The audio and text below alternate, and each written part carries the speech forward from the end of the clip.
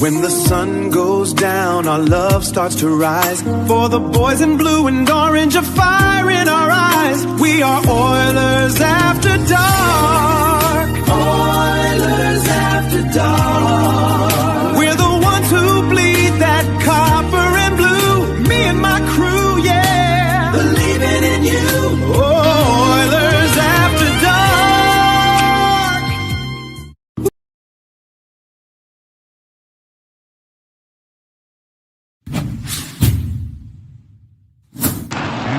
Lazar will get it out to center. Ryan Nugent-Hopkins, Evan Bouchard led all defensemen in terms of scoring on the back door. They score!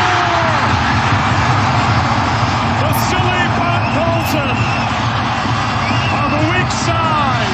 17:38 left to go, period one. Edmonton off and running.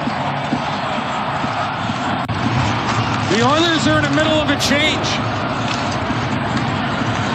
And Podkolzin jumps onto the ice. He gets way wide, and he receives that puck and just throws an absolute dart on the short side, up top. Not a lot of room. But Dostal goes down, and as he's going down, Johnny, just as quick on the way out, and a huge lead, first goal of the game. Podkolzin, his second goal. That one goes off the goalpost. Could get a lot on it, and as you mentioned, Johnny, Podkolzin with the quick little backhand after scoring the first goal of the game goes top shelf the other side and worked across for Bouchard. He'll clear it deep to the corner and out. Draisaitl, he'll dangle high, a shot fought off by Dostal. He spits out a rebound, and the Ducks will get to it. Pavel Mintyukov thwarted by Draisaitl. He'll send it across for Connor McDavid. He attempts to reset the play. The Ducks are back out. Leo Carlson.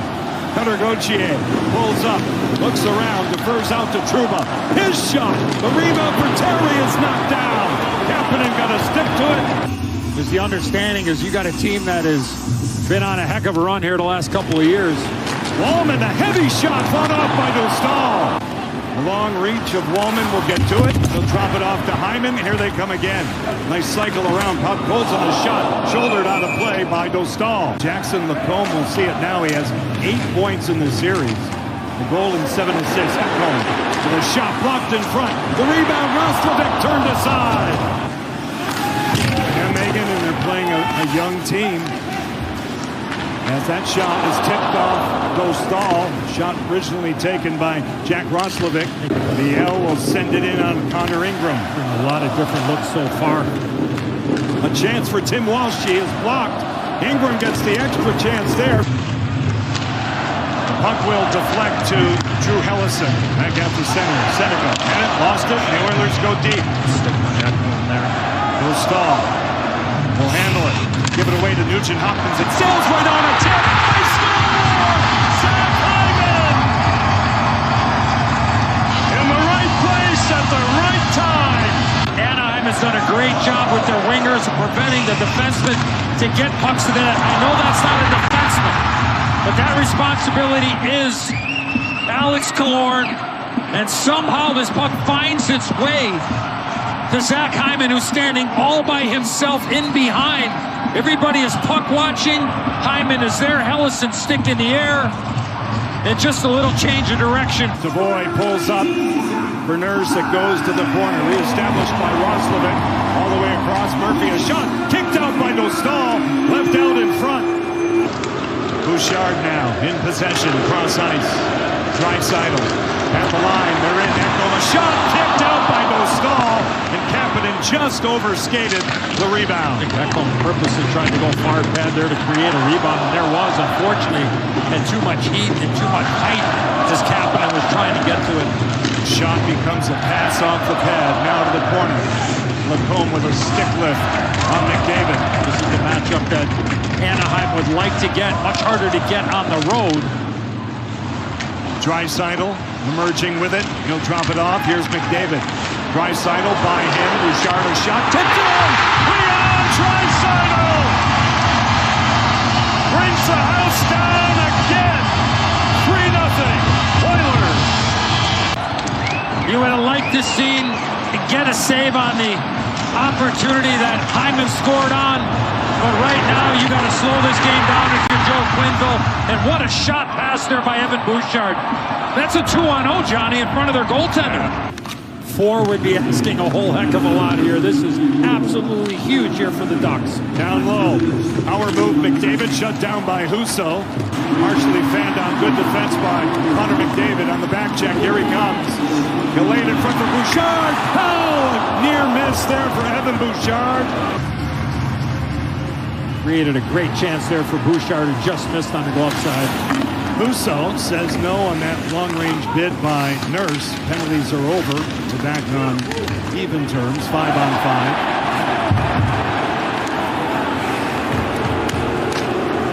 Tyson Hines, the rookie, out to center.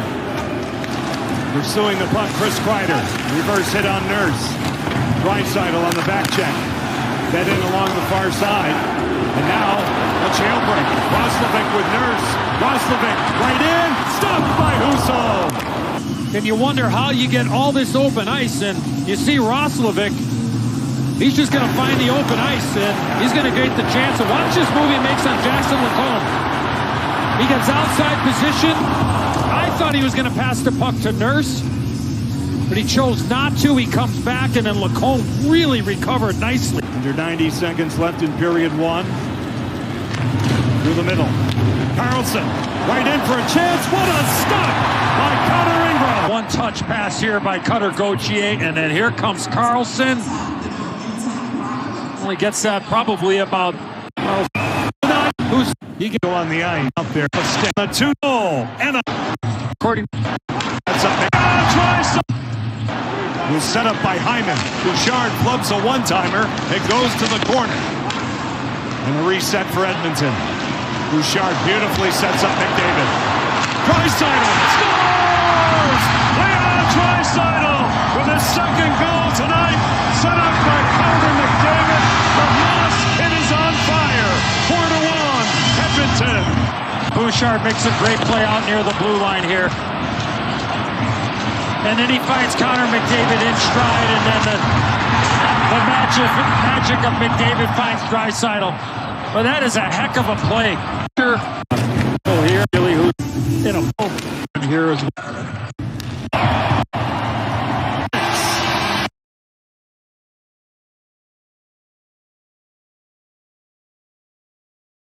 No matter what it's in, it matters where it's from. Canadian, Export, Ultra, Excel, Molson. Everyone in must be legal drinking age. As the official medical imaging provider to the Edmonton Oilers, MIC ensures precision in every shot. And if you need medical imaging attention, you can count on MIC to get you back in the game. Whether it's a classic wrist shot, that is, X-ray, soft tissue scan, or advanced imaging, MIC provides timely and expert diagnosis. So go where the pros go and book an appointment at any of their 15 convenient Edmonton and area locations. Learn more at mic.ca. You're listening to Rogers Game Night on the official voice of the Edmonton Oilers, 880 CHAD, and on the Oilers Radio Network. They're really good, offensive. They got really good young players. Easier to play maybe in a series early on. Play free when there's not as much pressure. Obviously now pressure on both sides. Pressure for them to close it out. Pressure for us to keep our season alive. So I think every play gets magnified, and just go out there and play the right way. And I think we're confident in our group. Go out there and play the right way. That's Zach Hyman. Welcome back, everybody. Rogers Game Night, courtesy of Rogers. This is our game. Legacy Heating and Cooling brings you who's hot, who's not. Legacy Heating and Cooling, home and no payments and no interest for 1 year. Leon Draisaitl has played 12 career playoff games against the Anaheim Ducks. 8 goals and 12 points, including 9 points in 5 games in this series, coming off a lower body injury that kept him out of the lineup for the last 14 games. Out of town scoreboard for Pizza 73, the official pizza of your Edmonton Oilers.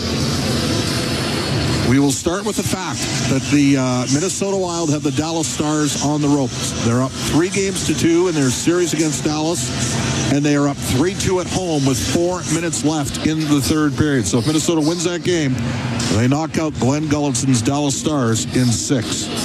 Last night, the Montreal Canadiens took the Tampa Bay Lightning to the brink, beating them 3-2. Down in Tampa Bay, Canadiens have a chance to close it out at home at the Bell Center tomorrow night. Vegas wins a second consecutive overtime game against Utah, where they rally for a game tire late in the third. Vegas wins in double overtime. Brett Howden, a short-handed GWG. Vegas up 3-2 in that series. Game 6 goes tomorrow night in Salt Lake. Sidney Crosby, Pittsburgh Penguins tried to rally from 3-0 down. One game 4, one game 5. Lost last night. Brilliant goaltending performance by Dan Vladar. Flyers 1-0 over the Penguins. That series is over. Oilers and the Anaheim Ducks, 3-2 for the Ducks. The Oilers trying to, for the first time since 1998, rally from a 3-1 deficit in a series and come back and win. And by the way, the team they beat that year was Patrick Waugh in goal, Joe Sakic and Peter Forsberg in 1998. And it was Cujo that stopped 92 out of 93 shots en route to the Oilers rallying, one of the greatest comebacks in organizational history. Of course, they also came back in 1990 when they won the Stanley Cup, down 3-1 to the Winnipeg Jets. Stay tuned following the game for the Alberta Blue Cross Insurance Goal Game. Alberta Blue Cross Travel Insurance, whatever life brings. We got the coverage you need. Visit ab.bluecross.ca. We're looking at 15 minutes to face off, and this is Rogers Game Night on the Oilers Radio Network. Oilers fans, this is one you won't want to pass up. Step into Coventry's newest Oilers fan cave in Crystalina, where every day feels like game day. Visit any Coventry show home now through April 23rd and enter for your chance to win the ultimate show home opener prize pack, packed with unforgettable Oilers experiences and a luxury stay. Details at coventryhomes.ca. Coventry Homes, the official builder of the Edmonton Oilers.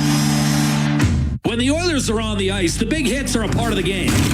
But they shouldn't be a part of your drive. If you've been injured in a car collision, let James H. Brown & Associates and their over 200 years of combined injury law experience help you. Locally owned and proud Edmonton Oilers fans, James H. Brown & Associates is ready to support you with their unrivaled experience, unrivaled results, and unrivaled commitment. When accidents happen, head to jameshbrown.com.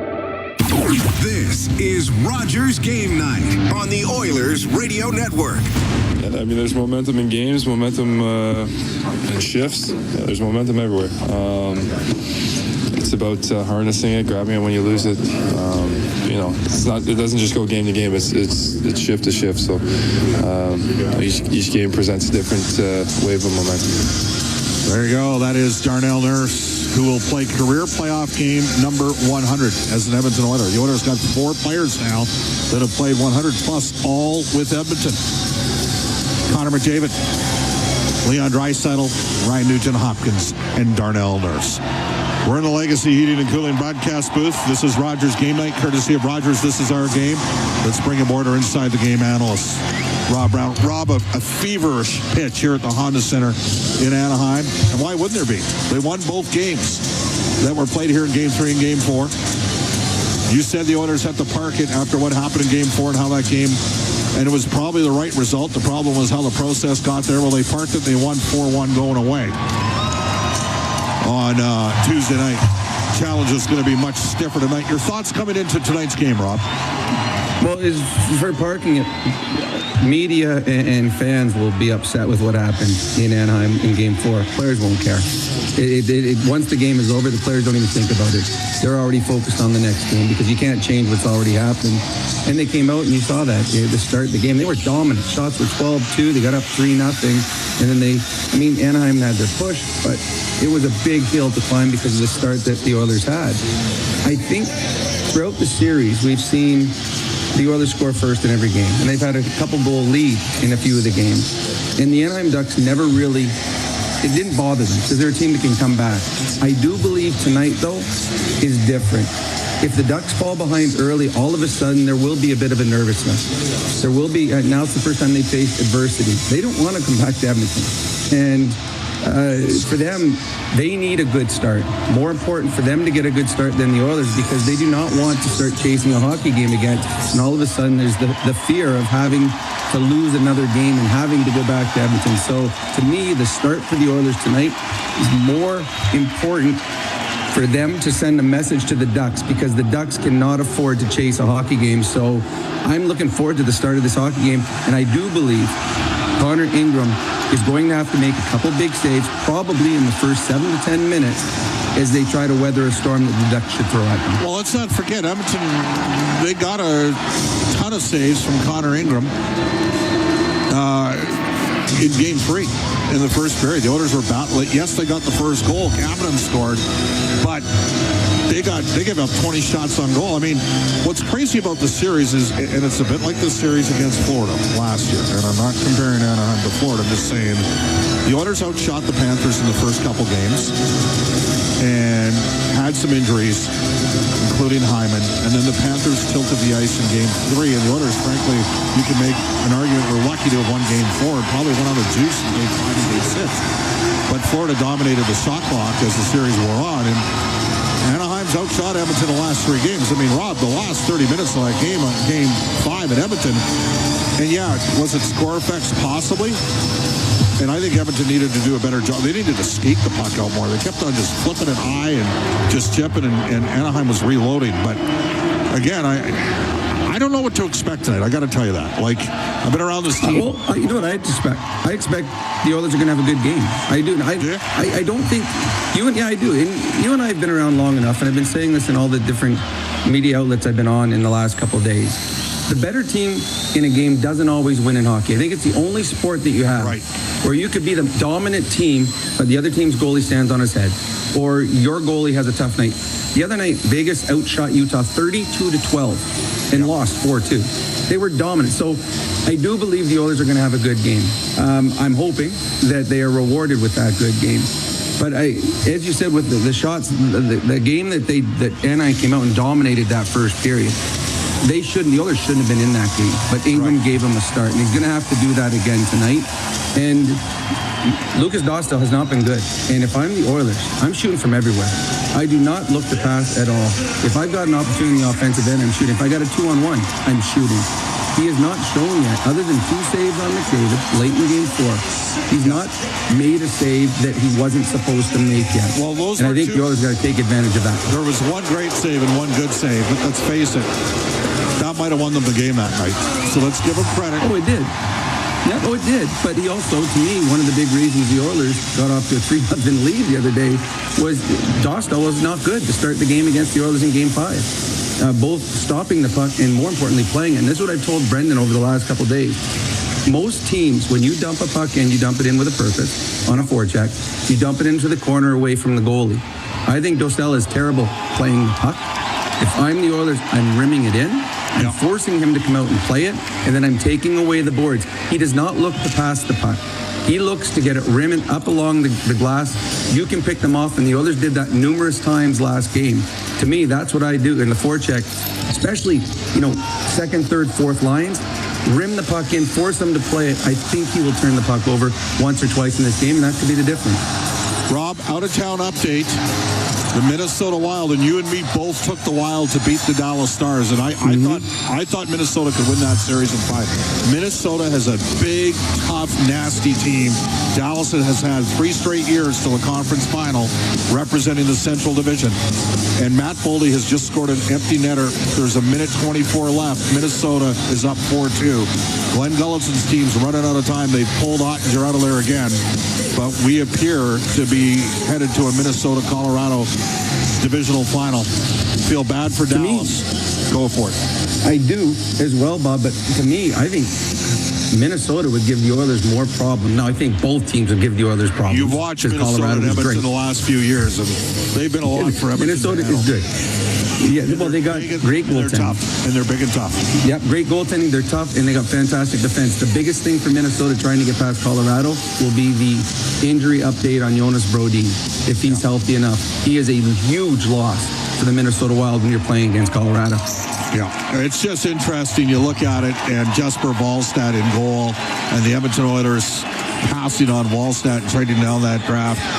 Bob Nicholson is president, Ken Holland is the GM, Tyler Wright is the head scout, and They got whatever information they got on Volstat, represented by Edmonton's Jerry Johansson, for the life of me. And the thing is, the organization at that time did not believe in Stuart Skinner. The guys that came from Detroit did not think that Stuart Skinner in the 21 draft was going to be an NHL starting goaltender. They thought he might be able to back up, didn't think he'd be a starter. And I will never understand why they drafted Xavier Bourgault instead of moved down from, where they would have got Wallstat. They traded the pick to the Minnesota Wild. Bill Guerin took him and got his goalie of the future. And here they are in a situation where they're going to knock out the Dallas Stars. And this is their first playoff series victory, Rob, in a decade. So big one. Yeah, well, they just salted it away with a second empty net goal. Yeah, 5. Minnesota Wild are moving on. They're moving on. Let's go to the Ford Keys to the Game, brought to you by Ford. Ready, set, Ford. I think there's 3 keys for me tonight. A, weather the storm early. The Ducks are going to come out flying. Weather that storm. 2, the Oilers' power play needs to be productive.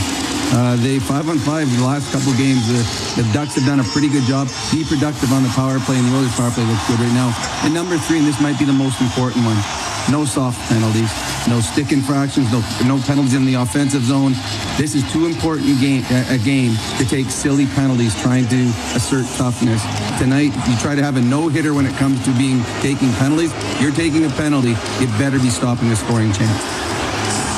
That's our Inside the Game analyst, Rob Brown. The players have come to the ice at Honda Center. Cam Moon is ready to go. He's pumped, he's jacked, he's stoked. We got Game 6 coverage. Do or die for the Edmonton Oilers. Can they stay alive and force a Game 7 back to Rogers Place Saturday? Cam with the call up next on Ford Dealers NHL Hockey on the Oilers Radio Network. Portage College is ready to assist you with your educational goals. Portage offers over 30 programs, and with some being delivered fully online or hybrid, they're ready to meet you where you are on your educational journey. Whether it's certificates, diplomas, apprenticeships, degree pathways, or micro-credentials, Portage College has something to offer everyone. And with their small class sizes, you'll never get left on the bench. To learn more about Portage College's programs and services, visit portagecollege.ca. Portage College, it's about you. Celebrating 70 years in the signage industry, William Huff Advertising is the most recognized name in the game. An in-house, one-stop shop for all of your design, print, and installation needs. William Huff provides quality graphic solutions for everyone. Here in our City of Champions and throughout the nation, they're the preferred signage partner entrusted by many of the biggest corporations, pro sports teams, and organizations to bring their identity to life. Recognize the name, get in the game. WilliamHuff.com. Ever wondered what it would look like to combine your favorite sports team with your favorite casino games? Now you can! Play Alberta has partnered with the Edmonton Oilers to offer fans a top-shelf selection of exclusive slots and table games, including Edmonton Oilers Cash Eruption. Experience top casino games made for Oilers fans only on Play Alberta. It's your turn, Oil Country. Download the Play Alberta app today for your chance to score. Must be 18 plus to play. If you gamble, use your game sense. We are a housing, energy, and defense company. Every day, we deliver the essentials that life depends on. Because possibility doesn't happen by chance. It's built. It's powered. It's protected. So when the next generation asks what we stand for, we can say we gave them something to stand on. And the freedom to imagine more. ATCO. Possibilities for generations. And from far and wide, oh Canada, we stand on guard for thee. God keep our land glorious and free. Oh Canada, we stand on guard for thee. Oh Canada, we stand on guard for thee. Now please turn your attention to the Zamboni corner as we welcome the Anaheim Fire and Rescue Honor Guard with the presentation of our nation's colors.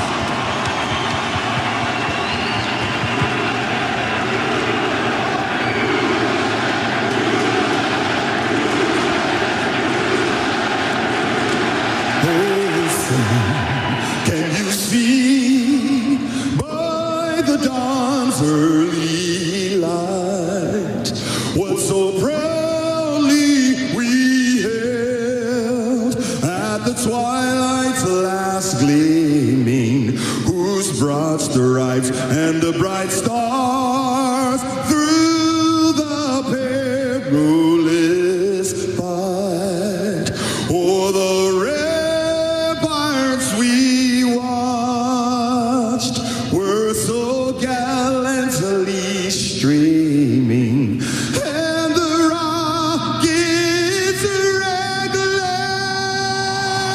the bombs bursting in air, gave proof through the night that our flag was still there. Oh, say does that star-spangled banner yet wave?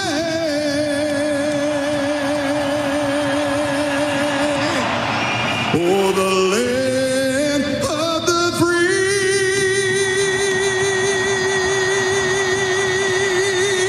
and the home of the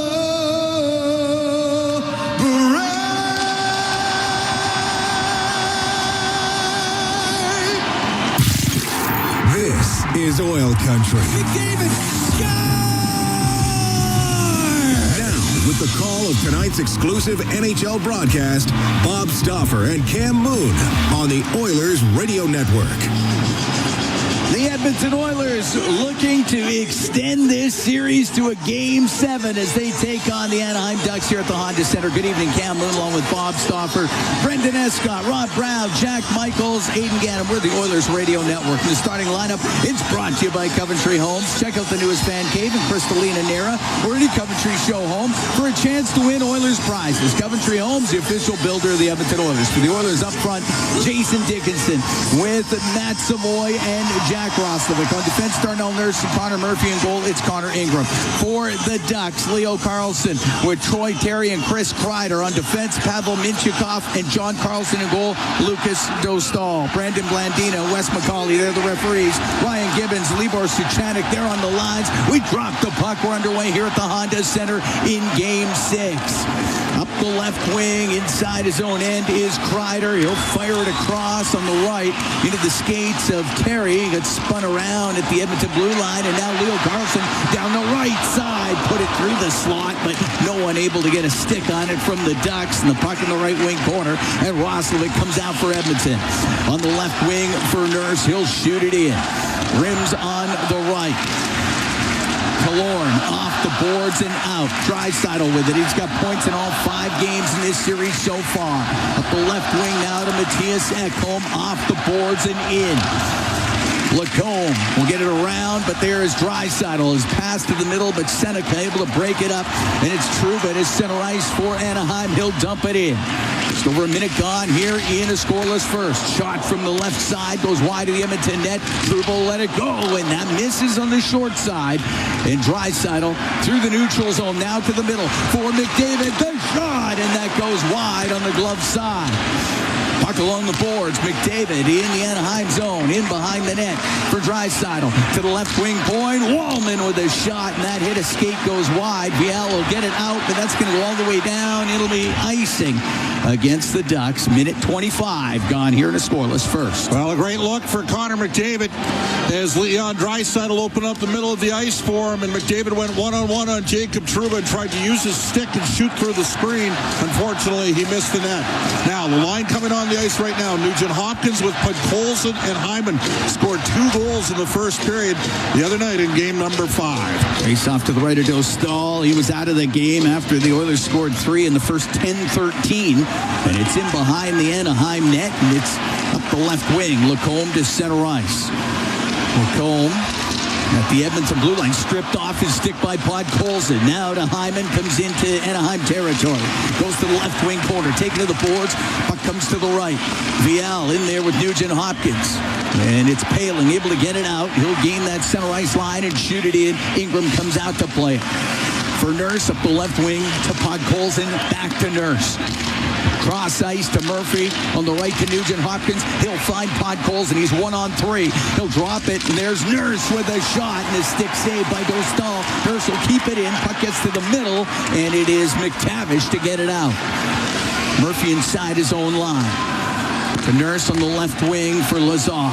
To the left wing corner of the Anaheim zone. Szymanski taken to the end boards. And puck comes loose. It's poked up the right wing.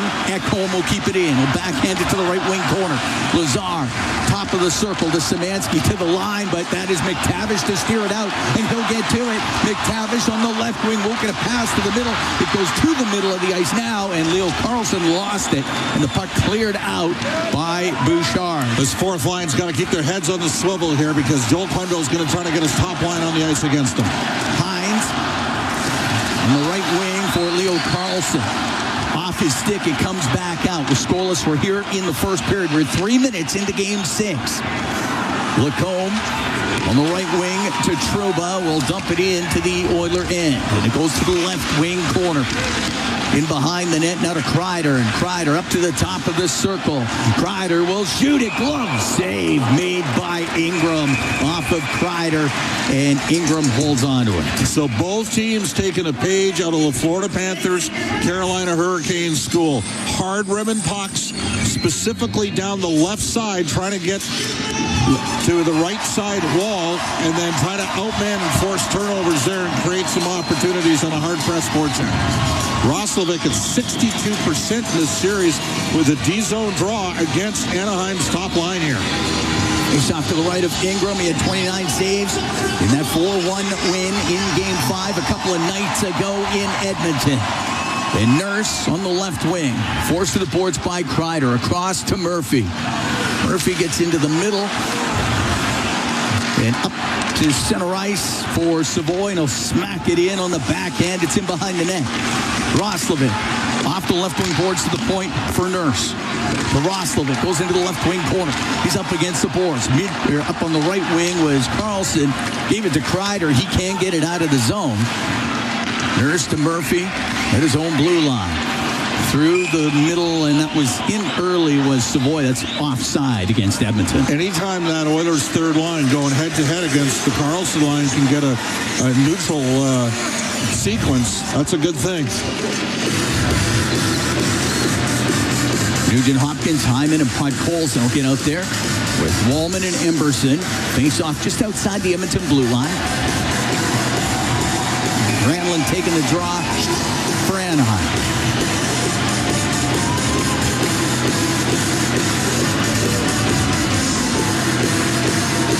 Get them all lined up. Puck gets dropped. Nugent Hopkins wins it. He's got points in 4 straight. Nugent Hopkins across to Wallman. And it's Wallman. He into the Anaheim zone. Lines up the shot. And the save made by Dostal as Jake Wallman leans into one. He possesses a heck of a shot. He got all of it, but Dostal able to hold on to it. Well, Dostal looking to bounce back. He had a rough game against the Oilers, and part of his undoing was his puck handling, and he's pretty much stayed in the pipe so far. Yeah. He's off to the right of Dostal. Billy Husso was pretty good moving the puck. All right. Draisaitl will take the draw against Wachi. The puck into the right wing corner. Trouba high in the air and out with it. Play by Bouchard off his skate on the left to McDavid. He'll shoot it in. Takes a bump on the play. Trouba to clear it. And the puck in the neutral zone. Tim Wachi, he'll shoot it in. Goes to the right wing corner. Bouchard dodges the hit from VL. And up the right wing. Kapanen to McDavid. Into the Anaheim zone. Right wing corner. A backhand that goes wide of the net. Puck brought out by Seneca. Now on the right wing to Killorn. Into the Oilers zone. Cross ice pass hits the corner boards. Lacombe couldn't get in front of the net. And it's Bouchard on the right wing for McDavid. In over the Anaheim line. Across to Draisaitl. And that was swatted away from him. And Granlund will drill it into Edmonton territory. Puck rims on the left side. Minchikov to Seneca behind the net. It goes into the right wing corner. It's McDavid. Drop it back to Murphy, and he will get it out. 5 minutes gone here. Scoreless first period. The Oilers and the Ducks in Game 6. Gauthier will come in. His shot off the stick of Murphy, and that goes out of play. You get a little gathering in behind the Edmonton goal. And Vial out there stirring the you-know-what. And what a story he's become. Yeah. As a guy that was claimed on waivers. And got a couple goals in this series. 30 other teams in the league could have taken a look at him and give the Ducks credit. They've worked with guys like Washi, Vial, even Palin. And they're playing Palin and Washi 13 minutes a game, and Vial's got 2 huge goals here in this barn in this series. Face off to the left of Ingram. Puck goes to the left wing boards. Nurse up the left side off of Podkolzin and out. It hits Hyman, goes into the Anaheim end, and Dostal will get it out to center. Murphy inside his line. Now over to Nurse through the middle. That just missed Nugent Hopkins, and they'll be icing against Edmonton.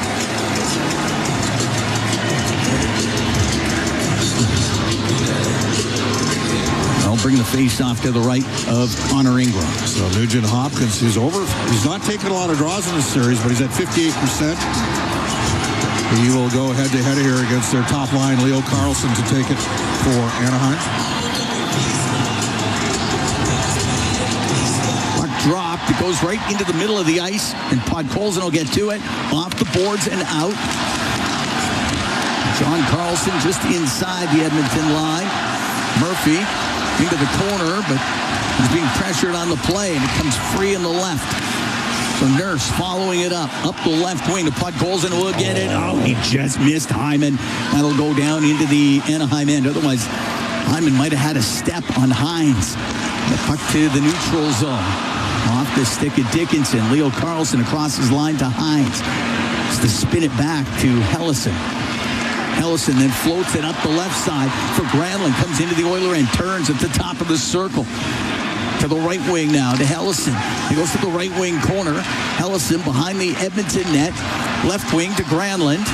Cycling it in behind the Edmonton goal. Breaking it up is Emberson. He'll go high in the air and out, and it's a bouncing puck in the neutral zone for Jack Roslovic.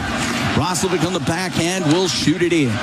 About 6.5 gone here in the first. Oilers and Ducks are scoreless. Puck comes out to the neutral zone. Nurse on the left wing will shoot it in. Hits the corner boards, goes over to the right. Flying in there is Colton Dock. Puck in behind the net. Shoveled in front of the goal, and Lazar couldn't get a stick on it. Kept in off the stick of Szymanski. It goes to the left wing corner. Dock slides in behind the goal. Dock gets tied up. Puck came free to Paling. Paling left wing corner. Taken to the boards by Dock. Now to Hines. He's got Lazar all over him. It's top of the circle, and it'll go in behind the Anaheim goal. Back there is Lazar. Over to the right wing. Now on the right side to McDavid, to the blue line. Draisaitl to Ekholm. Fakes the shot. Now in behind the net. Goes past McDavid to the right wing for Nurse. To McDavid. Up the right wing, top of the circle. To the blue line. Off the right wing boards to Draisaitl. Across to McDavid. Down the left wing. Looks into the left wing corner. Couldn't get a shot through, but still has it. To the blue line for Bouchard. Across to Ekholm. Left wing, Draisaitl to McDavid, to Bouchard, a shot, and just off the pad of Dostal, the puck cleared out. Got to get a better, higher quality look than that. Thought there were 2 chances to pump it to the net earlier. Scoreless here in the first. Coming up to 8 minutes into this opening period. Draisaitl right wing to McDavid into the Anaheim zone. Across the line to Ekholm. Left wing corner goes by Draisaitl. Over to the right. Bouchard to Ekholm. He winds up. Doesn't shoot it. And put it off the skate of McDavid. It is cleared out. And all the way down. It's icing against Anaheim as Washi played it all the way down the ice. Right. You got that much zone time. You got to find a way to get it to the net. This guy just gave up 3 on 12 in his last start. We're 8 minutes into this period. Edmonton's got 2 shots. Now, that said, the Ducks have 1. Yeah. Face off to the right of Dostal. And it goes right on goal. Dostal kept it out. That was right off the draw.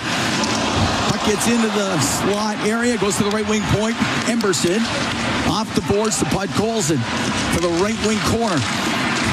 He's got it in his skates. Washi's trying to dig it free. Now Hyman to the left wing point to Wallman. Off the left wing boards to Podkolzin behind the net.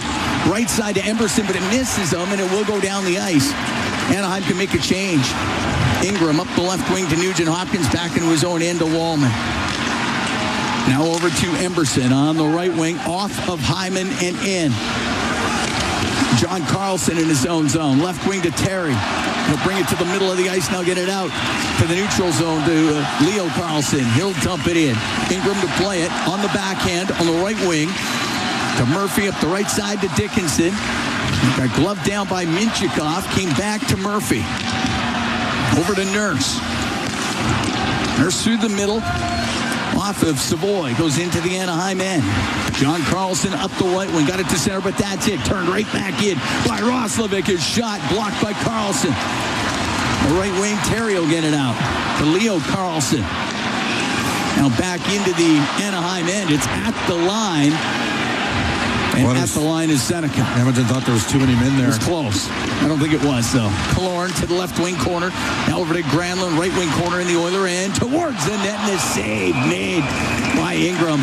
He's going to hold on to it. He'll draw a crowd in front of the Edmonton net with a little pushing, but it looks like they'll sort that out. We played 9 minutes and 43 seconds of a scoreless first period. It's Game 6. The Oilers at the Honda Center here in Anaheim. We'll be right back. Sport Dealers NHL Hockey on the Oilers Radio Network. It's here. The Ford, it's a big not yet. The Ford, it's a big deal. Oh, guys, just wait. The Ford, it's a big deal event is on. Really? Now! Hurry in to lease a 2026 F-150 STX with Black Appearance Package from $237 bi-weekly at 0% APR for 36 months with $54.90 down. That's like $119 a week. The Ford, it's a big deal event. Visit your Alberta Ford store or Ford.ca. Wherever Canadians raise a glass, you'll find Molson. There's a good reason for that. When you've been in Canada for over 230 years, you get around in the cups and fridges of Canadians, generation after generation. Molson has a beer for everyone. So raise a glass or cup or whatever you pour your Molson in, because it doesn't matter what it's in. It matters where it's from. Canadian, export, ultra, excel, Molson. Everyone in. Must be legal drinking age. Oilers fans, celebrate the Stanley Cup playoffs with the bundle made for sports fans. With Rogers Xfinity Internet and TV, you'll have Canada's most reliable internet and the best entertainment experience. So you can stream Bouchard's Body Checks in every room of the house. Watch every Draisaitl Dirty Dangle at home and on the go. And there it is! And admire McDavid's magic all season long. Spectacular! Bundle today and bring hockey home on Canada's best 5G Plus network. Learn more at Rogers.com/5G. Rogers, this is our game. Listen on air, online, and on the Radio Player Canada app. This is the Oilers Radio Network.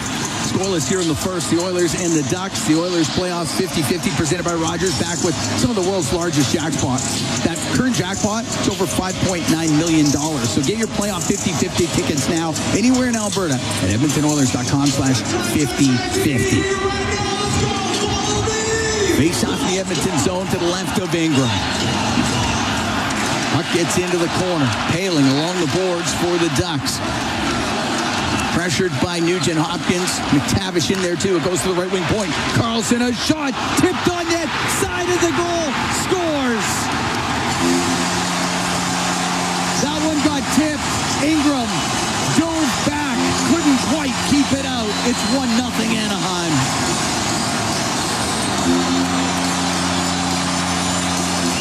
Well, Nugent-Hopkins got tied up off the draw.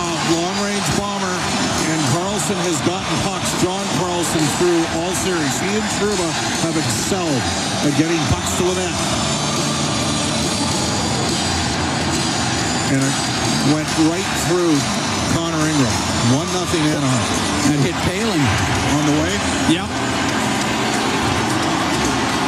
Hit Paling right in the leg.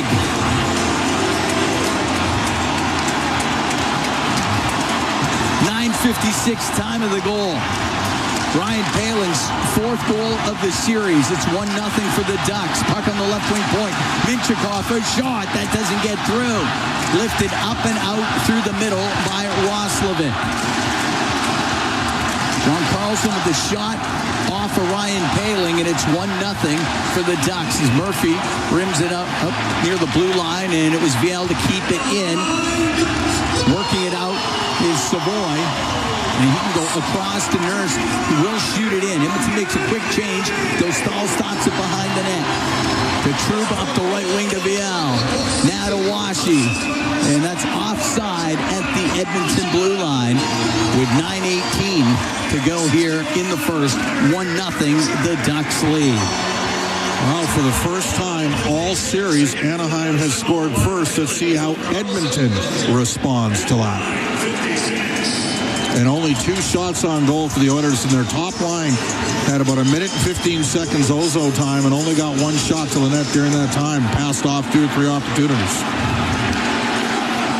Carlson and Gauthier with the assist. Puck shot into the Edmonton zone. And up the left wing, McDavid will get it out through the middle to Ekholm. He's able to shoot it in. Trouba on the right side.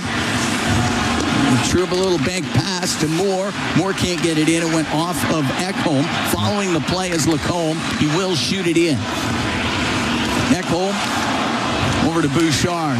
Then Bouchard. Wow. And Killorn on him, and it comes free to Seneca, trying to shovel it back to the point. It gets picked off by McDavid, and he has some speed into the Anaheim end. Stops on the left wing boards to Draisaitl on the backhand, and that goes just wide.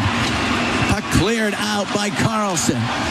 Draisaitl to McDavid. He's back in towards the net, and he has to go behind it and could not get the pass. Now it did get to Wallman to McDavid all the way to the right wing point. Emberson off the corner boards. It goes in behind the net. Carlson had to go pick up his stick. It's tied up in behind the Anaheim goal. 1-0 Ducks. 8:05 to go here in the first. Puck on the left wing point. Wallman to Emberson. Right wing Draisaitl to Emberson. Couldn't get the shot on the give and go, and Seneca's going to get it out.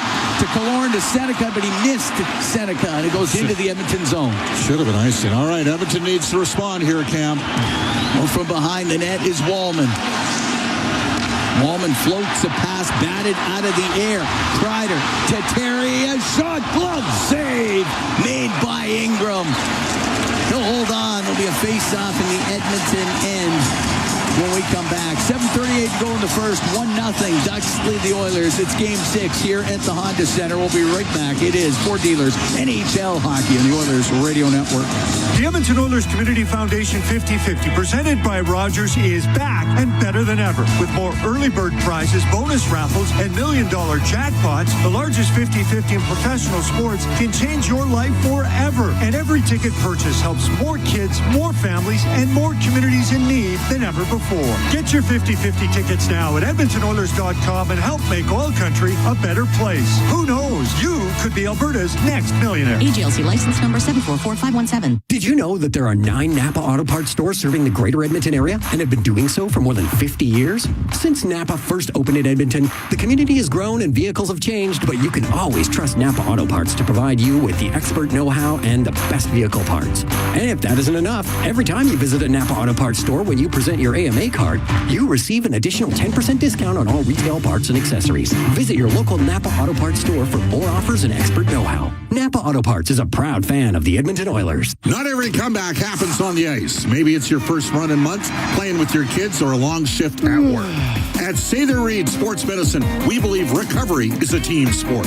Sport medicine physicians, physiotherapists, and performance experts working together using the same collaborative model trusted by elite athletes. Bringing locker room medicine, multidisciplinary care, and performance-focused recovery to everyone. Honoring Edmonton's sports medicine legacy, visit us at SatherReedSportMed.ca. All games, all season. You're listening to the Oilers Radio Network. Here at the Honda Center, Cam Moon along with Bob Stauffer. We're in the Legacy Heating and Cooling broadcast booth. Legacy Heating and Cooling. Home and no payments, no interest for 1 year. Ryan Paling, the goal scorer. It's 1-0 Anaheim. 7:38 to go in this first period. It's Game 6 of this first round series. Ducks lead 3-2. Face off the Edmonton zone to the left of Ingram. Edmonton with just 2 shots on goal the first 12 minutes, Cam. They already had 3 goals in the last game on 12 shots on goal at this point. Get pucks to the net. Puck on net. the save by Ingram. Cutter Gauthier just wired that on goal off the draw. I think you got to have another guy out there besides Nugent Hopkins to take some D-zone draws here.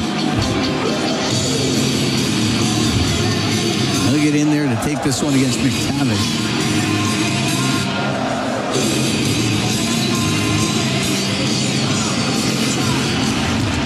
All right, it gets another one in skates. It goes through the middle and following it up. Hyman to center to put Colson off of Hyman and in, turning back for it. Minchikov stops him behind his goal.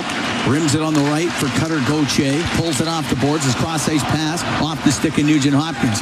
Now to Hyman into the Anaheim end. To the right wing boards up to the point. Murphy a shot. That one blocked in front of the net. Comes up to the line. Murphy keeping it in. Right wing corner to Hyman. Holds off Minchikov. Goes in behind the goal. Hyman, right wing corner. Nugent Hopkins to the blue line to Murphy. Across the line to Nurse's shot, and his stick craters. And the puck comes to the line, and getting it out was Gauthier. Shot into the Oilers zone. Right wing corner is Murphy. In behind the net. Has to go across to Matthias Ekholm. On the right wing, picked out of the air by Draisaitl. And over the Anaheim line, right wing corner for Kapanen. Swings it around to McDavid. To the blue line in the middle. Bouchard a shot. And that one just off of Dostal. Puck in the left wing corner.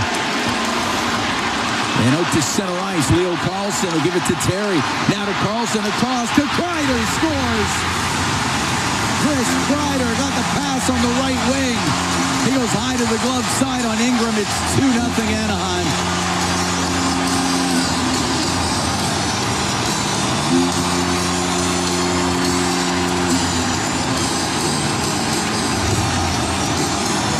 Well, that was an absolute rip job by Kreider. Three-way pass and play. You got to give him credit for executing at that level.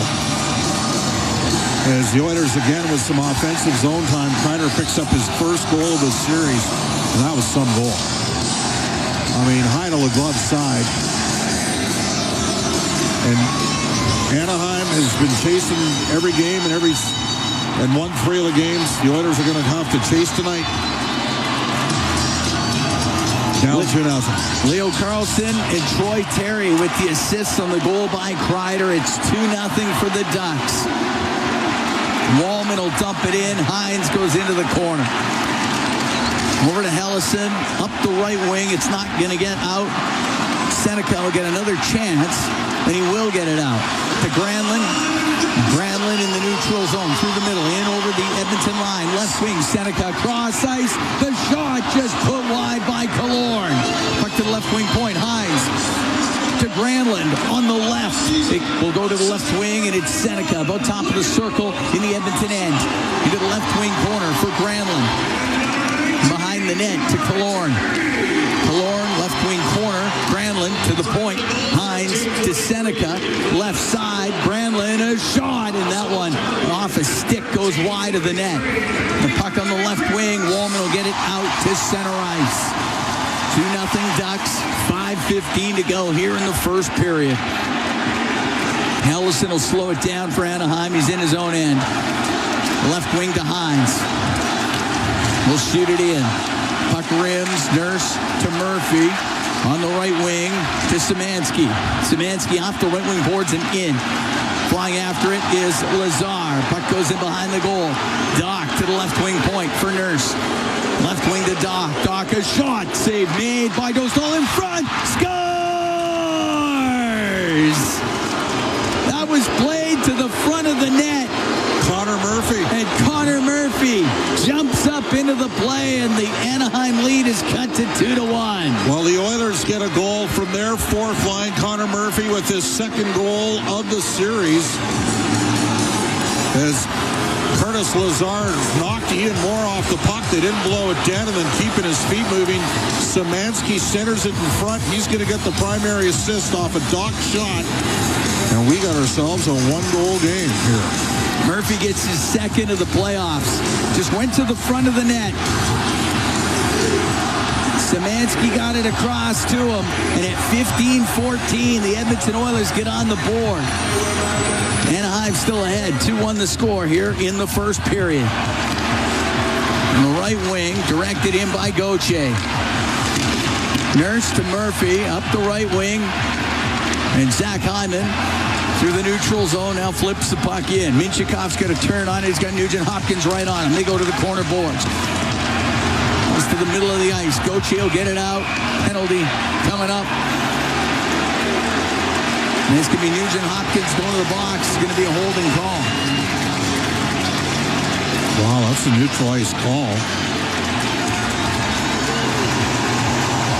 Penalty, number 93, Timmy Minor, holding.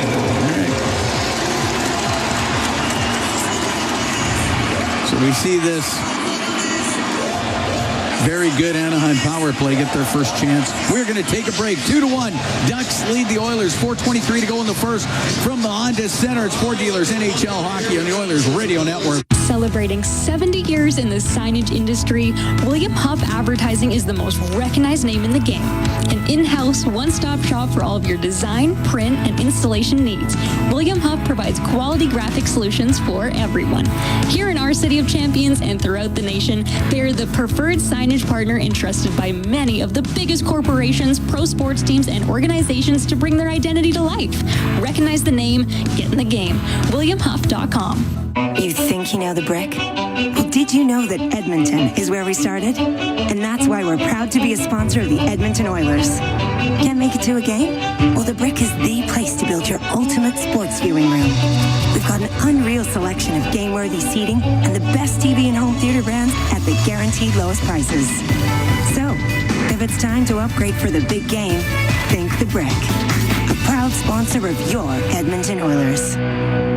Heavy metal equipment and rentals never stops growing, and neither should your career. Heavy metal equipment needs heavy equipment technicians, and they need them now. They've grown by another 40 haul trucks, and they need you to keep them going strong. You'll never run out of opportunity with heavy metal equipment. If you're a heavy equipment tech who wants growth, stability, and work-life balance, apply today to work in the Alberta oil sands tomorrow. Get a heavy wallet with heavy metal equipment and rentals, helping you move the earth.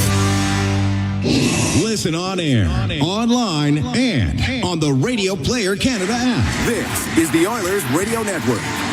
2-1 Anaheim leads. 4:23 to go in the first. Cam Moon along with Bob Stauffer as Ryan Nugent-Hopkins goes to the box for holding. The Oiler penalty kill brought to you by Napa Auto Parts, proud partner of the Edmonton Oilers. Puck to the blue line. David broke his stick. He's going to walk across to Gauthier. A shot and a glove save made by Ingram. He held on. David had a stick. He's out there taking the draw because Nugent-Hopkins is in the box. The injury to Henrique, the penalty killing just 8 of 16. In other words, Anaheim's 8 for 16 on the power play. Let's face it, Cam, that's why they're up in the series. Power play's been lethal. McTavish wins a lot of draws off these ozone situations. He gets right down there. McDavid getting the puck out of the zone. He's one-on-one with Lacombe. He's going to come down the right wing and dumps the puck to the right wing corner. And Lacombe to bring it out. Lacombe, left side for McTavish into the Oiler end. Comes across the slot to Seneca. Seneca to the right wing boards. Right wing corner to the left wing point to Lacombe. Now to Seneca. To Killorn to the blue line. McTavish across, and Gauthier trying to get that in front of the net. It was blocked. Goes to the blue line. McTavish on the right. Give it to Gauthier, and behind the net to Seneca. Left wing. Lacombe to the left wing point. Comes across. Gauthier looking for a redirection. Seneca couldn't get his stick on it. Puck on the left wing. Lacombe. Top of the circle to Seneca. Now on the left wing point, McTavish down that left side to Seneca. Has to play it off his skate. Gives it to Lacombe. Left wing, McTavish to Lacombe. Doesn't shoot to Gauthier. Scores. Gauthier let it go on the right side. That hits something. Goes stick side on Ingram. It's a power play goal, and the Ducks are up 3-1. Well, they've got 6 shots on goal. They got 3 goals. And 2 pucks that have gone right through Connor Ingram. Now, there's been deflections, but you need to find a way to make a stop here. You get a goal from your 4th line. Not a great penalty on Ryan Nugent-Hopkins. And Gauthier can shoot it. Gauthier shot it. It hit Nurse. Yeah. And it went up and over. the goaltender, Connor Ingram. Should be go chase. Edmonton never got the puck. No. Now that hit Nurse's stick. Puck shot into the Edmonton zone. 3-1 Ducks lead. Ekholm pushes it over to the right wing side. Moore up to the blue line for Anaheim. Now to the right wing point. John Carlson shot and blocked by Bouchard. Bud Colson to Draisaitl. Cross ice to Bouchard. Now to Kapanen. He'll shoot it in. Carlson in behind his net up the right wing. Moore steers it out. Bouchard to Ekholm. He'll shoot it towards the net, and that just goes wide. Puck in the left wing corner. Lacombe to Trouba on the right wing, off of Kreider and out. Wallman over to Emberson. Back to Wallman. Off the right wing boards, just off of Roslovic. Rolls down to Dostal. The puck to the point. Got out by Wallman. Now Wallman recovers. Throw it across to Emberson. Now to Dickinson. Got the puck in. Now across to Roslovic. He's all alone off the crossbar. Roslovic got sprung through the middle. Put it off the bar. Is he ever going to score? That's what he's asking right now. Look out. Terry into the Oilers zone. His shot off a stick up into the air and gloved by Ingram. With 1:49 to go in the first. 3-1. Anaheim leads. What a chance for Jack Ross. The puck was rolling. He had Dostal beat clean. Like he beat him by foot.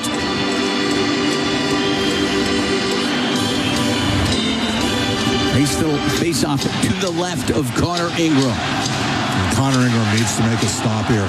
He's had a tough first period. He's had 2 deflections. Go in off him and through him.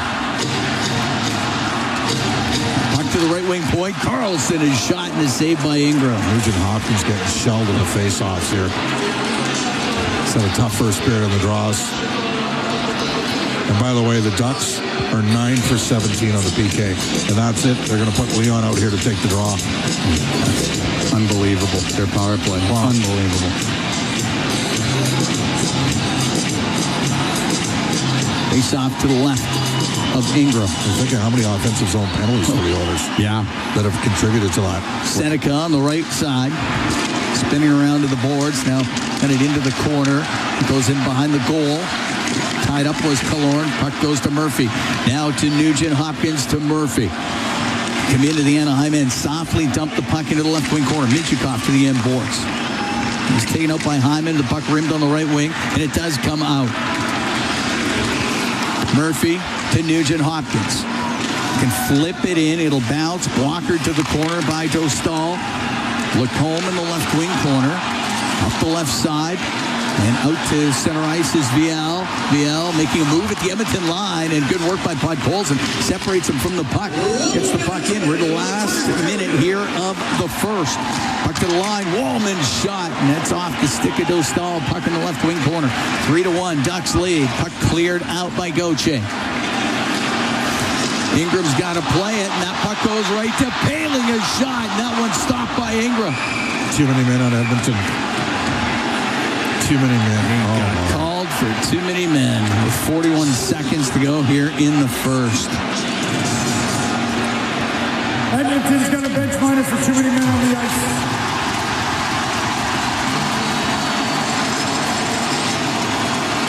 What's he doing here?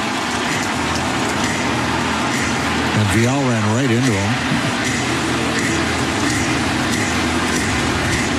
Ingram went to play it. Went to Paling, then he had to get back, made the save. But the Oilers get tagged with too many. And the Oilers penalty kill brought to you by Napa Auto Parts, proud partner of the Edmonton Oilers. Ducks are 1 for 1 on the power play. They had a chance to land a bomb here early. I mean, it's 3-1. Face off to the right of Ingram. Puck goes to Killorn, now to the point. Lacombe, left wing to McTavish, to the side of the net, saved by Ingram on a redirection by Seneca. Seneca left wing corner to the blue line to Lacombe on the right. Gauthier shot off the shoulder of Ingram. Just got enough. Kapanen to Nurse, and he'll bring it out. 20 seconds to go in the period. He'll shoot it in. Joe Stahl set it behind the net. Jackson Lacombe out through center down the left wing. Now into the Oiler end, cuts across over to the right. To Gauthier, to Lacombe, left side, McTavish to Gauthier, to Lacombe, to McTavish, in front of the net, and the shot by Killorn got blocked, and the period expires. Edmonton will be shorthanded for a minute 19 to start off the second period. The crowd here at the Honda Center appreciative of the Ducks' effort in the opening 20 as they have a 3-1 lead. The Oilers had some chances in about the first 6 minutes of that game to get pucks to the net. They didn't. They didn't make Lukas Dostal work early, and including a couple offensive zone cycles where they threw it around and threw it around. 2-0 Ducks lead. Great goal from Edmonton's Connor Murphy. Fourth line goal, Cam 2-1. Then Nugent Hopkins takes an ozone penalty. And right now the Oilers look like they can't kill a penalty off against this team. Ducks score 3-1. And now the Ducks have a minute 19 to work with on the too many men on the ice call. Just a very challenging start for the Oilers. And if you're a Ducks partisan, you're stoked. And if you're an Oiler in that room right now, you're going to have to dig in period number 2, and it starts with the PK. Ryan Poehling, Chris Kreider, Cutter Gauthier scoring for the Ducks. Connor Murphy had the goal for the Edmonton Oilers, and it is a 3-1 lead for the Ducks on the Oilers after 20 minutes. And minute 18 to deal with of shorthanded time to start off the second period for Edmonton as they got called for too many men on the ice late in that first period. So not an ideal start for the Oilers. 3-1 Ducks lead after 20. Brendan Escott, Rob Brown, they're standing by. They got the intermission for you when we come back. From the Honda Center in Anaheim, it's Ford Dealers NHL Hockey on the Oilers Radio Network. It's here. The Ford, it's a big deal. Not yet. The Ford, it's a big deal. Oh, guys, just wait. The Ford, it's a big deal event is on. Really? Now! Hurry in to lease a 2026 F-150 STX with black appearance package from $237 bi-weekly at 0% APR for 36 months with $54.90 down. That's like $119 a week. The Ford, it's a big deal event. Visit your Alberta Ford store or Ford.ca. Stay connected with your community and enjoy the latest updates and exclusive access to concerts and events by becoming an 880 CHED Insider. Don't miss out on a single moment. Sign up now at 880ched.com and click on CHED Insider Newsletter to become a vital part of Edmonton's premier news and talk community. 880 CHED, Edmonton's news, today's talk, where Edmonton stays informed and entertained today and every day. Is at the intermission on the Oilers Radio Network. Left wing to Doc. Doc, a shot. Save made by Dostal in front. Scores! That was played to the front of the net. Connor Murphy. And Connor Murphy jumps up into the play, and the Anaheim lead is cut to 2-1. That's our highlight zone, brought to you by Century Casinos. All in, all games, all season. Century Casinos with 3 great locations in Edmonton, St. Albert, and next to Edmonton International Airport. Welcome to the winner's zone.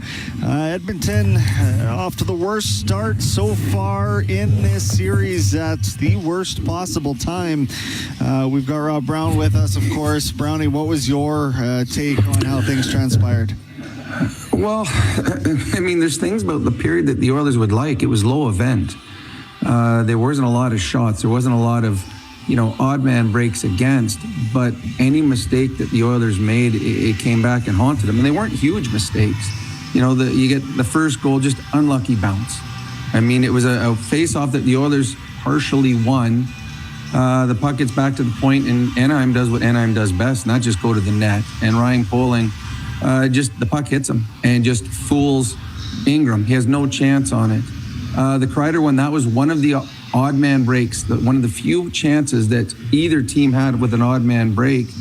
And Chris Kreider, they talked about him all pregame, how they want to get him going. Well, he did. He's got an incredible shot. Nice play by Leo Carlson. And that was just one where the Oilers got caught with numbers against. They get a huge goal huge goal. Your fourth line scores in a playoff game, that's big. And we've seen how important the fourth line of the Ducks have been. And then the Oilers come out and get a fourth line goal, huge.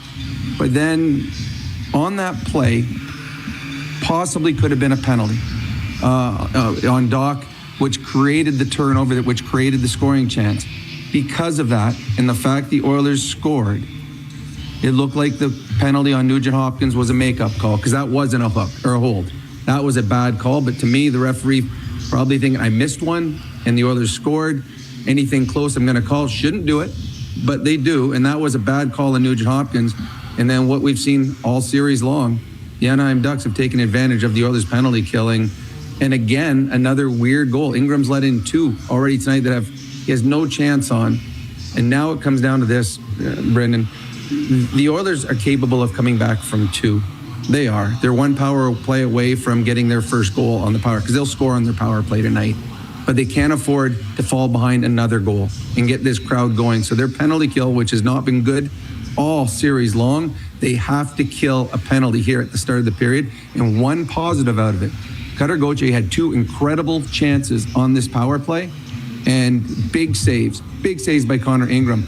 If the Oilers come back in this game, one of those saves might be the difference, because it hasn't allowed the Anaheim Ducks to extend the lead. So big kill to start the second. Yeah, I really hope that Jack Roslovic and that opportunity he had doesn't end up being a difference in this game. In alone, elevates it right off the crossbar. He's been snake bitten in these playoffs. He has, and there's certain players have certain roles. Colton Dock, when he's out there, be physical. Szymanski, be physical. Lazar, be physical. Podkolzin, you got the physicality and the goal scoring. Roslovic, they're not looking for him to have a physicality in this series. They're looking for him to give them some secondary scoring. He and Matty Savoy. And that was a great chance. One of the few mistakes Anaheim made in that first period. Great chance. He beat Lucas Dostal. He beat him easily, but he couldn't beat the crossbar. At the end of every game, you will look back at moments and say, okay, and we have the turning point. In one of the sponsorships we have, where was the turning point tonight? Well, that might be it. If the Oilers can't find a way to come back, and I still believe they will, but that might be it, because that would have been a big goal for Roslovic and the Oilers that wasn't able to find the back of that simply because the crossbar got in the way.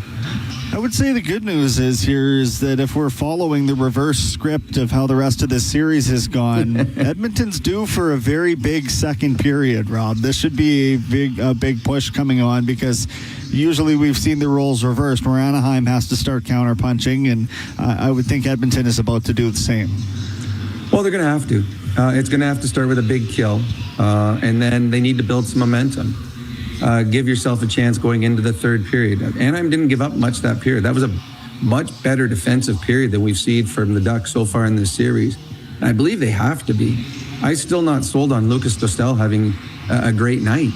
The goal that was scored by Connor Murphy, just a kind of a flub shot thrown on net, hits him in the chest, and he doesn't cover it, and it bounces out. And he had a couple of those in that period. He almost let a goal in on a one face-off. His own teammate won the face-off back to him. It went through him, and he was very fortunate. So for me, Oilers did not get enough offensive chances, did not get enough shots on net. I'd be shooting from everywhere on Dostal until he proves that he's on his game, because I don't think he is. I just don't think the Oilers tested him enough.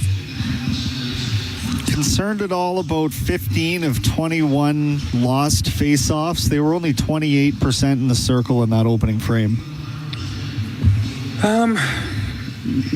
No, because those things usually even out as the game moves on. There are a couple face-offs in their own zone that have cost them on the power play. The Ducks taking control of the puck off the power play. That's huge. That gives you an extra 15 seconds on your power play. I don't think so. I think there's other things you might want to worry about other than face-offs. But to me, the most important thing is the next goal in this hockey game. You cannot allow this Anaheim Duck team to gain more confidence and extend the lead. This penalty kill to start the Oilers will get the next power play. So make sure that you're only down 2 at that point instead of down 3. So the 4 guys jumping out to start this second period, vitally important that they do not give up a power play goal against. Especially not on a too many men call. I mean, I didn't even really see it unfold, but that's one that you had better kill that one off. Well, again, we talk about small things that turn into big things, small details. That's a small detail. It's simple. It shouldn't happen. Not in a game this important. And the Oilers got caught sleeping, and the player that jumped on played the puck. These are things that cannot happen in games that are so important. If the Ducks score on this power play, I mean, just think, the Oilers could be down 3 because they took a silly too many men on the ice penalty. So, important kill. I thought Ingram, I mean, it's hard to judge him. He had 3 goals against in the first 20, but 2 were so weird, just so weird against him that he seemed locked in on the other plays. You got to hope that in this second period, he gives them at least 2, if not 3 big saves, and it's going to start here in the first minute 20 of the power play. Great stuff, Brownie. We'll talk to you in a few minutes here. We are at the intermission right now. This is your Ford Dealers NHL Hockey on the Oilers Radio Network. In OilCountry, winning on the ice goes hand in hand with winning off the ice. With the Edmonton Oilers Community Foundation 50-50 presented by Rogers, winning can mean both a life changed and a life saved. Because every ticket purchase helps more kids, more families, and more communities in need than ever before. And with the largest jackpots in all of sports, you could become Alberta's next millionaire. Get your tickets right now at EdmontonOilers.com, because when you play, all of OilCountry wins. AGLC license number 744517. Did you know that there are 9 Napa Auto Parts stores serving the greater Edmonton area and have been doing so for more than 50 years? Since Napa first opened in Edmonton, the community has grown and vehicles have changed, but you can always trust Napa Auto Parts to provide you with the expert know-how and the best vehicle parts. And if that isn't enough, every time you visit a Napa Auto Parts store when you present your AMA card, you receive an additional 10% discount on all retail parts and accessories. Visit your local Napa Auto Parts store for more offers and expert know-how. Napa Auto Parts is a proud fan of the Edmonton Oilers. Rogers is Canada's best 5G Plus network, so you can stream Edmonton Oilers games and see Leon scoring in Leduc. Watch Ty tie things up in Tofield. Unbelievable! Or check out Connor doing Connor things in Kalmar. And even catch Boosh Bombs in Beaumont. Try saying that 3 times fast. Learn more at Rogers.com/5G. Rogers, this is our game. With Global News, I'm Thomas Dias. An Edmonton judge has granted an injunction ordering a separatist group to remove from its website a database of private information, including names and addresses of close to 3 million Alberta voters. The judge granted the injunction this morning at the request of Elections Alberta, which is investigating how the separatist group Centurion Project obtained a list. Elections Alberta told the judge the list was legally given to the pro-independence Republican Party of Alberta. An Edmonton judge is now expected to deliver a decision by June after closing arguments wrapped up today in the trial of Dennis Okimau. He's accused of manslaughter after he sold a semi-automatic rifle in 2023 to a 16-year-old who later used it in a violent rampage that killed 2 Edmonton police officers, injured a civilian, and left his own mother wounded before the teen took his own life. The defense says Okimau could not have foreseen what would happen, arguing that he's being unfairly blamed because the deceased teenage shooter cannot be prosecuted. And police in Calgary have a man in custody after the bodies of 2 young children were found in a vehicle along a busy roadway close to a police station this morning. Officers do not yet know the relationship between the man and the children, who at last report they were still working to identify. News on demand at 880ched.com. Legacy Heating and Cooling jingle auditions take 1 for Gene Principe. Hey, thanks for being on time. I'm always punctual. Now, how about some cool beats while I drop the heat? Ready when you are. Call Legacy. Call Legacy. Nice. Boom! I'm a musical genius. Legacy's gonna love this for AC season. What's not to love with no interest and no Principe payments for 1 year? Are you always like this? Yep. Unlike Legacy, I never know when to cool it. Legacy Heating and Cooling. As the official medical imaging provider to the Edmonton Oilers, MIC ensures precision in every shot. And if you need medical imaging attention, you can count on MIC to get you back in the game. Whether it's a classic wrist shot, that is, X-ray, soft tissue scan, or advanced imaging, MIC provides timely and expert diagnosis. So go where the pros go and book an appointment at any of their 15 convenient Edmonton and area locations. Learn more at mic.ca. 40 years strong in Western Canada, Pizza 73 has been serving up the pizza you crave. From their famous pan pizzas and golden crispy wings to bold new creations like stuffed crust and the all-new volcano pizza, they keep bringing the flavor. Born in OilCountry, made in OilCountry, they're proud to be serving Edmonton since 1985. Pizza 73, the official pizza of the Edmonton Oilers. Order now at pizza73.com. This is At the Intermission on the Oilers Radio Network. Oilers down 3-1 in this Game 6 down in Anaheim, and it's time for the out-of-town scoreboard, brought to you by Pizza 73, the official pizza of your Edmonton Oilers. Just one other game in the NHL playoffs tonight. Quinn Hughes, 2 goals and an assist. The Minnesota Wild eliminating the Dallas Stars. 5-2 the score. It was Game 6 of their Western Conference opening round matchup. So Minnesota back in the second round of the playoffs for the first time since 2015, and they draw Colorado. That is going to be a heavyweight tilt in round 2, which we knew it would be. Looking forward to being a spectator of that one. Otherwise, the Toronto Blue Jays were in action, and they got belted by the Minnesota Twins. 7-1 the final. People in Minnesota are going to be happy tonight. Blue Jays not having a great start to the season. 14-17, kind of in the doldrums of it. Everybody in the American League East on a losing streak right now, actually, interestingly enough. That is the out-of-town scoreboard for Pizza 73, the official pizza of your Edmonton Oilers. We're at the intermission. We'll get you back to Orange County. Shots 11-7, score 3-1. This is your Ford Dealers NHL hockey. We'll see if the Oilers can mount a comeback on the Oilers Radio Network.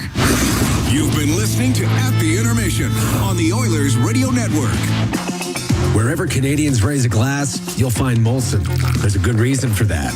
When you've been in Canada for over 230 years, you get around in the cups and fridges of Canadians, generation after generation. Molson has a beer for everyone. So raise a glass or cup or whatever you pour your Molson in, because it doesn't matter what it's in. It matters where it's from. Canadian, export, ultra, excel, Molson. Everyone in. Must be legal drinking age. Portage College is ready to assist you with your educational goals. Portage offers over 30 programs, and with some being delivered fully online or hybrid, they're ready to meet you where you are on your educational journey. Whether it's certificates, diplomas, apprenticeships, degree pathways, or micro-credentials, Portage College has something to offer everyone. And with their small class sizes, you'll never get left on the bench. To learn more about Portage College's programs and services, visit portagecollege.ca. Portage College, it's about you. Celebrating 70 years in the signage industry, William Huff Advertising is the most recognized name in the game. An in-house, one-stop shop for all of your design, print, and installation needs. William Huff provides quality graphic solutions for everyone. Here in our City of Champions and throughout the nation, they're the preferred signage partner entrusted by many of the biggest corporations, pro sports teams, and organizations to bring their identity to life. Recognize the name, get in the game. WilliamHuff.com. All games, all seasons. You're listening to the Oilers Radio Network.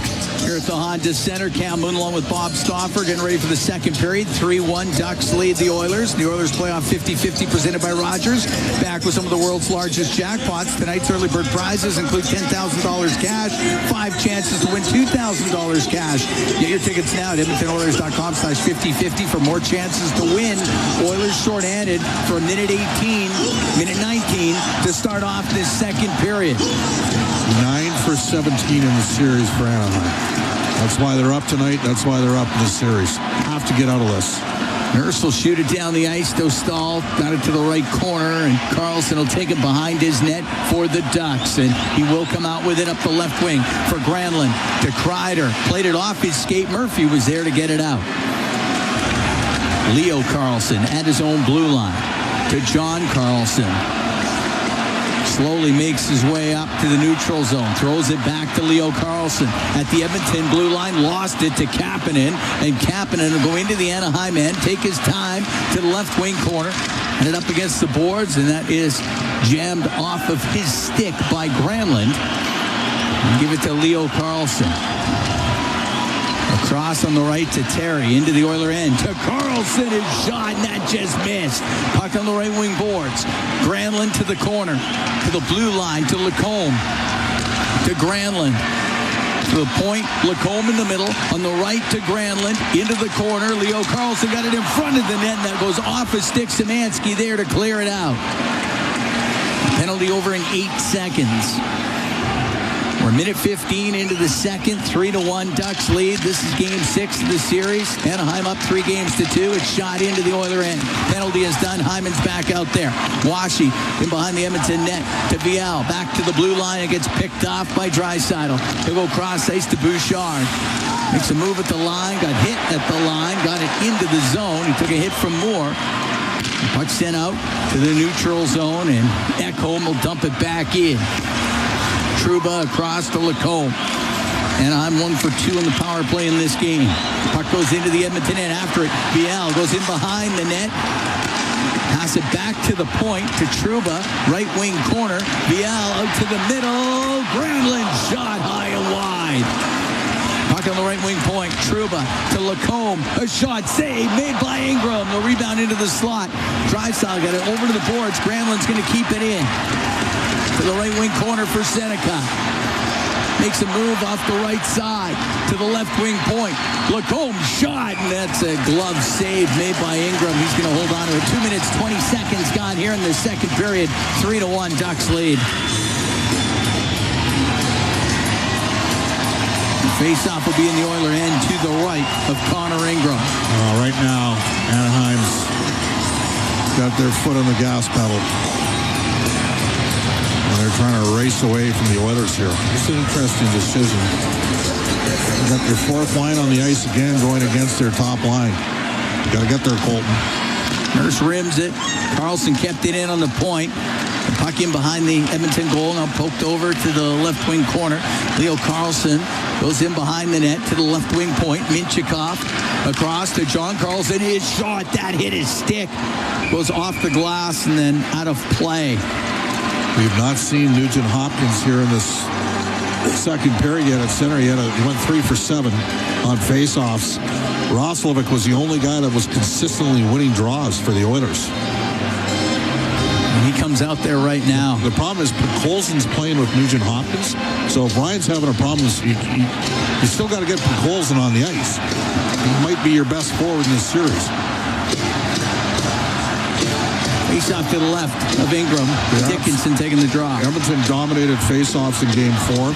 All Ducks so far in this game. They won 70% of the draws. Now McTavish against Dickinson. And the puck to the right wing point.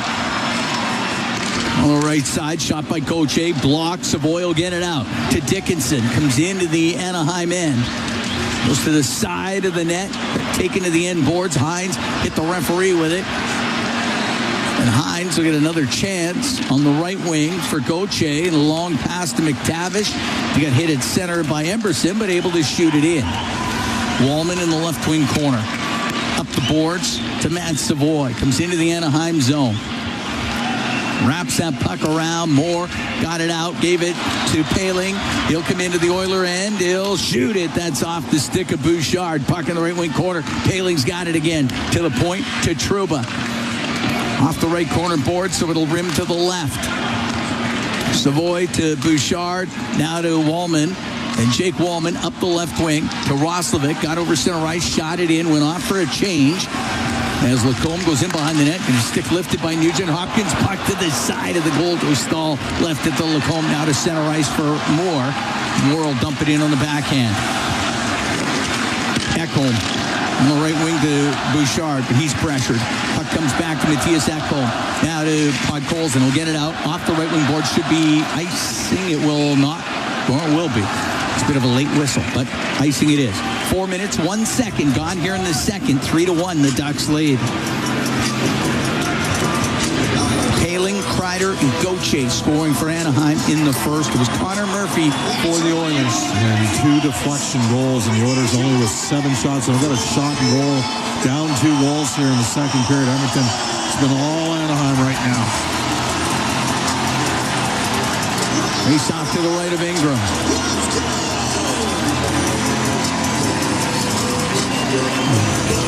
Nugent Hopkins to take the draw against Granlund. And the puck to the left wing point. Minchikov down the left side. A shot off of Nugent Hopkins up into the air.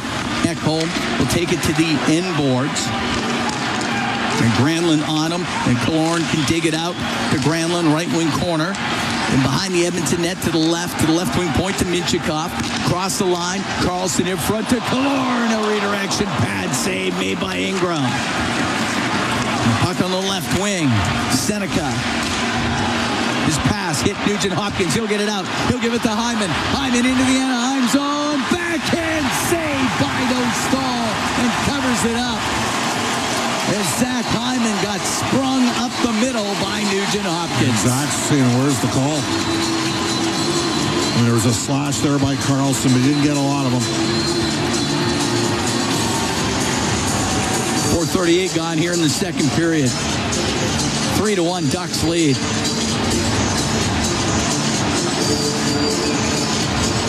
Face off to the right. Dostal.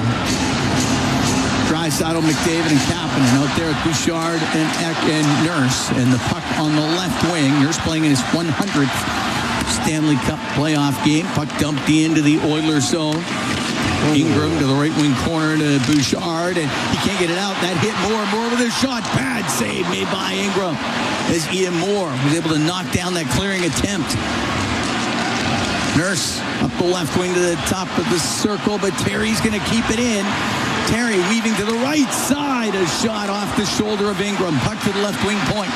Lacombe dropping it to Terry. His shot off of Bouchard. Bouchard goes into the corner with Leo Carlson. Can get it across to Nurse. On the left wing for Kapanen. And Kapanen will drop it back to Nurse. Cross to Bouchard. His pass hit Leo Carlson. Now Carlson able to give it to Terry. He'll come in. A shot saved by Ingram. And the puck in the slot. And Nurse will get it up the right wing to Draisaitl. Into the Anaheim end. Comes across the blue line. Left wing. Wallman shot to stall the save. 3-1 Ducks lead. 5:45 gone here in the second period. Puck cleared out by John Carlson. It will be icing against Anaheim.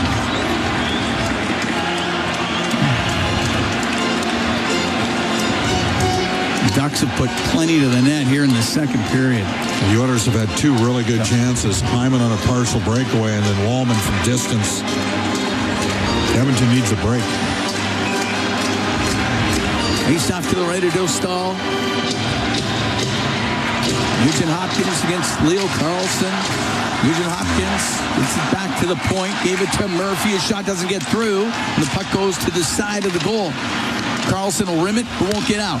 Wallman off the right winger, shot, and that one tipped, and it goes wide. Puck in the left wing corner.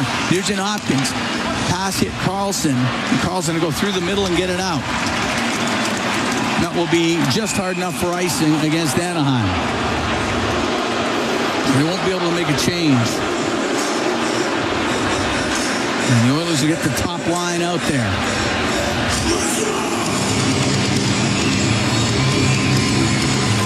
Well, neither McDavid nor Draisaitl has won a face-off in this game through the first 26 minutes. You got an ozone draw against the tired line. You got to find a way to win it, and they do. And they do. Puck to the blue line, and Wallman had it come out, brought it back in. That's offside.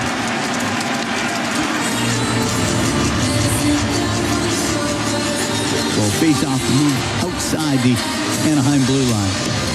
We're going to take a break. 3-1. Ducks lead the Oilers here in Game 6 at the Honda Center. 6:19 gone in the second period. We'll be right back. This is Ford Dealers NHL Hockey on the Oilers Radio Network. Oilers fans, celebrate the Stanley Cup playoffs with the bundle made for sports fans. With Rogers Xfinity Internet and TV, you'll have Canada's most reliable internet and the best entertainment experience. So you can stream Bouchard's Body Checks in every room of the house. Watch every Draisaitl Dirty Dangle at home and on the go. And there it is! And admire McDavid's magic all season long. Spectacular! Bundle today and bring hockey home on Canada's best 5G Plus network. Learn more at rogers.com/5G. Rogers, this is our game. It's here. The Ford, it's a big not yet. The Ford, it's a big deal. Oh, guys, just wait. The Ford, it's a big deal event is on. Really? Now! Hurry in to lease a 2026 F-150 STX with black appearance package from $237 bi-weekly at 0% APR for 36 months with $54.90 down. That's like $119 a week. The Ford, it's a big deal event. Visit your Alberta Ford store or Ford.ca. 40 years strong in Western Canada, Pizza 73 has been serving up the pizza you crave. From their famous pan pizzas and golden crispy wings to bold new creations like stuffed crust and the all-new volcano pizza, they keep bringing the flavor. Born in OilCountry, made in OilCountry. They're proud to be serving Edmonton since 1985. Pizza 73, the official pizza of the Edmonton Oilers. Order now at pizza73.com. Listen on air, online, and on the Radio Player Canada app. This is the Oilers Radio Network. At the Honda Center in Anaheim, 3-1. Ducks leading Edmonton. 6:19 gone here in the second period. Cam Lindholm and Bob Stauffer. Broadcast brought to you by Ford, official partner of the Edmonton Oilers. Ready, set, Ford. Face-off outside the Anaheim blue line. Poked into the Duck zone. Carlson behind his net. Rims it on the right. It will come out. Roslovic retreat to his own end. Now to Murphy. The left wing just past Savoy. Carlson in his own end. Up the right wing. A little bank pass. Give it to Cutter Gauthier. Shoots it in. Ingram's got to stop it. Now he'll play it. He'll give it to Roslovic. He'll go cross ice to Dickinson. Into the Anaheim end, goes to the right wing corner, stops. Out to Murphy, shot. That hit the stick of Savoy, went over the goal. Puck in the left wing corner. Nurse to Dickinson. Dickinson got stopped by Carlson. Will rim it, and it'll get out. And catching up to it is Gauthier. Down the right wing, a shot. Save made by Ingram. Got it with a right pad. And the puck against the right wing boards. McTavish in behind the Edmonton net. Goes to the left wing. Shoots it in behind the net. And Murphy, the right side, will get it out. Off of Lazar. Hines into his own end for the Ducks. Cross to Hellison. 7.5 gone here in the second. 3-1. Ducks lead. Up the left wing to Seneca. Comes into the Oiler end. Long shot. And the save made by Ingram. He holds on to it and get face off in the Edmonton end to the left of Connor Ingram. Or make it to his right. Leon looks really sore at the Oilers bench here.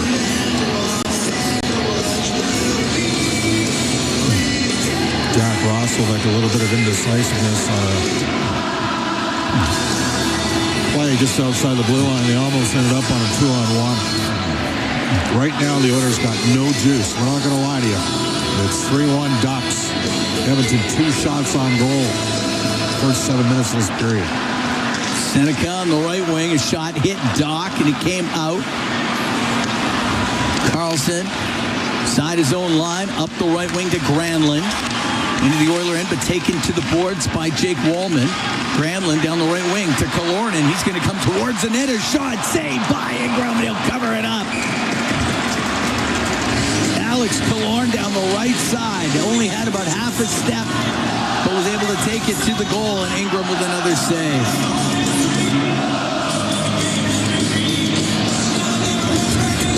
Right now, Chris Knobloch's looking for somebody to do something. It's been all Anaheim this period. Yeah. Shots are 8-2. Edmonton did have a partial breakaway. Hyman. Yep. Face off to Ingram's left. Nurse to the left wing corner, and that goes out of play, but off the glass. They went off the glass. Do that again inside the Oilers zone.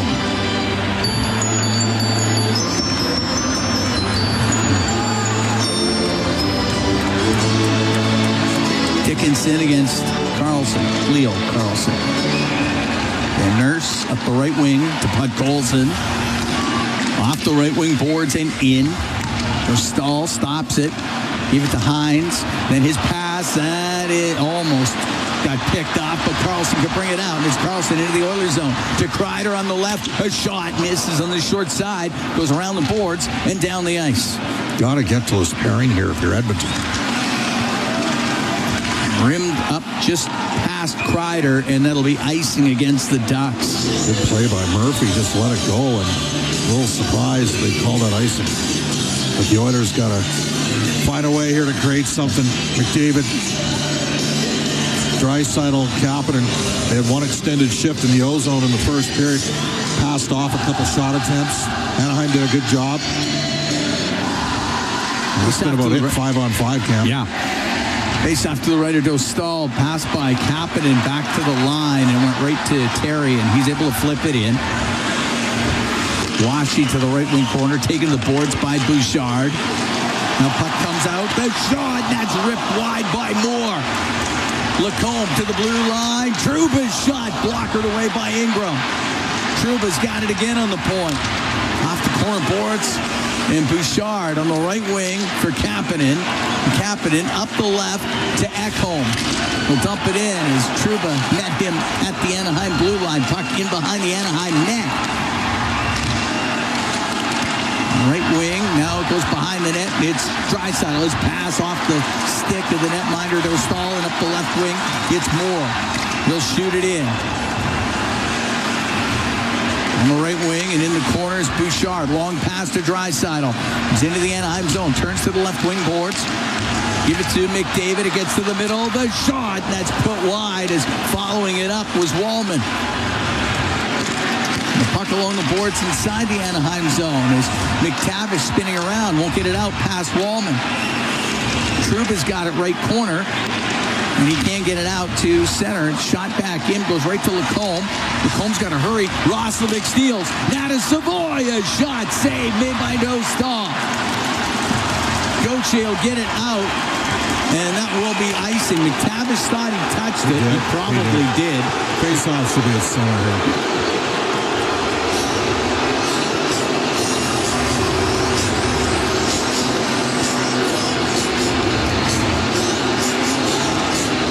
All right, I'm calling that icing. 9:57 to go here in the second. 3-1 Ducks lead. Face off to the right of Dostal.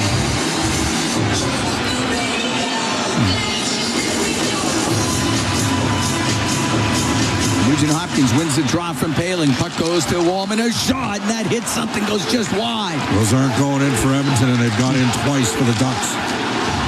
Hyman will keep it in to the left wing corner. Now in behind the Anaheim net to the right wing point to Bouchard. Right side to Hyman off his stick. Pud Colson to Hyman. Right corner to Nugent Hopkins. Nugent Hopkins slides off the check to the blue line to Bouchard. He will shoot it towards the net, and that got blocked. And the puck sent out by Paling. Nugent Hopkins in the neutral zone. Right wing to Bouchard. Comes in over the Anaheim line. And he couldn't get it deep. That hit Lacombe. It comes out. Bouchard will go back and get it. Cross to Wallman on the left to Bouchard.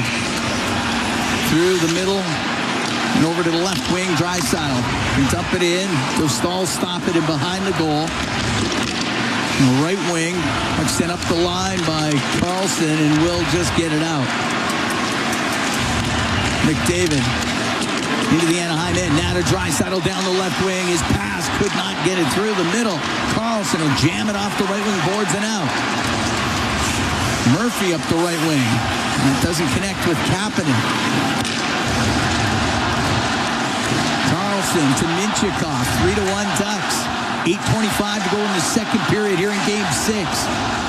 Minchikov on the left wing. Missed Carlson. That goes down the ice. It's icing against Anaheim. Faceoff will be to the right of Dostal.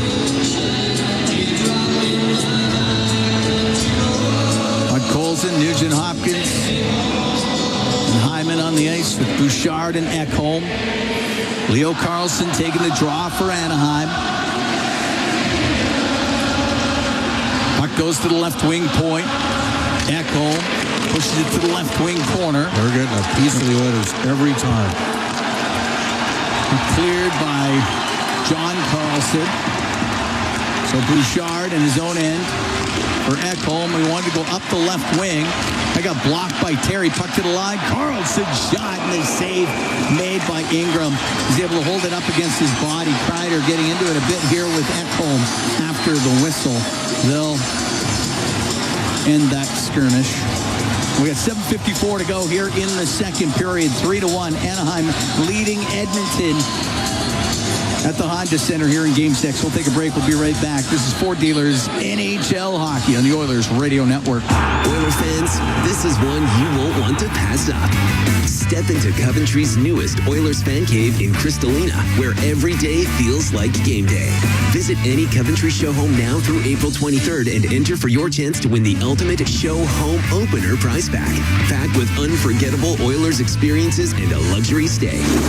Details at coventryhomes.ca. Coventry Homes, the official builder of the Edmonton Oilers.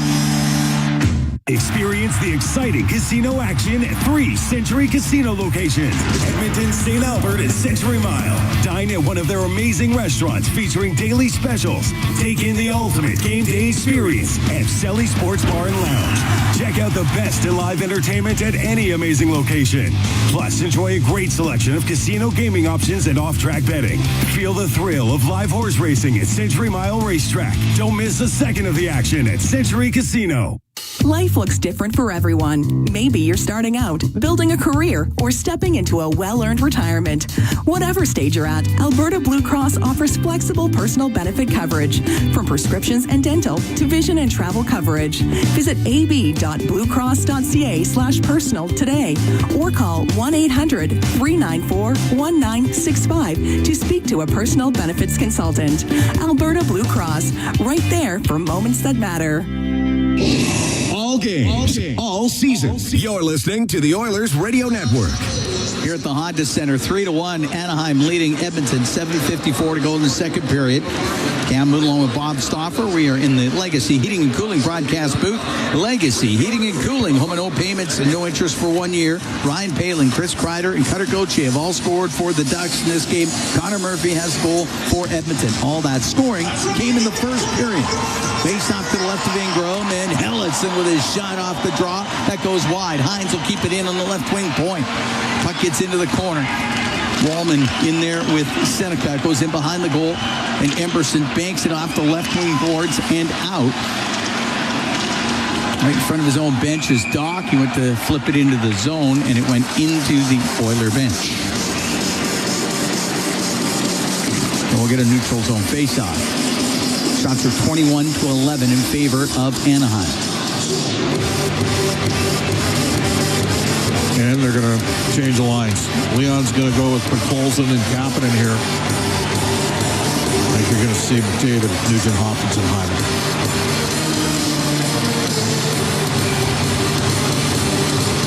All right, so Draisaitl will take the draw. Washi out of the face-off circle. In comes Viel. Puck goes to Wallman. Over to Emberson. Emberson will dump the puck in. Got hit by Washi. Crowd reacts to it. John Carlson up the right wing to Moore. Moore separated from it at the blue line. The puck to the middle of the ice. They are hitting the Oilers every chance they get. Not always legally, and unfortunately, this officiating crew isn't calling any of it. And Wallman doesn't have a stick, and I don't think Wallman takes Viel to the boards. Got it in the skates now of Washi. The Oilers got to get it clear here. Yeah. Gets to the right side. That's put off the bar. And now from the left, Minchikov is shot, and Ingram steers it out of play. Ducks go awfully close to going up by 3.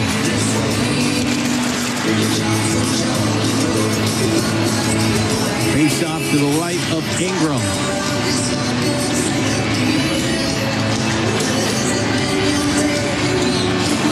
Quick little shot off the post on the short side, but it stays out. to the right of Ingram.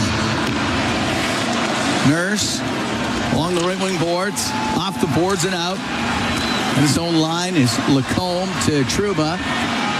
Trouba into the middle. Leo Carlson will take it into the Oiler end. Get it across on the right to Terry. Rims it back to the left wing point. Lacombe to the left wing corner. Kreider on the left side to Terry. Skate up to the blue line. Give the puck to Carlson. Didn't handle it clean. Terry's going to keep it in, though. Terry to the left wing corner. To Carlson. To the point to Lacombe. Cross to Trouba. Will shoot it towards the net, and it misses. Left wing corner is Kreider. Right wing, but it was Roslovic to Bouchard. Will get it to the line. It didn't get out. Kept in. Seneca to the right wing corner in front of the net and off the stick of Kreider. And the puck goes over to the boards. And it's McDavid to center ice for Edmonton. Off the right wing side to Nurse. Couldn't return it to McDavid. As Lacombe comes up with it. Left wing to Seneca. Into the Oiler end. Goes to the left wing corner. Shot. And that one stopped by Ingram. 5:39 to go in the second. 3-1. Anaheim leading here in Game 6. Puck inside the Edmonton end. And along the boards. Granlund. Left wing corner to Killorn. To Granlund. He'll go behind the goal. Over to the right.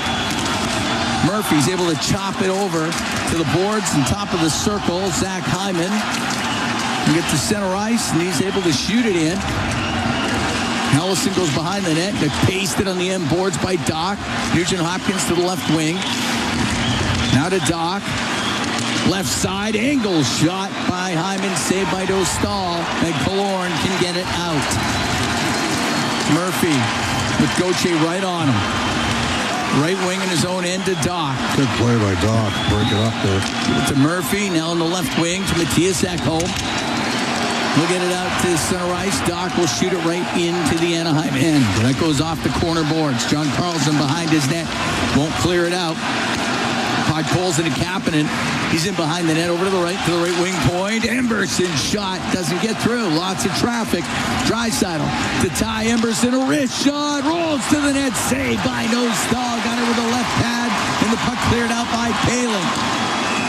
And that goes down the ice. Gauthier could not times before it hit Dostal in the left pad.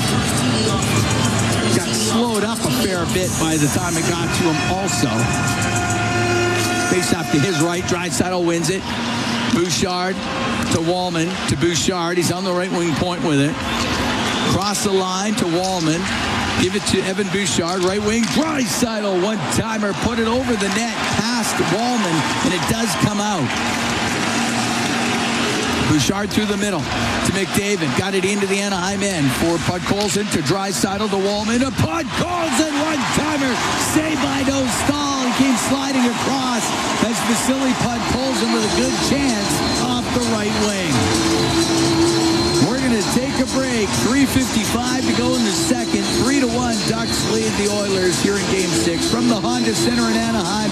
It's Ford Dealers NHL Hockey on the Oilers Radio Network. Not every comeback happens on the ice. Maybe it's your first run in months, playing with your kids, or a long shift at work.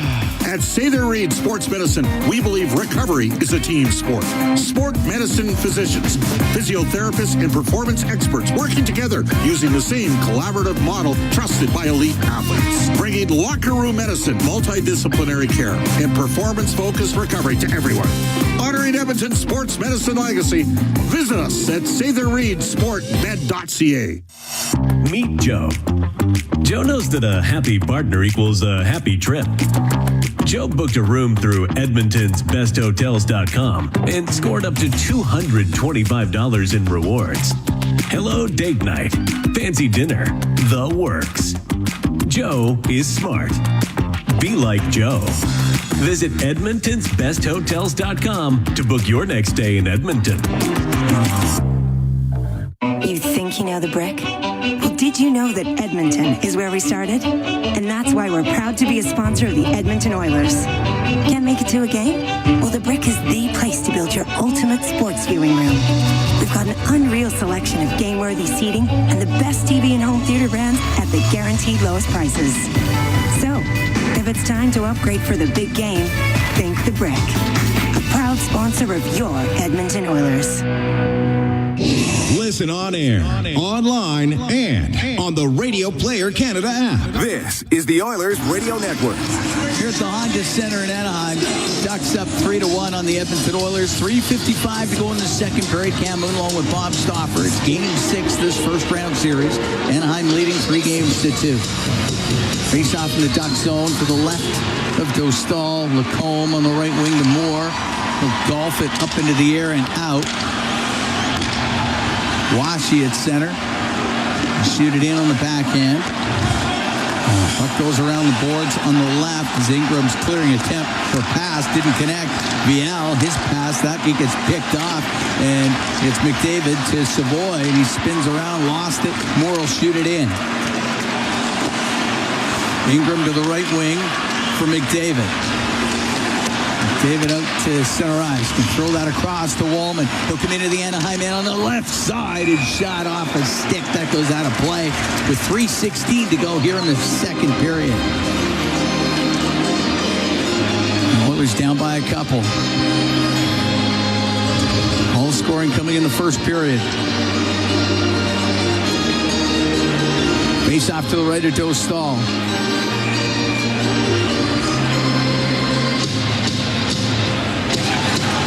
Nugent Hopkins out there with Hyman and Doc. Murphy and Nurse. Paling taking the draw for the Ducks. Nugent Hopkins wins it. Puck to the left wing point. Nurse little snapshot save. Dostal. There's a rebound in the slot. And they're trying to jam away at it. Goes into the right wing corner. Nugent Hopkins along the boards to the point to Murphy. Across to Nurse. Rolls it in behind the net to Doc. Doc to the right wing point. Murphy keeping it in. Rimmed and kept in by Nurse. Got it to the side of the goal. And there was Hyman to roll it across the slot. Puck goes to the right corner. Carlson off the right wing boards. Nurse kept it in. Left wing to Hyman. Taking to the left wing boards by Leo Carlson. And will roll into the slot. And Paling will go up and out with it. Nurse at center ice, shoots it right back in. 2:25 to go here in the second period. 3-1 Anaheim leads. Off the left wing boards, Minchikov will get it out. Give it to Paling. His cross ice pass. The chance for Terry, and it bounced over his stick. Leo Carlson, right wing corner to the point. Lacombe rips it on goal. Saved by Ingram. And the puck in the right wing corner. And Ekholm. We come out through the neutral zone. Little bank pass to Podkolzin. That goes off his stick into the Anaheim end. Lacombe up the left wing off of Gauthier. And now Draisaitl unable to get the puck into the Anaheim zone. But Podkolzin on the left for Ekholm. Just in over the line to Podkolzin. Left wing corner. Trouba will rim it. And that hit Ekholm goes into the Oiler bench. Minute 40 to go here in the second period. 3-1. Anaheim leads.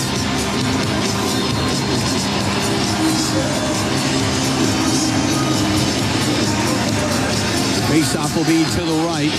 Well, a little bit of a push here from Edmonton in the back half of this period, but they're not getting any puck breaks, and Anaheim scored 2 deflected goals, and Viel's been running around again.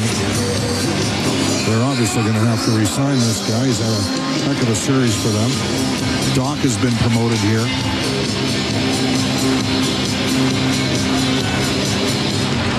Off the draw in the Duck end, and it is Roslovic to break it up in front of the net. Backhand save. Scores! Zach Hyman found the loose puck, and he puts it in past Dostal, and that Anaheim lead is cut to 3-2. They might check. We got to check the read.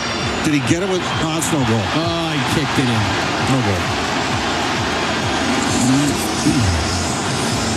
Yeah, he kicked it in. Tried to get it with his stick. He didn't. Then it went to his skate.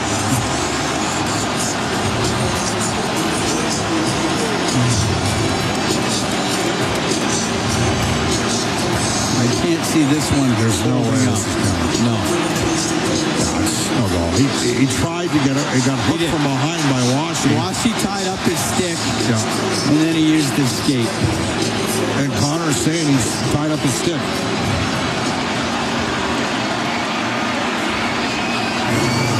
Intentional call on the ice is overturned. We have no goal to the puck.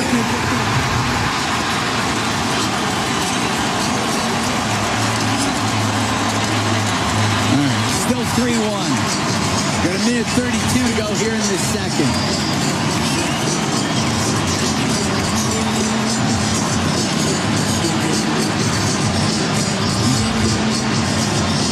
I mean, if he gets a stick on it, it's a good goal. Yeah, that's right. Roslovic made a good play there, but Washi made a defensive play.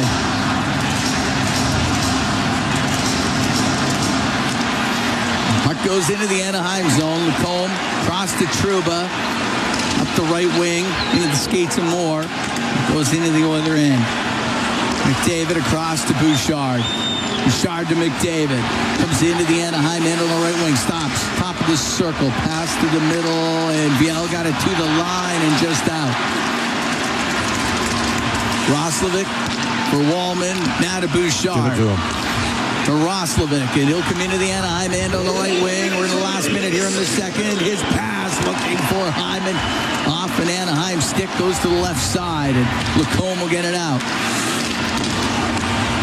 And brought in by Leo Carlson. Over to Terry. A shot. Scores. Troy Terry on a 2-on-1. Makes it 4-1 for the Ducks.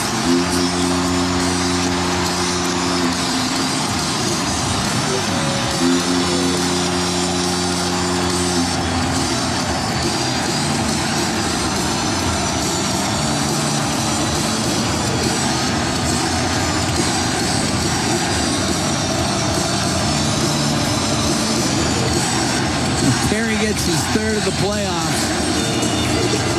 You got the pass from Leo Carlson on a 2-on-1 break. 19-13 time of the goal. A shot into the Oilers zone. Paling on the end boards. Checked by Draisaitl, now to Murphy. Right wing to Nurse. To Podkolzin. He's into the Anaheim end. Taken to the boards. And Granlund will get it out. Granlund will fly after it. Murphy able to get it out through the middle to Kapanen. He'll come into the Anaheim end, drops it. Draisaitl to the right wing corner. 12 seconds to go in the period. Around the boards on the left. And he'll get out of the zone. Nurse will just wait in the zone end. Second period will expire. And the Anaheim Ducks have a 4-1 lead on the Edmonton Oilers after 40 minutes of play. Oilers get a goal called back. He's kicked in by Zach Hyman, and then soon thereafter, Ducks score on a 2-on-1. And Terry makes it 4-1 for Anaheim.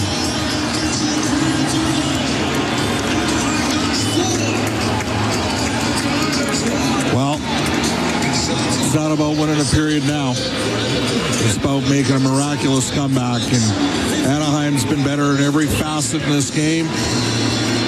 Oilers can't seem to get on the power play, which doesn't help. Anaheim's had the puck luck. They've been the better team. Full marks for the 4-1 lead to this point through two periods. It's been the Oilers have got some breaks along the way, Cam. You think back to that, just going back through it, start with a 24 playoff run. Round 2 against the Vancouver Canucks. Edmonton trailed 3 times in that series, came back, but they didn't have Thatcher Demko. They didn't have Brock Besser for Game 7, and the Oilers really pulled away from Vancouver in Game 6 and Game 7. Then they played Dallas and had to make the change on defense because Vince Desharnais was in the weeds there for a while. They put Broberg in the lineup. They're down 2-1 to Dallas. Came back, and Stuart Skinner played like a wall in the final 3 games. And outdueled Jake Ottinger. Game 6, the Oilers were outshot 32-10 at home. We got the 2-1 victory on a pair of beauties that McDavid set up first to him, and then a one-on-one beautiful effort. And then he ended up setting up Hyman for another. But it was Stuart Skinner making 31 saves against Dallas. That's a 6-game series. It could have gone either way. They go to the final. You would have liked to have had game 1 or game 2 back in the Stanley Cup final in 24. And, played pretty well. Maybe deserved a better fate. Came back from 3-0 down, but it was too much to overcome in game 7. And much like this game today, didn't put enough pucks to the net early in the game to test Sergei Bobrovsky in 24. Let's fast forward to 25. LA had Edmonton on the ropes. They were about to win game 3. And did not put the Oilers away in game 3 and game 4. Edmonton came back. And then the Oilers played great against Vegas and great against Dallas back-to-back.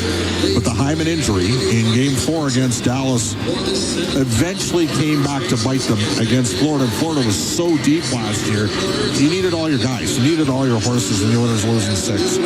You just look at the center position right now for Edmonton. We didn't see Dickinson a lot in the final 6 minutes of that period. You're looking at the Oilers. David's clearly hurt. Blocked a shot off his foot/ankle against Colorado. Looked like a bit of a hyperextension in game number 1 against Anaheim here, or at home. He hasn't looked like himself. Draisaitl coming off a similar injury to what Crosby had that kept Crosby out for over a month after the Olympics. And Leon hasn't looked at himself. Dickinson, he's gotten it out. I'm going to assume Toradol is in his mixture just to play. And then the injury to Henrique has killed their penalty kill. And the end result is a young, hungry team that hasn't had long playoff runs is separated here in game number 6. So, I don't know. If the Oilers come back from this right now, this would be one of the most remarkable comebacks in team history because it doesn't look like they got the juice to do it. And they're also not getting any puck luck. But again, full marks for Anaheim. They've been the better team. And you know what? They've been the better team in this series as well. And that's why they're up 4-1 here in game 6 and up 3-2 in the series. Terry scored here in the second period for Anaheim. It was Palin, Kreider, and Gauthier in the first. Murphy had a goal for Edmonton in the first period. We are through 40 minutes here in game 6. 4-1, the Ducks lead the Edmonton Oilers. Brendan Escott, Rob Brown, they're standing by. They got the intermission for you when we come back. From the Honda Center, it's Ford Dealers, NHL Hockey on the Oilers Radio Network. Ever wondered what it would look like to combine your favorite sports team with your favorite casino games? Now you can! Play Alberta has partnered with the Edmonton Oilers to offer fans a top-shelf selection of exclusive slots and table games, including Edmonton Oilers Cash Eruption. Experience top casino games made for Oilers fans only on Play Alberta. It's your turn, OilCountry. Download the Play Alberta app today for your chance to score. Must be 18 plus to play. If you gamble, use your game sense. It's our YEG with 880 Chad. Ready to hit the outdoors for a challenging and fun event? Lace up for the Leading Edge Physiotherapy Run Wild events this weekend in Sherwood Park, Spruce Grove, and St. Albert. Details at runwild.ca. Then experience the excitement, the humor, and of course the music of the Fab Four as Jubilation's Dinner Theater brings Let It Be Beatles to life. Showing now through June 14th. For details on these and more events, visit 880ched.com. This is At the Intermission on the Oilers Radio Network. Off the draw in the duck end, and it is Roslovic to break it up in front of the net. Backhand save. Scores! Zach Hyman found the loose puck, and he puts it in past Dostal, and that Anaheim lead is cut to 3-2. They might check. We got to check the read. Did he get it with? Oh, it's no goal. Oh, he kicked it in. No goal. The original call on the ice is overturned. We have no goal to the puck. Yeah, that's the Highlight Zone brought to you by Century Casinos. All in, all games, all season. Century Casinos with 3 great locations. Edmonton, St. Albert, next to Edmonton International Airport.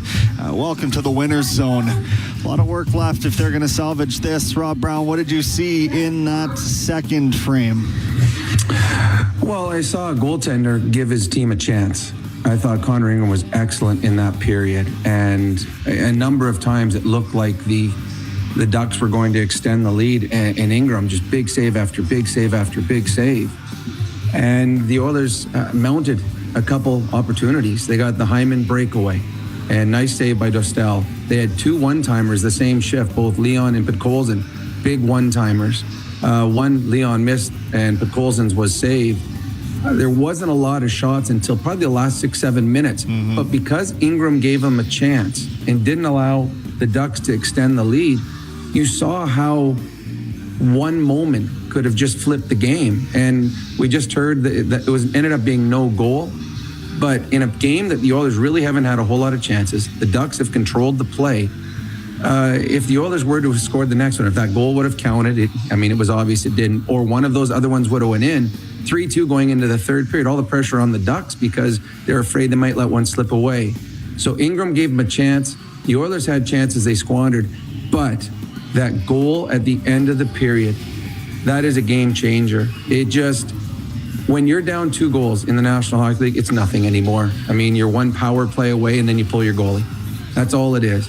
But the goal at the end of the period that extended it to 3, now the Ducks have to make 3 big mistakes, or the Oilers have to have 3 big plays in the third period. Not impossible, but what a change that goal ended up giving this Anaheim Duck team that has been the better team. Don't doubt it. They've been the better team in this game, but they now have some breathing room and they're feeling a little bit better. That was a very deflating goal for the Oilers going in the intermission.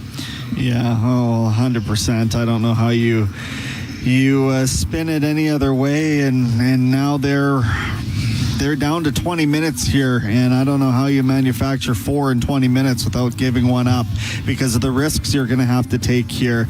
I know Bob was talking about them not getting a power play, but I can't really think of any plays that I saw out there that really were screaming for one. It just hasn't gone that way. Anaheim's been dictating too much of the play. I've got noted here that there was 12 and a half minutes left in the period. The Oilers had 2 shots in the first 7.5 minutes, as you allude to, Rob. So it's like the pushback or the desperation level wasn't quite there early enough. They get that goal called back, and now it's a deep hole. Well, in this game, there's been 2 penalties called. One was a makeup call on Nugent Hopkins. The penalty should have been called earlier, probably on Colton Dock. Nugent Hopkins was a makeup one, and the other one was a too many men on the ice. As for the Ducks, they've had control of the puck. You get penalty calls for you. You get power plays when you're winning races, when you have control of the puck. That's when you get the hooks, the grabs, the high sticks. But the Ducks had control of that puck most of that second period. All the good looks. Think about how many great looks they had in that period. So that's why the Oilers haven't had any power plays. They just haven't had control of the puck enough. Now, I've been in situations, you're in between periods, you're down 3. It looks almost insurmountable. But there's just that small bit of belief that, okay, we get one early. Let's just get one early and see if we can find some momentum. So as a team, you're thinking there's 4 or 5 minute periods coming up. 20 minutes, break it down into 5. Win each 5 minute period. And see if you can find a way. The biggest thing is Dostal, I thought, was very shaky early. He came up with a couple big saves. I give him credit. He came up with some big saves. But still, you always got to throw 15 to 20 shots on net, bodies in front. The ones where they've had opportunities is when they've thrown Colton Dock goes to the net and it bounces around and they almost get one there. The other one, they throw a puck to the net and that's where eventually Hyman kicks it in. But just throw garbage into the blue paint, create chaos, have bodies in there. If there's anything that they're talking about in the dressing room right now, everything on net. We are at the intermission. This is your Ford dealers. NHL hockey will step out.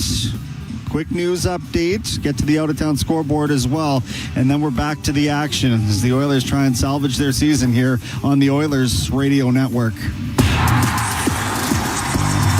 Rogers is Canada's best 5G Plus network, so you can stream Edmonton Oilers games and see Leon scoring in Leduc.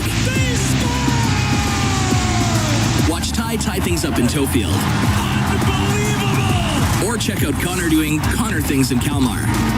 And even catch Boosh Bombs in Beaumont. Try saying that 3 times fast. Learn more at Rogers.com/5G. Rogers, this is our game.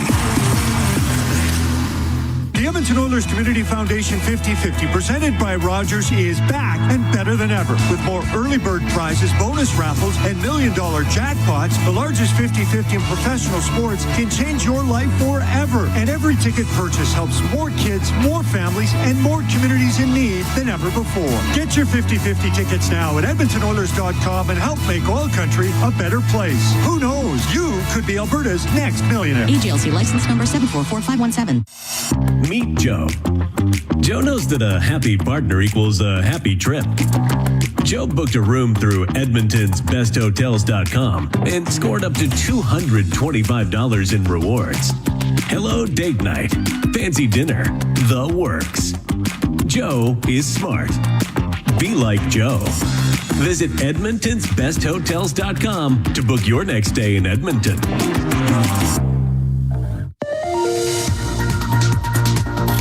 With Global News, I'm Thomas Dias. The Alberta government has now set up its Teacher Advisory Council to help shape K-12 education policy. The province has appointed 16 members to the council from across the province. Education Minister Dimitrios Nicolaides says in a release that as classrooms grow more complex, the council will play a key role in helping the government deliver meaningful classroom-focused policy solutions. 174 educators applied to take part in a council.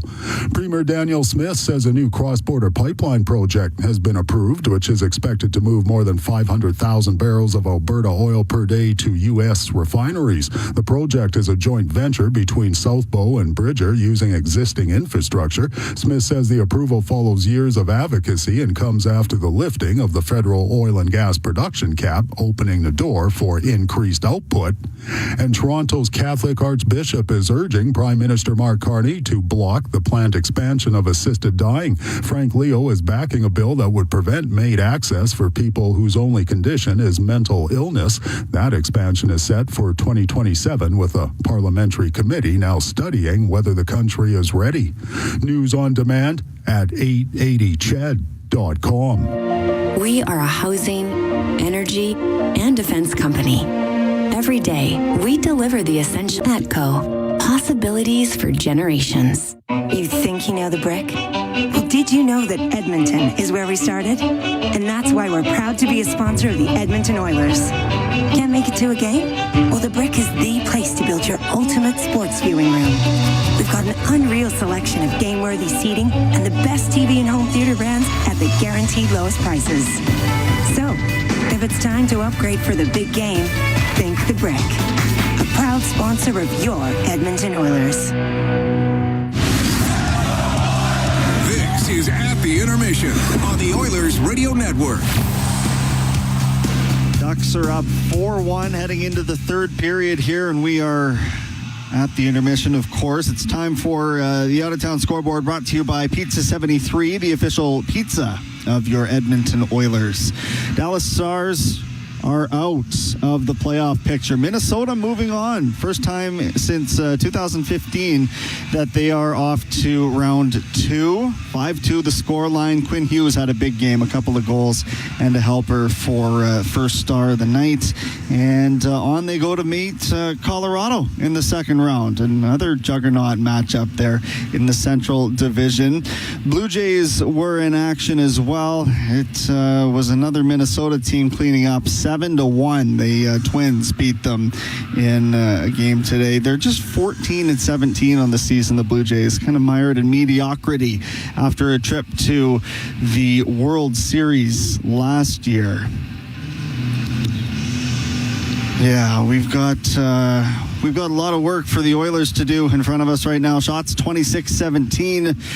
Face-off percentage favoring Anaheim. They've scored on their power play. Edmonton hasn't gotten a power play yet to speak of. Hits go to the Ducks. Block shots go to the Ducks. Giveaways, there's been more by the Oilers, so it's come down to this. They've got to flip the script right here, and they've got to turn it on, and I have all the faith in the world that they can. Let's see what transpires in the next 20 minutes. We are at the intermission. This is your Ford Dealers NHL Hockey. Back to Honda Center we go for more on the Oilers Radio Network. You've been listening to At the Intermission on the Oilers Radio Network. Heavy metal equipment and rentals never stops growing, and neither should your career. Heavy metal equipment needs heavy equipment technicians, and they need them now. They've grown by another 40 haul trucks, and they need you to keep them going strong. You'll never run out of opportunity with heavy metal equipment. If you're a heavy equipment tech who wants growth, stability, and work-life balance, apply today to work in the Alberta oil sands tomorrow. Get a heavy wallet with heavy metal equipment and rentals, helping you move the earth. It's here. The Ford, it's a big deal. Not yet. The Ford, it's a big deal. Oh, guys, just wait. The Ford, it's a big deal event is on. Really? Now! Hurry in to lease a 2026 F-150 STX with Black Appearance Package from $237 bi-weekly at 0% APR for 36 months with $54.90 down. That's like $119 a week. The Ford, it's a big deal event. Visit your Alberta Ford store or Ford.ca. When the Oilers are on the ice, the big hits are a part of the game. But they shouldn't be a part of your drive. If you've been injured in a car collision, let James H. Brown & Associates and their over 200 years of combined injury law experience help you. Locally owned and proud Edmonton Oiler fans, James H. Brown & Associates is ready to support you with their unrivaled experience, unrivaled results, and unrivaled commitment. When accidents happen, head to jameshbrown.com. All games, all season. You're listening to the Oilers Radio Network. Oilers going to need a big third period. They're down 4-1 to the Ducks here as we get ready for the third. This is Game 6. The Ducks leading this series 3-2. Tonight's Oilers Playoffs 50-50 presented by Rogers. It's in support of the Edmonton Oilers Community Foundation, supporting kids and families in need across OilCountry. Get your tickets now at edmontonoilers.com/5050 for more chances to win.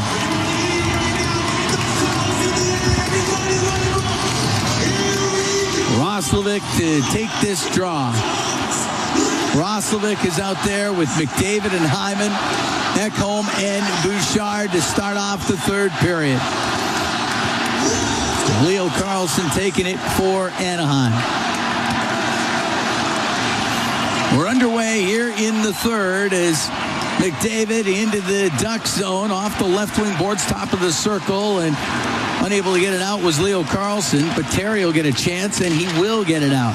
Jammed right back into the zone by Ekholm. Dostal will set it for Lacombe.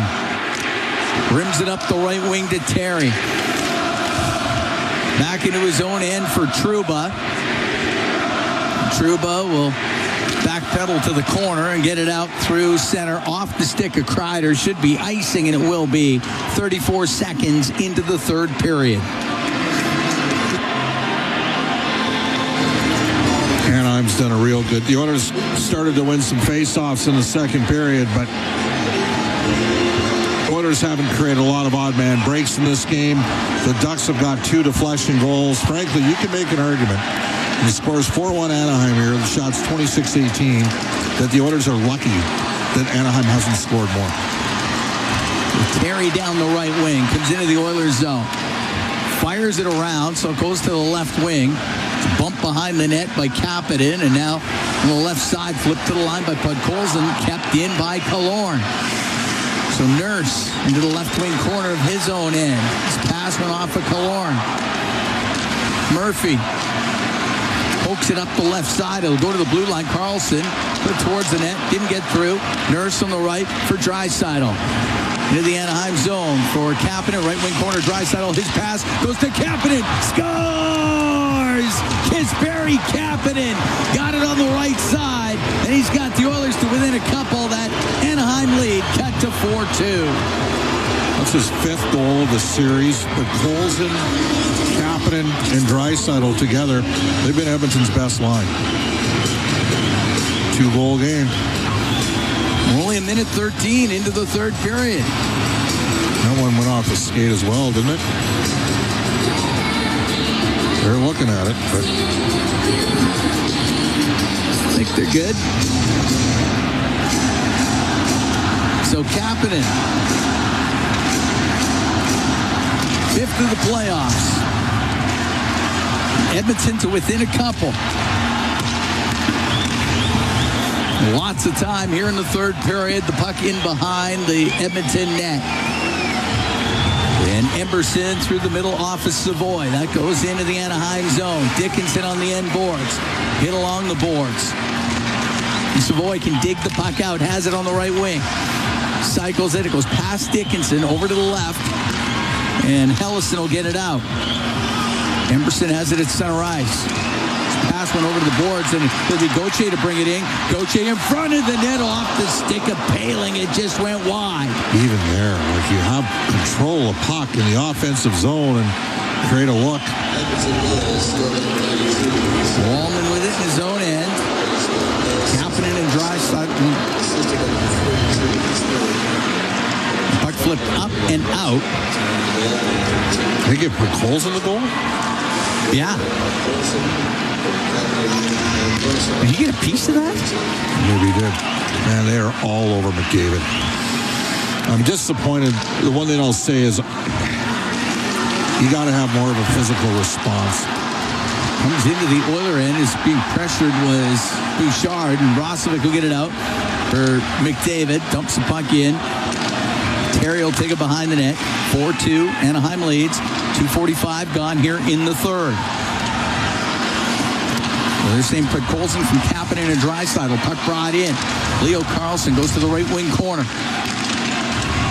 Off of Terry and Kapanen out through the middle to put Colson out of Draisaitl into the Anaheim zone. Cross ice pass that got picked off by Minchikov up the right wing to Terry. His stick lifted and Murphy can steal the puck. Left wing to Bud Colson, now to Draisaitl. Draisaitl on the right wing. Only to the Anaheim blue line. Paling to dump the puck into the Oilers zone. Ingram out to play it, put it up on the glass. Killorn has it go off of him. Now to Granlund, right wing to Paling. His shot hit the stick of Nurse. Goes to the left wing point. Lacombe off the boards, in behind the net. Emberson on the right wing to put Colson. He's off that right side, cuts to the middle. Szymanski's first shift for a while here. Now to Jake Wallman. And Wallman off the left wing boards. And Trouba with it in his own end. Behind the net to Lacombe. Lacombe up the left side to Viel. Cross to Moore. Shoots it in. Ingram out of his net, stops it. Now it's to get the puck over into the corner. It's along the boards, into the middle. Dock over to the right side to Szymanski. To Emberson. 4:20 gone here in the third. 4-2, the Ducks lead. Wallman, left wing. Toss ice to Emberson. Through the middle, goes off the stick of Leo Carlson. John Carlson on the right side, and that hit the mesh off the glass. And there'll be a face-off in the Anaheim zone.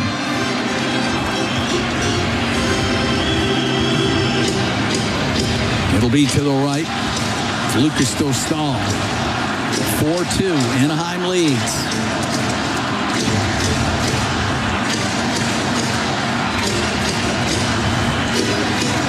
They are calling it Colson. Okay. Sturds and Draisaitl and Kapanen. He must have got a piece of that.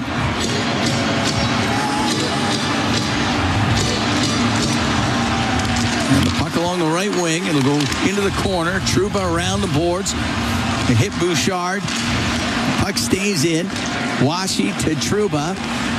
Trouba up through the middle. At his own blue line, Matthias Ekholm. The left wing. More there for the Ducks. Will shoot it in. Bouchard with it on the right side. Bouchard. His pass hit an Anaheim stick, so it won't be icing. Dostal to put it on the glass. Left wing to Seneca. He'll get it out as Killorn recovers it on the right wing inside the Oilers zone. Goes to the right wing corner. Killorn behind the net. Wedged off of it by Ekholm. Loose puck to Bouchard. Up the right wing to Savoy. Over center ice. He'll slide the puck into the Duck zone. It goes in behind the net. To the top of the circle to Seneca. He will get it out.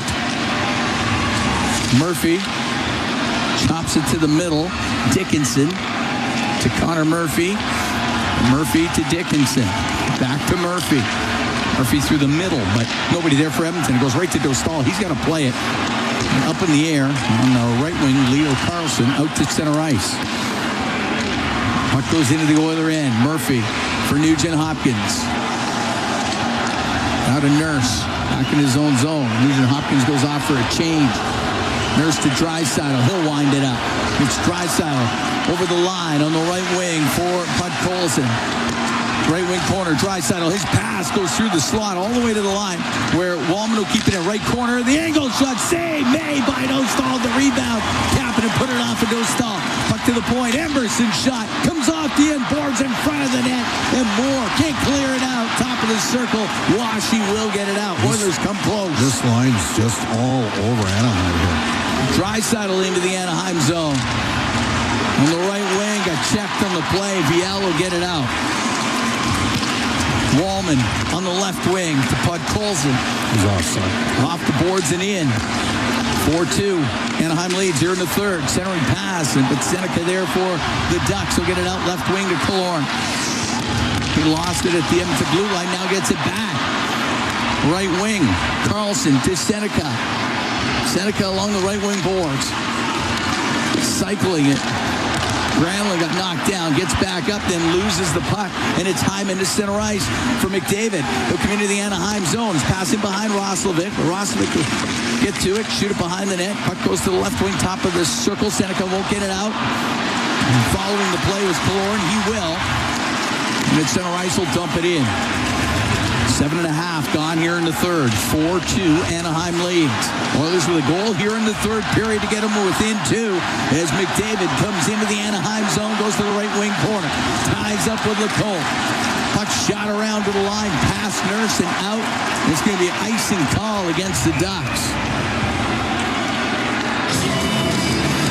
It'll be a face-off in the Anaheim end. Well, Draisaitl quickly fired one on net, and Dostal knuckle-pucked it, and Kapanen couldn't bang home the rebound. Just rolled wide. So close. Good save by Dostal on that rebound.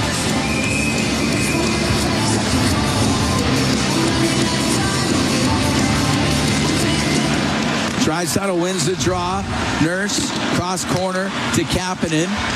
To the blue line to Murphy, left wing, Nurse in front of the net, goes off a stick over to the right wing. You just got to shoot if you're Edmonton. You can't sit there and try to pass through a seam in this situation. Puck gets to the middle, and Gauthier will come out for Anaheim. He'll flip it in, glove down by Ingram. Sweeps it across to Nurse. He'll give it to Murphy. He's in behind the Edmonton net. I think Edmonton's got to get up to 35 shots here, Cam, to have a chance. They're at 21 right now. Out through the middle is Murphy. Center ice line, dump it to the left wing corner. John Carlson on the right to Kreider, and he will get it out. It's a 2-on-1. It's Leo Carlson, his shot, and he misses. May have glanced off the blocker of Ingram. Carlson now to John Carlson. He'll go behind the net. On the left side, gave it to Terry to the blue line. Minchikov on the right to Kreider. Kreider behind the net, gave it to Terry.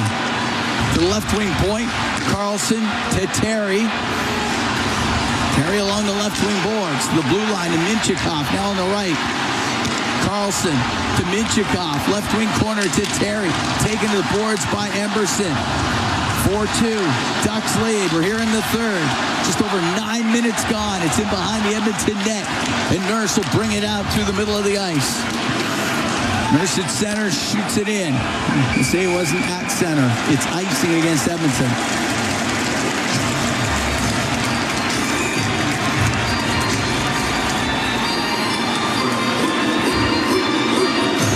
Face off in the Oilers zone. The Oilers are complaining that you missed the puck that went over the glass. I guess it didn't.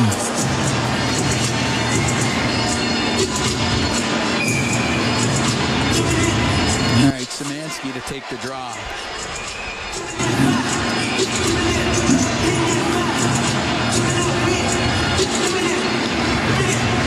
All right.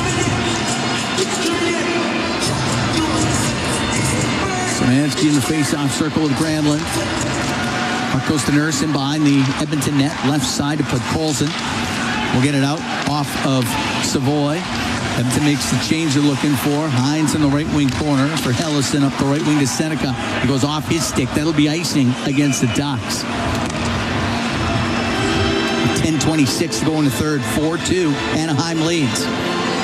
Anaheim up 3-2 in this first round series.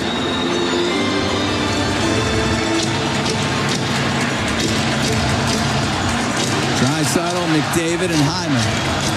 Wallman and Bouchard.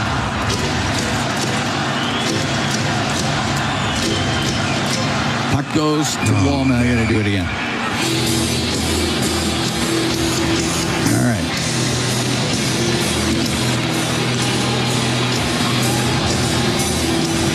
Draisaitl in the face-off circle with Gramlin.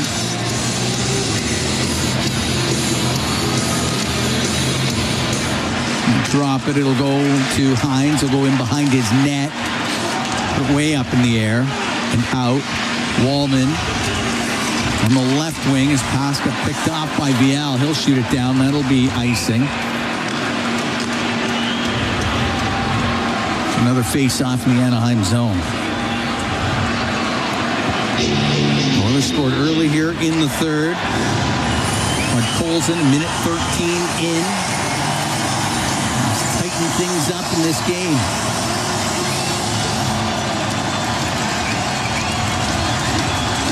Draisaitl against Washi in the face-off circle. Puck goes into the corner. Trouba up in the air. Didn't get a lot on it, but it is hacked out of the zone by Moore. Wallman to Draisaitl. He's at his own blue line. Through the middle, just missed McDavid. It went off his sticks. Going to roll down to Dostal. Puck in the corner. Trouba on the right wing boards to Moore. Is going to get it out through the middle of Washi into the Oilers zone. Right wing, Viel. A shot, and that doesn't get through. Puck goes to the corner and up the boards. McDavid getting away from Viel. McDavid, stick lifted. Oh, man. And Viel lost it at the Edmonton blue line. That was as obvious as a hook as you'll see. Draisaitl into the Anaheim end. Lost the puck. Terry's going to go the other way. Terry comes in on the left wing. His pass across, and Leo Carlson fanned on the one-timer. Puck goes to the middle, and Draisaitl will come out for Edmonton. Draisaitl in the neutral zone now to Savoy. Only got it to the corner. Kreider clears. 9 minutes to go in the third. 4-2. Anaheim leads.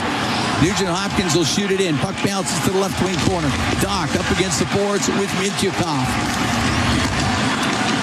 Doc left side, and they'll call that glove pass as it went from Nugent Hopkins to Doc, and we get the whistle. We're going to take a break. We got 8:49 to go in the third. 4-2. Anaheim leading Edmonton here in Game 6. We'll be right back from the Honda Center. It is Ford Dealers NHL Hockey on the Oilers Radio Network. Experience the exciting casino action at 3 Century Casino locations. Edmonton, St. Albert, and Century Mile. Dine at one of their amazing restaurants featuring daily specials. Take in the ultimate game day experience at Selly Sports Bar and Lounge. Check out the best in live entertainment at any amazing location. Plus, enjoy a great selection of casino gaming options and off-track betting. Feel the thrill of live horse racing at Century Mile Racetrack. Don't miss a second of the action at Century Casino. Wherever Canadians raise a glass, you'll find Molson. There's a good reason for that. When you've been in Canada for over 230 years, you get around in the cups and fridges of Canadians, generation after generation. Molson has a beer for everyone. So raise a glass or cup or whatever you pour your Molson in, because it doesn't matter what it's in. It matters where it's from. Canadian, export, ultra, excel, Molson. Everyone in. Must be legal drinking age. We are a housing, energy, and defense company. Every day, we deliver the essentials that life depends on. Because possibility doesn't happen by chance. It's built. It's powered. It's protected. So when the next generation asks what we stand for, we can say we gave them something to stand on. And the freedom to imagine more. ATCO. Possibilities for generations. Listen on air, online, and on the Radio Player Canada app. This is the Oilers Radio Network. Here at the Honda Center, Cam Moon along with Bob Stauffer. We're in the Legacy Heating and Cooling broadcast booth. Legacy Heating and Cooling, home and no payments, no interest for 1 year. 4-2, Anaheim leads. 8:49 to go in the third. Well, no game management from the officials, I can tell you that. There were 2 opportunities to call things. They didn't. Oilers have yet to have a power play in this game. And unfortunately for Edmonton, Anaheim's got 2, and they've scored on 1. And that's a contributing factor in why the Ducks are up by 2. Puck shot into the Anaheim zone. Carlson will get it up in the air and out. Podkolzin, right wing to Kapanen, long shot. Oh, that bounced off the end boards and it hit no stall. Almost went off of him and in. Podkolzin, right wing corner to Kapanen. Swing it back to the left wing point to Nurse. At a Kapanen, left wing corner to the point. Nurse, cross ice, Draisaitl has it right corner to the blue line. Murphy, a shot save made by no stall. Puck up near the line and Moore will get it out. Nurse will go back and get it. Nurse got it in behind the net. Kapanen was getting into it with Washi in behind the play, and the crowd reacting to that as Nurse steps out in front of his net. Pass on the right to Bouchard. Into the Anaheim zone, flipped it to the corner. Trouba, left wing to Lacombe. Up in the air and out. It's in the neutral zone. Hyman to Nugent Hopkins. Trouba hit him at the line. Wallman will drill it into the Anaheim end. It goes to the right wing. Nugent Hopkins pass to the middle. It got broken up. Puck goes back to the corner. And then Terry will mishandle it. Now get it back. Give it to Trouba. Up the right wing. Can get a lot on it, but Kreider can't get it out. A shot in by Bouchard. Trouba in his end on the right wing to Seneca that was behind him. Roslovic will dump it in. Lacombe will go behind his net. Pressured by Savoy. Savoy knocked him down. No call, so the crowd reacts. On the left wing, Nurse. Dump the puck in. It goes in behind the net. Dickinson on the imports with Minchikov. You got them all tied up. Savoy trying to get a loose puck out of there. So is Roslovic. And now Savoy gets it free. Puck gets to the corner. Trouba on the right boards to Seneca. He'll get it out to Killorn. One-on-one with Ekholm. And he'll just roll it in to the Oiler end. It's in behind the net. Killorn on the right wing. And it'll go to the line and it will come out.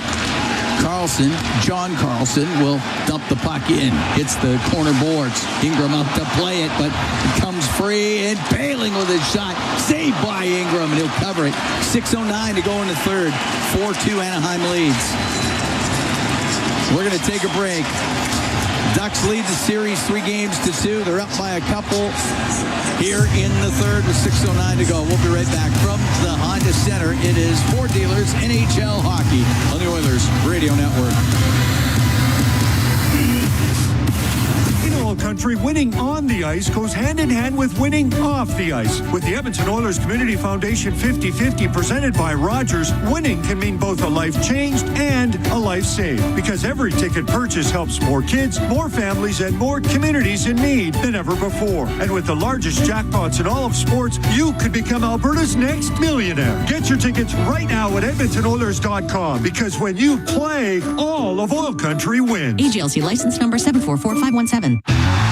Oilers fans, celebrate the Stanley Cup playoffs with the bundle made for sports fans. With Rogers Xfinity Internet and TV, you'll have Canada's most reliable internet and the best entertainment experience. So you can stream Bouchard's body checks in every room of the house. Watch every Draisaitl dirty dangle at home and on the go. And there it is! And admire McDavid's magic all season long. Spectacular! Bundle today and bring hockey home on Canada's best 5G Plus network. Learn more at Rogers.com/5G. Rogers, this is our game. Ever wondered what it would look like to combine your favorite sports team with your favorite casino games? Now you can! Play Alberta has partnered with the Edmonton Oilers to offer fans a top-shelf selection of exclusive slots and table games, including Edmonton Oilers Cash Eruption. Experience top top casino games made for Oilers fans only on Play Alberta. It's your turn, Oil Country. Download the Play Alberta app today for your chance to score. Must be 18 plus to play. If you gamble, use your game sense. All games, all season. You're listening to the Oilers Radio Network. Here at the Honda Center in Anaheim, 4-2 Ducks lead, 6:09 to go in the third. Broadcast brought to you by Ford, official partner of the Edmonton Oilers. Ready, set, Ford. Face off the Edmonton zone. Murphy up the right wing to Podkolzin. Steered it to the middle.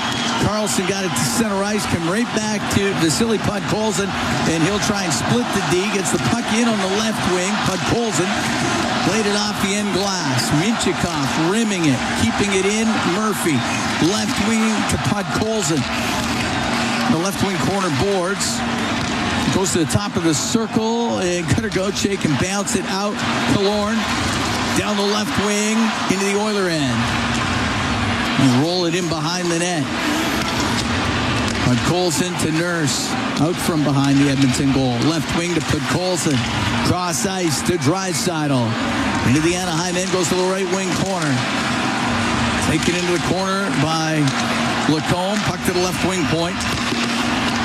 It's top of the circle, and now Moore is able to get it out. Viel into the Oiler end, left wing to Lacombe, back to Viel, a backhand, and a pad save made by Ingram. Long pass on the right, went just by McDavid. It won't be icing. Trouba to rim it, won't get out. Puck in the left wing corner. Hyman to McDavid. It goes in behind the net. Granlund can pick it up there for the Ducks. He'll get it out. Up to Seneca, into the Oiler end. That's poked off his stick. Roslovic, left wing to McDavid, into the Anaheim end. Stops along the left wing boards. Over to the right to Bouchard. Has it on the right wing point. Cross ice. Passers looking for McDavid. Hit an Anaheim stick. It's top of the circle. Kreider will get it out. Seneca now going after it. Out comes Ingram, and he slid and got it with his pad before Seneca can get to it. It gets to center, and Nurse will shoot it in. On the right wing, McDavid along the right wing boards. 4:10 to go here in the third period. 4-2 Anaheim leads as the puck shot out. Nurse to Ekholm. To center ice to Savoy. Now Nugent Hopkins into the Anaheim end to Savoy. A shot just off the arm of Bill Stahl, and that'll go out of play. We got 3:57 to go in the third. Edmonton down by 2. Ducks lead 4-2 here in Game 6. We'll be right back from the Honda Center. It's Ford Dealers, NHL Hockey on the Oilers Radio Network. Meet Joe. Joe knows that a happy partner equals a happy trip. Joe booked a room through Edmonton's besthotels.com and scored up to $225 in rewards. Hello date night, fancy dinner, the works. Joe is smart. Be like Joe. Visit EdmontonsBestHotels.com to book your next stay in Edmonton. It's here. The Ford, it's a big Not yet. The Ford, it's a big deal. Oh, guys, just wait. The Ford, it's a big deal event is on. Really? Now! Hurry in to lease a 2026 F-150 STX with black appearance package from $237 bi-weekly at 0% APR for 36 months with $54.90 down. That's like $119 a week. The Ford, it's a big deal event. Visit your Alberta Ford store or Ford.ca. Legacy Heating and Cooling is your supplier of maximum comfort, bringing you the cool AC you need. You just have to call Legacy. Call Legacy. For comfort at night when the hot air suffocates you. Call Legacy. Call Legacy. For comfort in your wallet with no payments or interest for 1 year. Call Legacy. Call Legacy. You deserve comfort. Cool off today with AC from Legacy Heating and Cooling. Listen on air, online, and on the Radio Player Canada app. This is the Oilers Radio Network. Oiler net empty. They're down 4-2. There's 3:57 to go here in the third. Anaheim leads the series 3-2. Face off in the Anaheim zone to the right of Joe Stahl. Draisaitl taking the draw against Washi. Puck to the left wing point. Bouchard around the boards to McDavid behind the net. Right corner for Draisaitl. To the point for Ekholm. Jammed it into the right wing corner. Trouba will get it around the boards. That's not getting out. McDavid to Draisaitl on the right at the hash marks. To the point. Ekholm over to Bouchard. Left wing to McDavid. McDavid to the net. And a save made by Dostal. Puck played off the glass, down the ice. It's going to be icing. No, it won't be hard enough. That thing got to do a reload here. Slowed right up. 3:18 to go in the third. 4-2. Anaheim leads. Draisaitl off the right wing boards it in. Dostal to stop it. Rim it. McDavid had it hit him in the leg. Puck to the blue line, and that hit the stick of Bouchard. I think he was trying to say it hit somebody at the Duck bench first, but faceoff's going to come outside the Anaheim line. You put Ingram back. I think you got to put Ingram back in here. Yeah, neutralize draw. 3:05 left.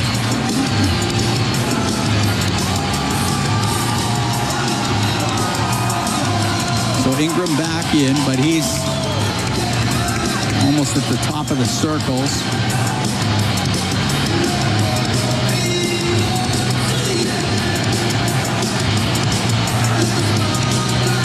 All right, Oilers get possession, so Ingram to the bench for the extra attacker. Wallman is able to shoot it in. It's along the right wing boards. To the point. Bouchard, right side. Draisaitl. Cross-ice pass that hit a skate. Got to the line. Wallman kept it in. Right wing for Draisaitl. To the blue line. Bouchard shot. Didn't get a lot on. It was blocked by Leo Carlson. Puck kept in. McDavid fans on his pass. In the corner, trying to clear it and off of Wallman. It does come out. Leo Carlson has got the empty net. He scores.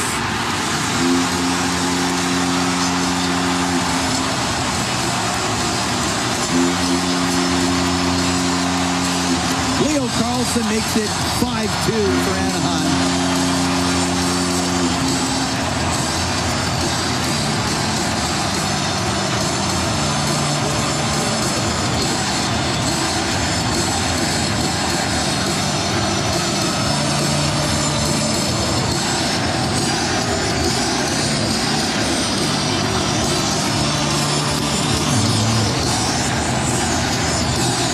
Three empty net goals in this series for the Ducks. One overtime winner, and they're going to win it. 17:26, time of the goal. Carlson's third of the playoffs. Murphy to Nurse. I wouldn't even pull the goalie here. You're down by 3. I'm not saying I'm conceding, but Roslovic's going to bring it in, went to shoot it. Couldn't get it through. Puck to the right point. Murphy with a shot and is saved by Dostal. Dostal held on. 2:09 to go here in the third. I feel real bad for Connor McDavid here. I mean, significant ankle injury that he's played through. But he is going to pull him again. Okay.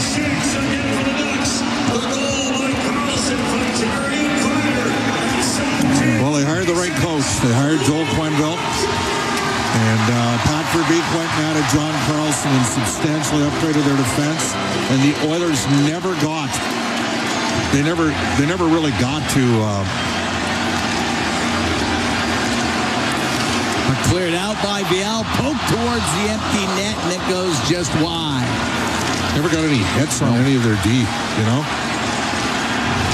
Nugent Hopkins up the left wing into the Anaheim end, pulls it, shoots it, saved Dostal. Held on. Ekholm went to the net, drew a crowd. Oh, Washi just took a shot at the team. Well, that's going to get things heated up here. Minute 48 going to third. And that sort of liberty. This is why I'd get some other guys out in the ice here.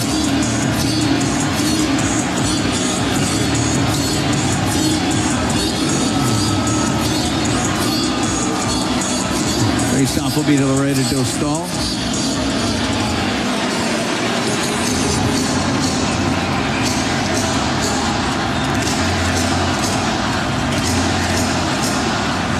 surprised he's leaving that phone back out here. Okay.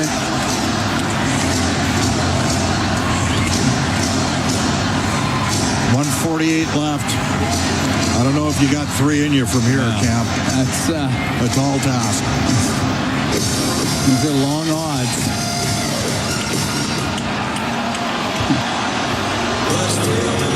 Tried to drop the puck. Tried to ran over Granlund. So McDavid will take the draw. And Draisaitl, left side, Bouchard, a shot, hit his stick, goes into the right wing corner. Ekholm to McDavid. He'll pay it out. Here's Draisaitl's shot, and he drilled it wide of the net. Puck on the left wing point. Bouchard to Nugent-Hopkins to McDavid towards the goal. That just misses. Ekholm on the right wing point. And it does come loose, and Killorn will just get it out. Ekholm shoots it right back in. Into the left wing corner is Lacombe. Up to the blue line. Bouchard will keep it in. Walks to the middle. A shot. Glove saved by Dostal. 1:11 to go here in the third. 5-2 Anaheim leads.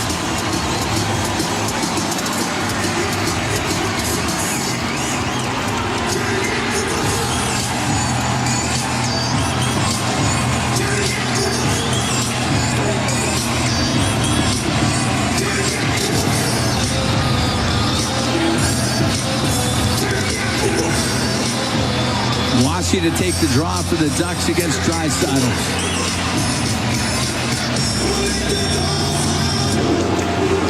Mark to the corner. Carlson on the right. You don't go in, Boosh. Now to Viel at center. Off the stick into the Oilers zone. We're into the last minute here in the third. Oilers down 5-2. To center ice, McDavid flips it to the right wing corner. Minchikov to Carlson, rims on the right to Gauthier, got it out. Puck in the neutral zone. Gauthier now to Paling, and he shoots it wide of the Edmonton empty net. 35 seconds left. Wallman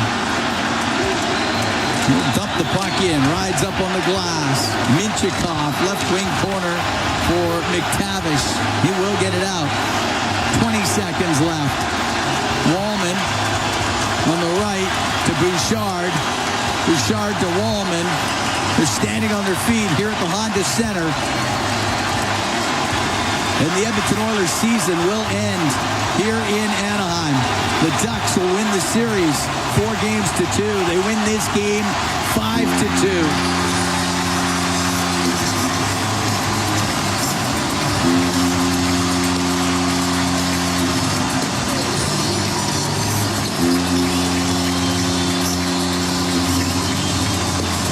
And the Ducks get it done here tonight.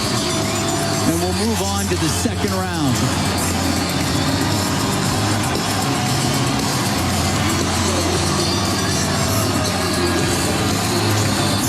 Oilers come out onto the ice. And get ready for the handshake line.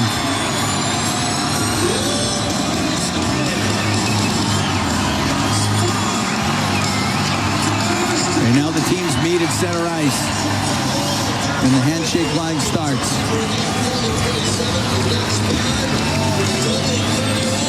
The Anaheim Ducks will move on and will face the winner of the Las Vegas and Utah series. Now, very disappointing conclusion to the Edmonton Oilers season. We're going to get some injury updates here in the next couple days, but every team in the league that's playing in the playoffs has got injured players.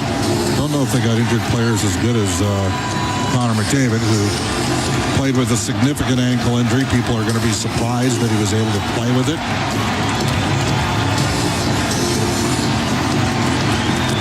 Lots of questions in OilCountry.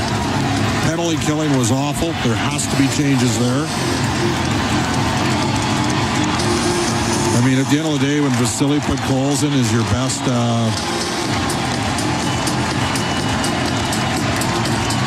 player in the series, or maybe Kasperi Kapanen, I think that tells you a lot right there.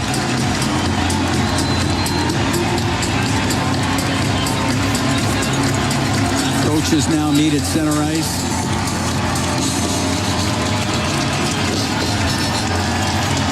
wins in 6. Yeah. They were the better team in the series.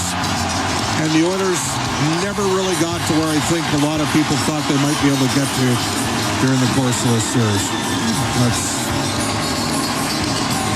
in the regular season, or for that matter in the playoffs. They appeared to be starting to get going late in the year, but never got a power play in this game. And again, no excuses. Anaheim was the better team here in all 3 games in Anaheim. And the Oilers squandered a chance in Game 2 where they did have the lead, and penalty killing, just 9 of 18. Yeah. That was the series, because it won them the game at Edmonton when they went 3 for 5. So, again, there will be changes made. I can guarantee you that. There were some positives during the year. But Colson, Savoy, though he was a little quiet here in the playoffs. And there were some negatives, like you're scratching Trent Frederick. The final 2 games of the playoffs, this guy was signed to an 8-year deal. There has to be a recalibration with Trent in the offseason. The Oilers have already signed to extension. Ekholm 3 years at $4 million. Bouchard signed, that kicks in this upcoming season. Wallman's 7-year extension, $7 million. He's got to play a more assertive role carrying forward here. That kicks in next year. Connor Murphy is an unrestricted free agent. I believe he will be prioritized as a free agent signing. But Colson, a 3-year extension, $2.95 million. But Edmonton's going to have to add some more speed. And I don't want to make excuses, but their center position was completely compromised in this series. And give Anaheim credit. They got contributions from their 3rd and 4th lines. And the Oilers didn't really, they had some guys at the start of the year that looked like they might be able to develop. Those guys didn't get developed because it was like every game was coached as if you must win the next game. And 41 wins in the regular season. You're a 50-win team. You can do things at a different pace. I would suggest everyone listening right now, there's going to be a serious evaluation of what transpired during the course of this year. You tip your hats to the Ducks. 6-game series is close to a certain degree. Edmonton, better team in Game 1, better team in Game 5 at home. Those were the games they won. Ducks were the better team here. And the Oilers' season comes to an end. I don't want to see any Oiler players that have had the long runs the last couple of years playing for Team Canada at the World Championships. Forget about it. Get some rest. Get an off season here, and be ready to play at the start of next year. The Edmonton Oilers, Western Conference champions, the last 2 seasons coming into this one, but this year it ends in the first round. 4 games to 2, the Ducks defeat the Edmonton Oilers, and it all came to a close here at the Honda Center tonight. We thank everybody along the Oilers radio network, all our sponsors, everybody at our flagship 630 Ched, everybody that we work with here, Bob, of course you, Brendan Escott, Rob Brown, Jack Michaels, Aidan Gannam, and everybody that helps us put these broadcasts on that we enjoy bringing to you wherever you are along the Oilers radio network. We appreciate everybody that helps us along the way. Oilers season ends. They lose this one 5-2 to the Ducks. Lose the series 4 games to 2. A Rogers post-game show is coming up next. Exclusive live interviews, expert analysis, and game highlights. This is the Rogers Post-Game Show. Once again, here's Bob Stauffer on the Oilers Radio Network. In the Anaheim zone for Kapanen, right wing corner, Draisaitl. His pass goes to Kapanen. Scores! Kasperi Kapanen got it on the right side, and he's got the Oilers to within a couple. That Anaheim lead cut to 4-2. All right, there you go. That's the Century Casino Highlight Zone. All in, all games, all season. Century Casino, 3 great locations. Edmonton, St. Albert, next to the Edmonton International Airport at Century Mile. Welcome to the Winter Zone. That's as close as Edmonton got. Anaheim empty netter. They win 5-2. They're the better team in all 3 games here at the Honda Center. The Oilers lose. Their season is over. They lose 5-2. They lose the season, the series in 6. This is the Rogers Post-Game Show on the Oilers Radio Network. Life looks different for everyone. Maybe you're starting out, building a career, or stepping stepping into a well-earned retirement. Whatever stage you're at, Alberta Blue Cross offers flexible personal benefit coverage, from prescriptions and dental to vision and travel coverage. Visit ab.bluecross.ca/personal today or call 1-800-394-1965 to speak to a personal benefits consultant. Alberta Blue Cross, right there for moments that matter. Wherever Canadians raise a glass, you'll find Molson. There's a good reason for that. When you've been in Canada for over 230 years, you get around in the cups and fridges of Canadians, generation after generation. Molson has a beer for everyone. So raise a glass or cup or whatever you pour your Molson in, because it doesn't matter what it's in. It matters where it's from. Canadian, export, ultra, excel, Molson. Everyone in. Must be legal drinking age. This is the Rogers Post-Game Show on the Oilers Radio Network. Springer Border inside the game analyst, Rob Brown. Rob, there was no Alberta Blue Cross travel insurance goal game. Health, dental, travel. We get the coverage you need. Visit ab.bluecross.ca. And the smart play of the game brought to you by Catelli Smart Pasta. With the all-natural ingredients, a smart move for your next meal. Look for the all-natural ingredients flag on the box the next time you shop. I think if Edmonton could have played Anaheim full at center with McDavid healthy, Draisaitl healthy, Dickinson healthy, and Henrique, I don't think this series would have gone that way. But the early injury to Henrique, again, the Oilers penalty killing at 80% with Henrique, was 69% without Henrique. It was at 50% in the series. Dickinson unable to play a couple of the games. Connor clearly laboring. Draisaitl lacking a little explosion against a team this fast. I think it really compromised Edmonton. What about you? Well, it did. Now, I mean, Leon's leading the league in scoring, so I think he did okay. His line was dominant in this period. So I don't know if you can add him into the list. This team is built around Connor and Leon. It is. They are a top-heavy team. Their superstars are the ones that carry the mail, and they have for a number of years. Anytime the Oilers find themselves in an adverse situation, we'll put 97 or put 29 on the ice. And tonight, in this series, 97 wasn't as good as he normally is. And you can tell there's something. And we will probably find out in the next couple of days. I think people are going to be shocked when they find out what it was, Rob. Well, probably. This is the National Hockey League playoffs. I mean, Thomas Chabot came out after that series. Lots of teams got lots of guys. Yeah. Chabot played with a broken arm. Like, this is what players do. And I don't expect it, but players do it because this is the playoffs and the Stanley Cup is the Holy Grail. They ran into an Anaheim Duck team that played incredibly well. Didn't get great goaltending, but got saves when they needed it. They're capable of scoring. Now, I understand with Connor not being Connor, but the Oilers still, Bob, scored enough goals in this series to win. Yeah. So as much as we say they're compromised at the center position, and they are. Their offense, Rob, they went 9 for 18 on the power play, and that's where it was most noticeable is you get that offensive juice going on the power play. It builds confidence, and the Oilers can never kill a penalty. They could never. True, but this Oilers team was second in the National Hockey League in goals for, so they got enough goal scoring. I mean, you can't just throw out that, the injury to McDavid and Dickinson allows them now. Okay, that's why we're getting 4.5. They scored 21 goals in six games. That's 3.5 goals per game. Yeah, that should be good enough. But the problem is they couldn't kill a penalty, and it cost them games 3 and games 5 in this series. Yeah, I understand that, but that's defensive hockey. That is, I mean, they need to be a better defensive team, and they're capable of it. And we saw that down the stretch when Leon was out of the lineup. This team is capable of being a good defensive team. You said it. Every season, at the end of the year, even the Stanley Cup champions will have a full evaluation of their team. What went right, what went wrong, coaches, GMs, players, everything. And they'll do that with the Oilers too. Now remember, this is an Oilers team too that a less than satisfying regular season. So it's not like we ran into injuries in the playoffs and all of a sudden the 110 points team started to fail. So there's things that need to be better. And fatigue 100% could be part of it, and probably is part of it. It is amazing the number of games these guys played. You had in the Four Nations, you had in the Olympics, you had in the time change.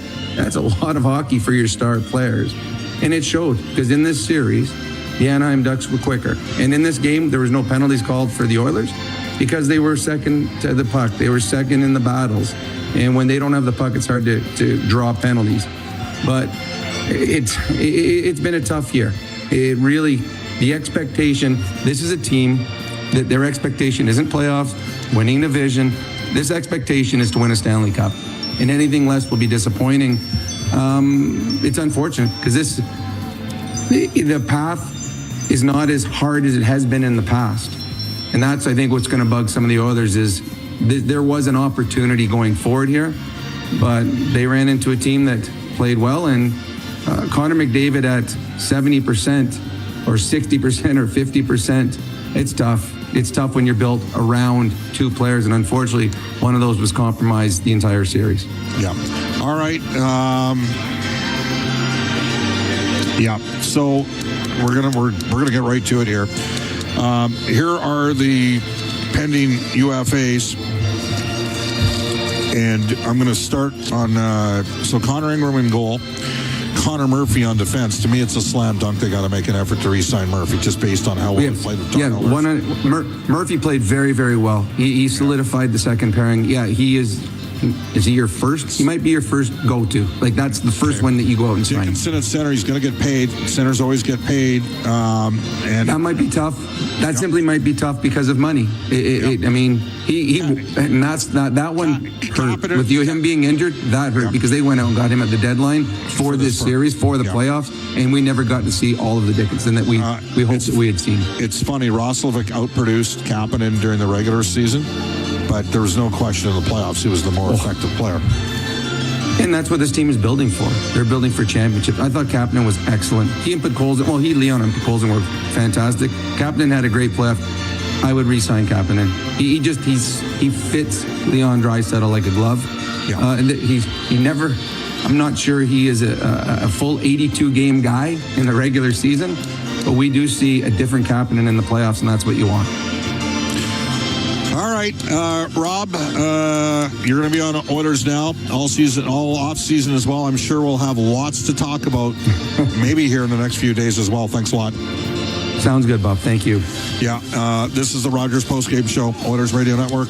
Portage College is ready to assist you with your educational goals. Portage offers over 30 programs, and with some being delivered fully online or hybrid, they're ready to meet you where you are on your educational journey. Whether it's certificates, diplomas, apprenticeships, degree pathways, or micro-credentials, Portage College has something to offer everyone. And with their small class sizes, you'll never get left on the bench. To learn more about Portage College's programs and services, visit portagecollege.ca. Portage College, it's about you. Not every comeback happens on the ice. Maybe it's your first run in months, playing with your kids, or a long shift at work. At Sather Reed Sports Medicine, we believe recovery is a team sport. Sport medicine physicians, physiotherapists, and performance experts working together using the same collaborative model trusted by elite athletes. Bringing locker room medicine, multidisciplinary care, and performance-focused recovery to everyone.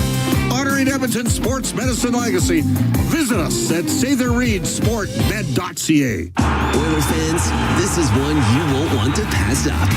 Step into Coventry's newest Oilers fan cave in Crystalina, where every day feels like game day.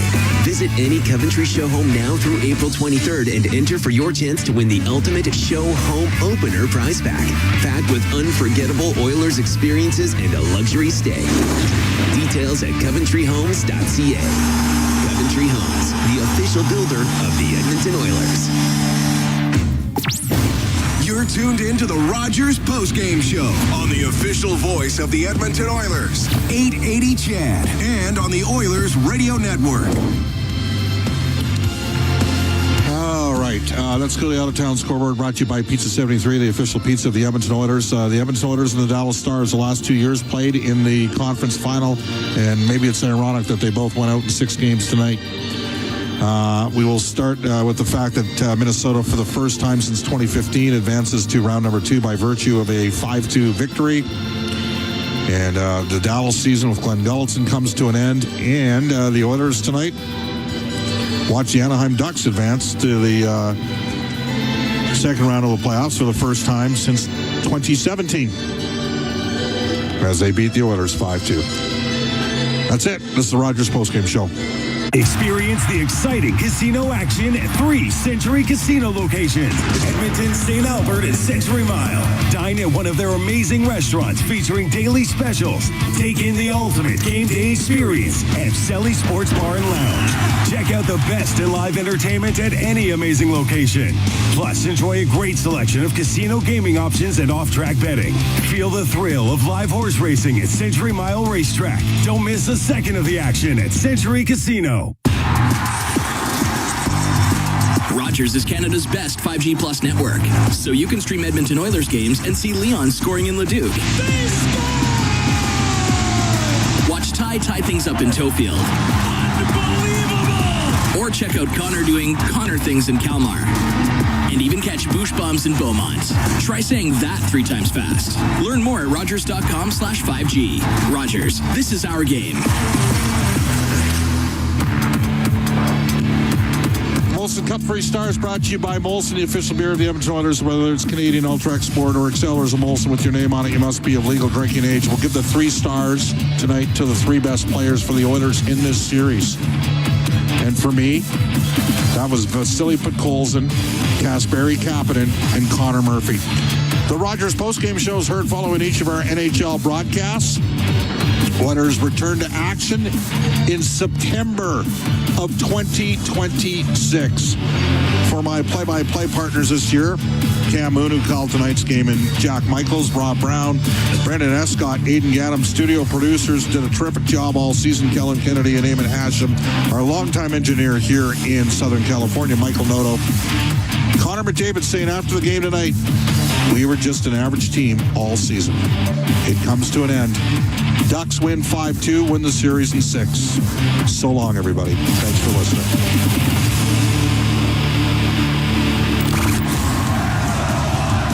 Rogers post-game show is heard following each of our NHL broadcasts. Portions of this exclusive broadcast are brought to you by Ford, official partner of the Edmonton Oilers. Ready, set, Ford. Molson, official beer of the Edmonton Oilers. Whether it's Canadian, Ultra, Export, or Excel, there's a Molson with your name on it. Must be legal drinking age. And Rogers, this is our game. To the net, backhander score! This live play-by-play broadcast is intended for the private entertainment of our audience. Any rebroadcast without the expressed written consent of the Oilers Entertainment Group is strictly prohibited. All games, all season. Exclusively on the Oilers Radio Network. CHED Edmonton. A part of Edmonton's story for generations. A dedicated champion of our community. 880 CHED. Edmonton's news, today's talk. A Chorus Entertainment radio station. The game is over when the horn sounds. The analysis ends when you say it does. This is Oilers Overtime. Oilers Hockey is brought to you by the Butcher Shop at Friesen Brothers. And now, the Heartland Ford Oilers Overtime. Here's Brendan Escott and Rob Brown on the official voice of your Edmonton Oilers. 880 CHED. It's come to an unceremonious end, and we will break it all down tonight on Oilers Overtime. Appreciate you tuning in after this one. A defeat at the hands of the Anaheim Ducks. 5-2 the final, and 4-2 the series victory for the team that in reality only came 1 point behind Edmonton in the regular season standings. So don't look at this as an upset by any stretch of the imagination. Anaheim, to me, was the better team all along through this series, but for certain spells worth of play. And so we bring aboard our Inside the Game analyst, Rob Brown. I'm sure he'd agree. Well, yeah, I do. It was, I mean, even in this game tonight, the Oilers hung around. They got that goal to start the third period. But if you look at the chances, I mean, this game in the second period could have been 5-1, 6-1, 7-1. Connor Ingram played really, really well. And I think, and I know that, and Bob just talked about it, McDavid said we've been an average team all year long.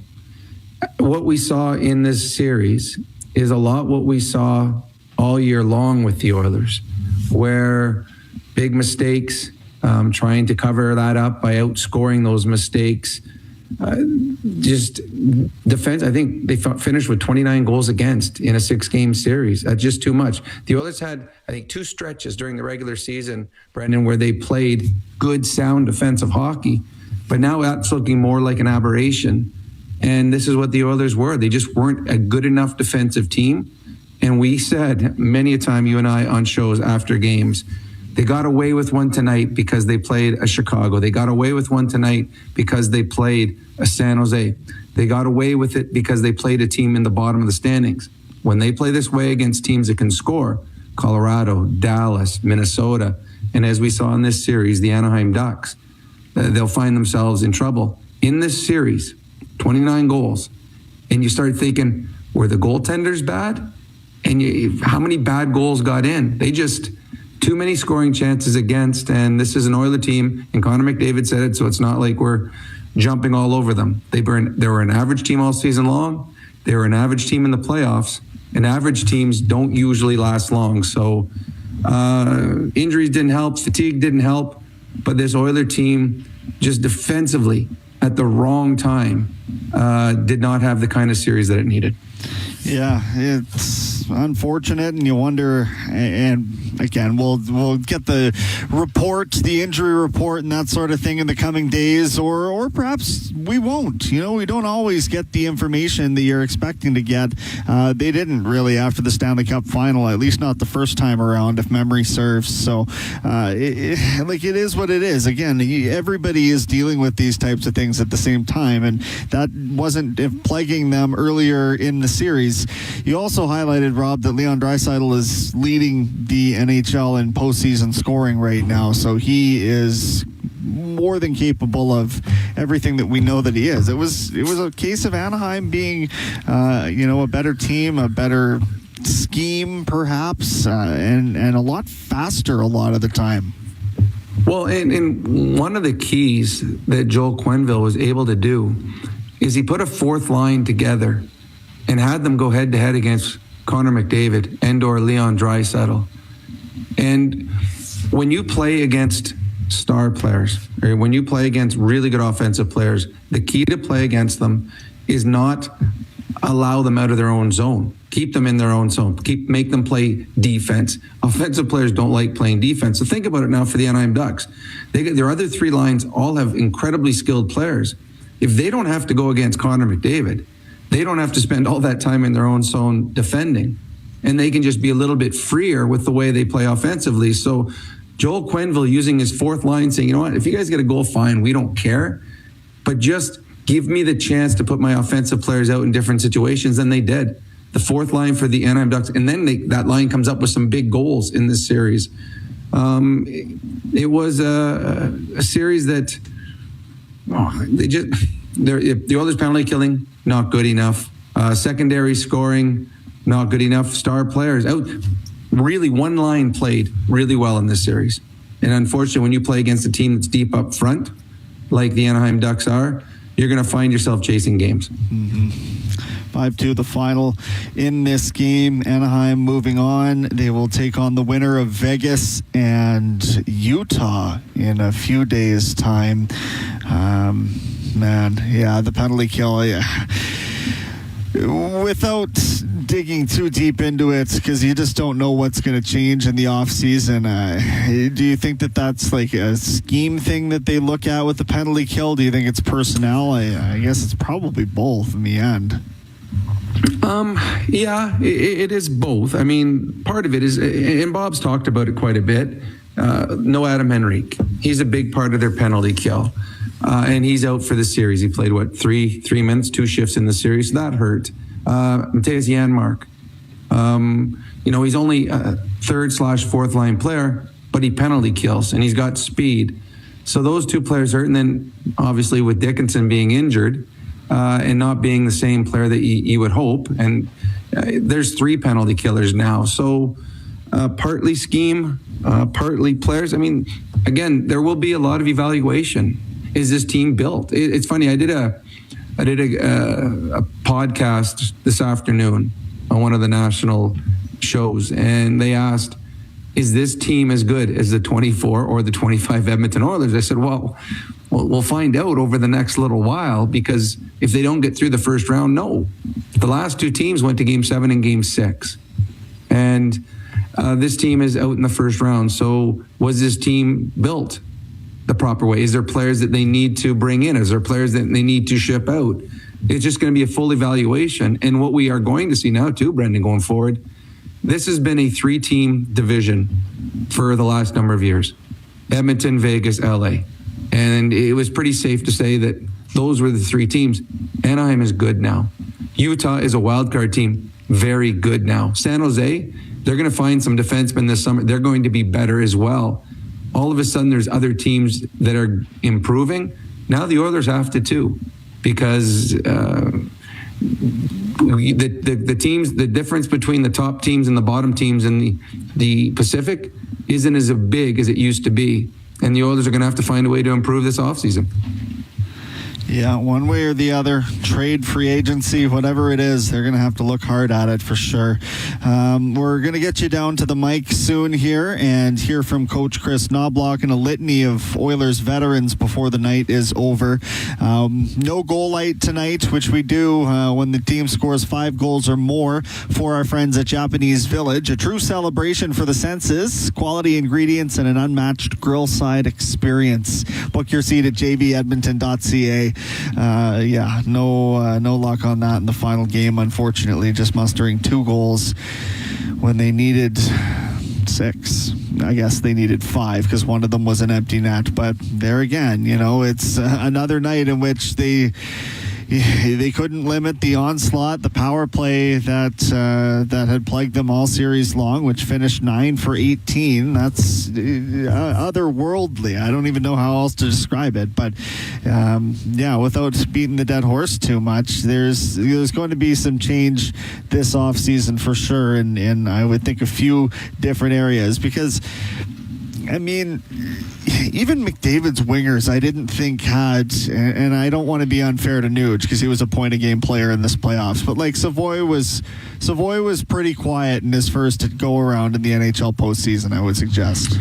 Well, yeah. In this series, up front, when you start saying, okay, who reached their potential, I think Leon was close. He's leading the NHL in scoring.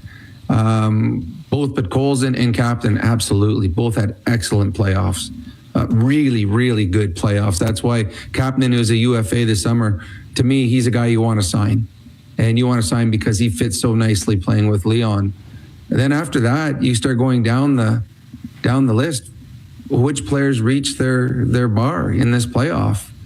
I don't know if there are any. A guy like Dickinson, it's tough because he's playing hurt, and that's obvious. So you can't really, I don't think you can give him a true evaluation. But everyone else, I think, took a step back from their regular season.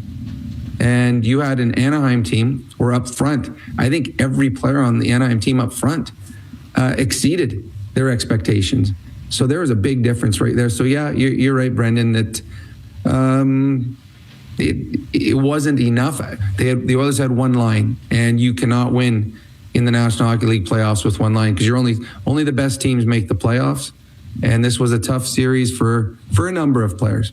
And unfortunately, when you don't reach your ceiling, you find yourself out of the playoffs a little too early. Lots of text messages here that we're going to try and weave in throughout the show. This one out of the 368 area code saying how crazy how the 2 conference finalists are out this year, but it's not entirely the end of the world. Have to look at the inspiration from the 2019 Lightning and the 2022 Golden Knights. These 2 editions went on to win the Cup the subsequent season. That's from Sebastian. So, yeah, I don't know. I don't know that I ever really looked at this year and thought it was probable that they were going to go to a 3rd Stanley Cup championship or compete for one, I should say. But when it started out in this series, I didn't think that they would bow out in this particular fashion. Now, I guess injuries play a part and that sort of thing as well, Rob. But a reset this year is not abnormal relative to what we've seen around the rest of the National Hockey League. So this isn't the closing of a window, I would think. It's just part of a long process, I guess. Well, yeah, I agree. I mean, I honestly thought the Oilers were still coming back in this series going into tonight's game. I just felt that they had a team that was still good enough to come back, and they weren't. The Ducks were the better team in this game right from the very beginning of this hockey game. The window's not closed, and this is a team that underachieved, a team that underachieved not only in the playoffs but in the regular season. It is better than what we saw over the course of 82 plus 88 games. But there also will be changes, because when you underachieve and you don't get to, I mean, this is a Stanley Cup contending team. When they don't get to the Stanley Cup, they will feel that it was an unsatisfied season. So there will be some changes in the offseason, and you start figuring out where you went wrong. What choices did we make? What players did we bring in? What fits where? Who's going to be? What do we bring in as a penalty killer? Do we need a different defense? They're going to evaluate from top to bottom. And at the end of the day, this isn't, and I know that we talked, and Bob and I talked about it, there were injuries. McDavid obviously compromised. Dickinson hurt. Henrique obviously not even playing. But they still scored 21 goals in the series. They gave up 29. So there are things that did not go right in this series that had nothing to do with the Oilers' injuries. The Oilers, and Connor McDavid, will hear him when he talks, and I know Bob mentioned it, we were an average team all season long, and that is true. And that's why the injuries, to me, it played a factor in the series. The Oilers fully healthy. I had them winning this series, and they probably do. I won't say they will, because I don't believe in saying something like that, because you don't see it happen. But they have a good chance of winning the series. But all season long, they were not as good as they expected to be. So it wasn't just injuries that slowed them down in the playoffs, because all season long, they weren't as good as they were supposed to be. So that's why there will be an evaluation of what they need to do to be better next year, because for 88 games this season, they weren't as good as they needed to be and wanted to be. And this is a team with Connor and Leon and Bouchard. This is a team that should be competing for Stanley Cups for the foreseeable future. And they're going to have to find a way this summer to find the players that are needed to take that next step. A lot of emotion on the text line right now, Rob, and a lot of it sort of directed at the coaching. What would you say to those who are not necessarily calling for Knobloch's head, but wondering if that's where some of this change could be taking place? What would you say to that? Well, again, there's an evaluation period here in the next little while, and it starts, the ownership looks down at president. Has he done a good enough job? Then the president will look down at the GM. Has he done a good enough job? Then the GM at the coach, and the coach at the players. When you don't reach where your expected final goal is, everyone gets evaluated and judged of where we could be better. And it's not just players. It's all over the place. I know that there will be a lot of, I'm on all kinds of text groups with all my buddies, and they're all talking coaches, GMs, all of this, players, who's coming in. A big name is out there in Bruce Cassidy. But Chris Knobloch hasn't even started his new contract yet. So will they evaluate Knobloch's body of work? Yes, they will. And then they will decide if he was good enough as a coach. Will they evaluate Stan Bowman's job as a GM? Yes, they will. They have to. And they will decide if he was good enough or not. I'm not saying neither were. I'm not saying that those guys will be gone. But as an organization, you have to go through everything. And if the ownership and the president and everyone says, okay, we like what they have done, you guys go try to make us better, then they'll start evaluating the players. So when you fail to get to where you want to go, everybody's name becomes fodder for firings or let go or traded. And unfortunately, the Edmonton Oilers didn't get to the promised land. And to them, that'll be a disappointing season. Let's hear from Chris Knobloch. He's standing by at the mic for Edmonton International Airport. Discover nonstop adventures and nonstop flights at flyeia.com/nonstop. Yeah, obviously it's disappointing for us Oilers. A lot of credit to The Ducks team, I thought they played really well. They've got a really exciting future ahead of them just with the players that they have. And, I think their coaching staff did a great job getting it all together for them. I just feel like, there's a few games where, so close of turning it.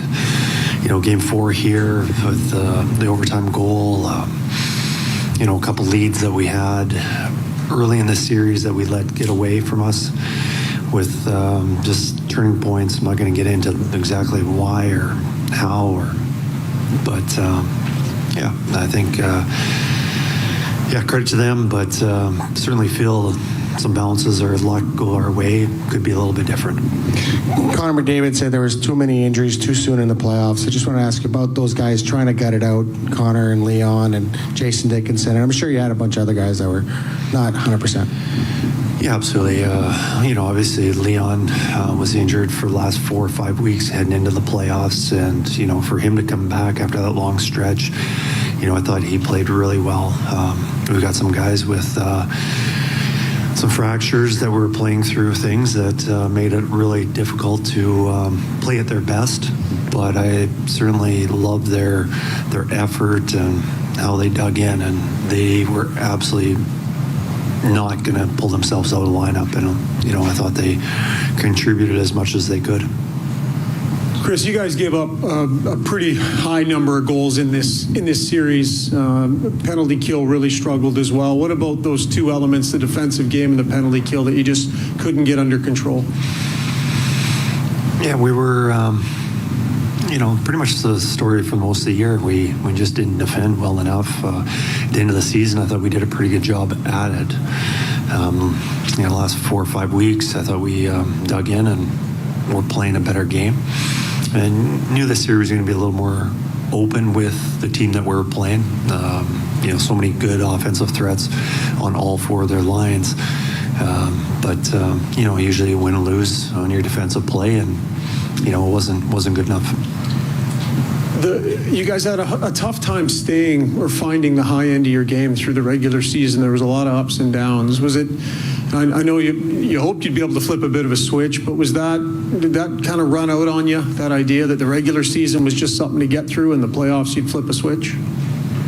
I definitely felt it during the season that it was just a formality of the regular season, and everyone was looking forward to the playoffs so much, and. We pushed so hard to get into the playoffs, and then the playoffs we had so many guys injured that we just weren't ready for it. So this team has played a lot of hockey. I believe most games in the last 3 years. I think most games in the last 5 years. And on everybody's mind was the playoffs. Unfortunately, it wasn't. The timing for us wasn't good. Is that an adjustment that has to be made? Does the regular season need to be a place where you find better hockey more often? Well, I think with the break that we are going to have, it sets us up to have a more meaningful regular season.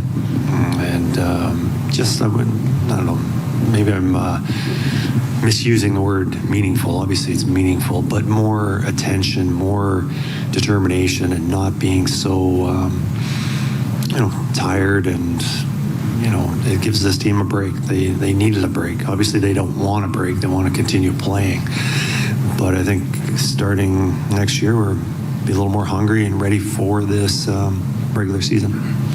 Chris, over here, how much did Anaheim's speed give you guys some issues throughout the series? Their younger legs, once they got their skating game going. Yeah, they're a fast team, but I also think one thing about their team that's probably not talked about enough is there's been a lot of talk about their speed and their skill, and there is a lot of that, but there's also a lot of size to it. I don't know where it compares around the NHL, but there's not a light team, and they forecheck hard and they win a lot of battles, so they've got a lot of ingredients to be a good team. Chris, Connor referred to the team as an average team with high expectations, and I'm wondering if that lines up with your perception and experience staff coaching them this year? There was a lot of expectations on this team. Absolutely high. After being in the Stanley Cup Finals 2 years in a row, and you've got the two superstars on our team, the expectations are high. And I don't know if that's unfair, but that's just the reality about what it was. And, we had some holes with our team, but, I thought we made the most out of it. And, once you get to the playoffs, you never know. We had a lot of confidence going in the playoffs. Unfortunately, we had some injuries that we weren't anticipating, which made it a little more difficult for us. But, once you get in the playoffs, you never know what could happen. Thank you.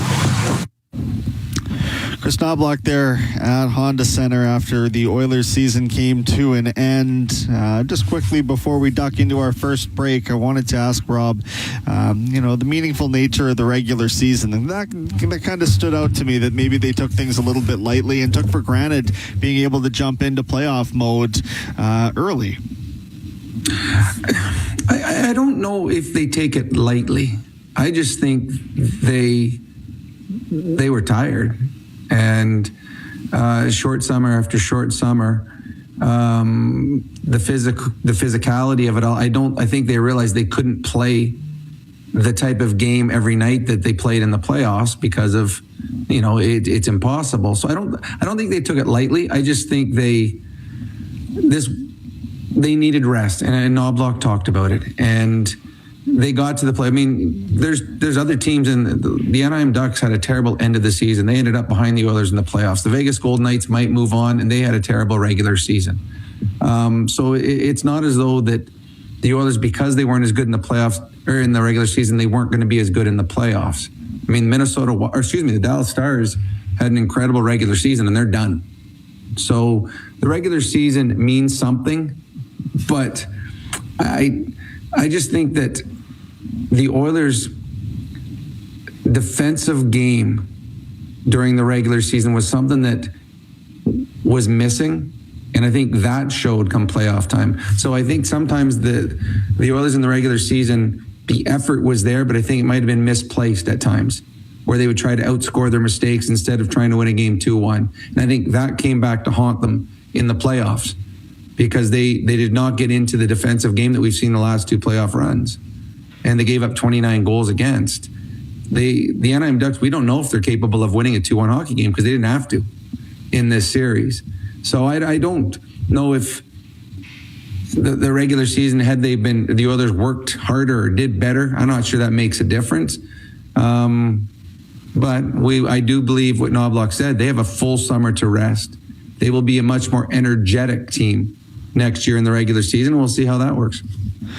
Good stuff, as always. We'll take a quick time out here on Oilers Overtime. Come back, do the save of the game. We've got callers, we've got texters, and we're going to have more from the rink as well. So don't go anywhere. We'll be with you late. It is Oilers Overtime on 880 CHED. This report brought to you by Touchmark at Wedgwood, a full-service retirement community. Experience a full life at Touchmark. Book a tour at touchmarkedmonton.com. Did you know that there are 9 Napa Auto Parts stores serving the greater Edmonton area and have been doing so for more than 50 years? Since Napa first opened in Edmonton, the community has grown and vehicles have changed, but you can always trust Napa Auto Parts to provide you with the expert know-how and the best vehicle parts.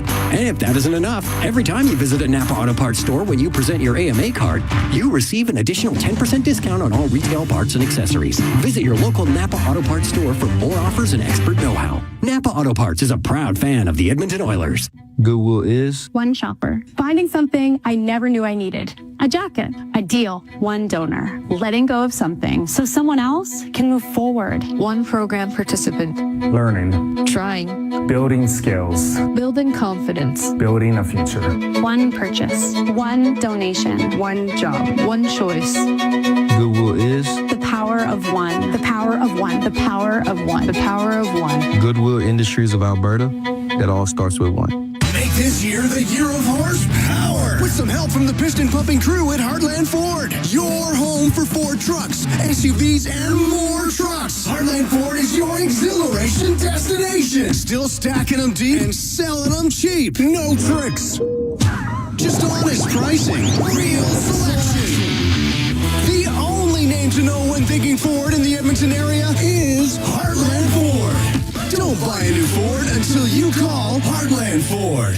Barbecue season has arrived at Friesen Brothers, and every grill deserves the best. Friesen Brothers Mile 12 cabin sausages are built for flavor and made for the flame. Crafted by their in-store butchers using a short list of simple quality ingredients, these sausages deliver big, bold taste every time.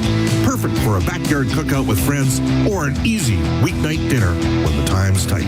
Pick up some Mile 12 cabin sausages today at your local Friesen Brothers and see what else is cooking at Friesen.com. When you're stuck on the side of the road, you need a team that shows up fast and finishes the job. This is Jack Michaels, and at OilCountry, there's only one call to make. OilCountry Towing. From light duty to heavy recovery, they bring the horsepower when it matters most. Breakdowns, collisions, or equipment moves, they handle it all with championship-level service. Don't get caught out of position. Call the pros who deliver in the clutch. OilCountry Towing, Edmonton's first line for towing and recovery. OilCountry Towing will get you going. Add value to your home and get complete surface protection with Sealify, Canada's leading seal and shield specialists. Their proprietary seal and shield system penetrates deep into your concrete, hardening it by up to 50%. The result? Longer lasting driveways, safer steps, and outdoor spaces that actually stand up to Alberta's climate.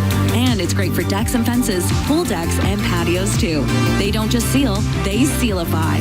Book your free consultation today. Call 877-SEALIFY or visit 877sealify.com. Live Oilers hockey is brought to you by the Butcher Shop at Friesen Brothers. This is the Heartland Ford Oilers Overtime. Here's Brendan Escott on the official voice of your Edmonton Oilers, 880 Chad. He's looking for McDavid. Hit an Anaheim stick. It's top of the circle. Kreider will get it out. Seneca now going after it. Out comes Ingram, and he slid and got it with his pad before Seneca can get to it against the center, and Nurse will shoot it in. Save of the game brought to you by Crystal Glass. Call 310-GLASS or visit crystalglass.ca. It's Oilers overtime on 880 Ched for the final time this year after the Anaheim Ducks won 5-2 and took Game 6, took the series 4 games to 2. Let's get you right back down to the mic. We've got Connor McDavid standing by for Edmonton International Airport. Didn't have last game. They played very fast, and we weren't very fast. It was just the opposite. They had a good start. We didn't, chasing the game. What was it about your game that you guys you found it in spurts, but you just couldn't maintain it? I guess. What did you see over there? I mean, that's been the whole year. We've been searching for consistency all year. Obviously, we didn't find it here in the playoffs. You're wide. I mean, it seems like it goes back to game 1. It's been all year searching. Any way to put your finger on how come it was so hard to find the overall game this season? That was tough. We were an average team all year. An average team with high expectations, you're going to be disappointed. We just never found it. 2 long playoff runs catch up to this team this year? Whatever. I'm not going to. No. I thought we were. Yeah. I don't know. The special teams battle coming into this series, a lot of people favored you guys. Why do you think it's swung so much the other way? Because we weren't very good on the penalty kill. Power play didn't get off to a good start, found its way into the series. Obviously, we don't get one tonight, but we struggled on the PK all year too. Searching for consistency there too. The power play could have been better to start the series. Credit to them. Yeah, a lot of guys banged up. You yourself included. How tough was that? Some injuries kind of tough to fight through. Yeah, 2 hurt too soon. The first round is always tough. It's always chaotic, and it's tough to play through things so early on, as many guys did in here. Credit to our staff for making guys available and making sure they're as comfortable as possible. That being said, it's not an excuse either. We expected to have a longer run than we did. Is what it is. Thanks, Connor. Yeah, quick from the captain there. He's obviously pretty disappointed with the outcome of it all. Rob, what do you make of what you just heard from him? Well, and this I've mentioned it a few times because Bob heard it before I did, and then we just heard Connor say we were an average team all season long, looking for consistency, and I think that's just an honest assessment. This team never separated itself during the regular season from the rest of the teams in their division. They obviously trailed the top three teams from the Central, who were the elite of the National Hockey League, and the Oilers were kind of in the, a second tier. And this is an Oilers team that shouldn't be. They're good enough to be better, and they just never found that this year. For whatever reason, the makeup of the team, players just not having the seasons that was expected of them. There were some misses. The Oilers had some hits on some of the players brought in, but they also had some big misses. And McDavid was just honest there.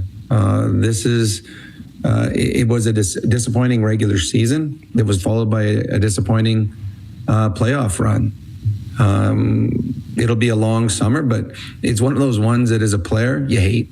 Every guy in that dressing room, even though you got guys banged up and you're not playing your best and it wasn't a great year, there was still belief that we're capable.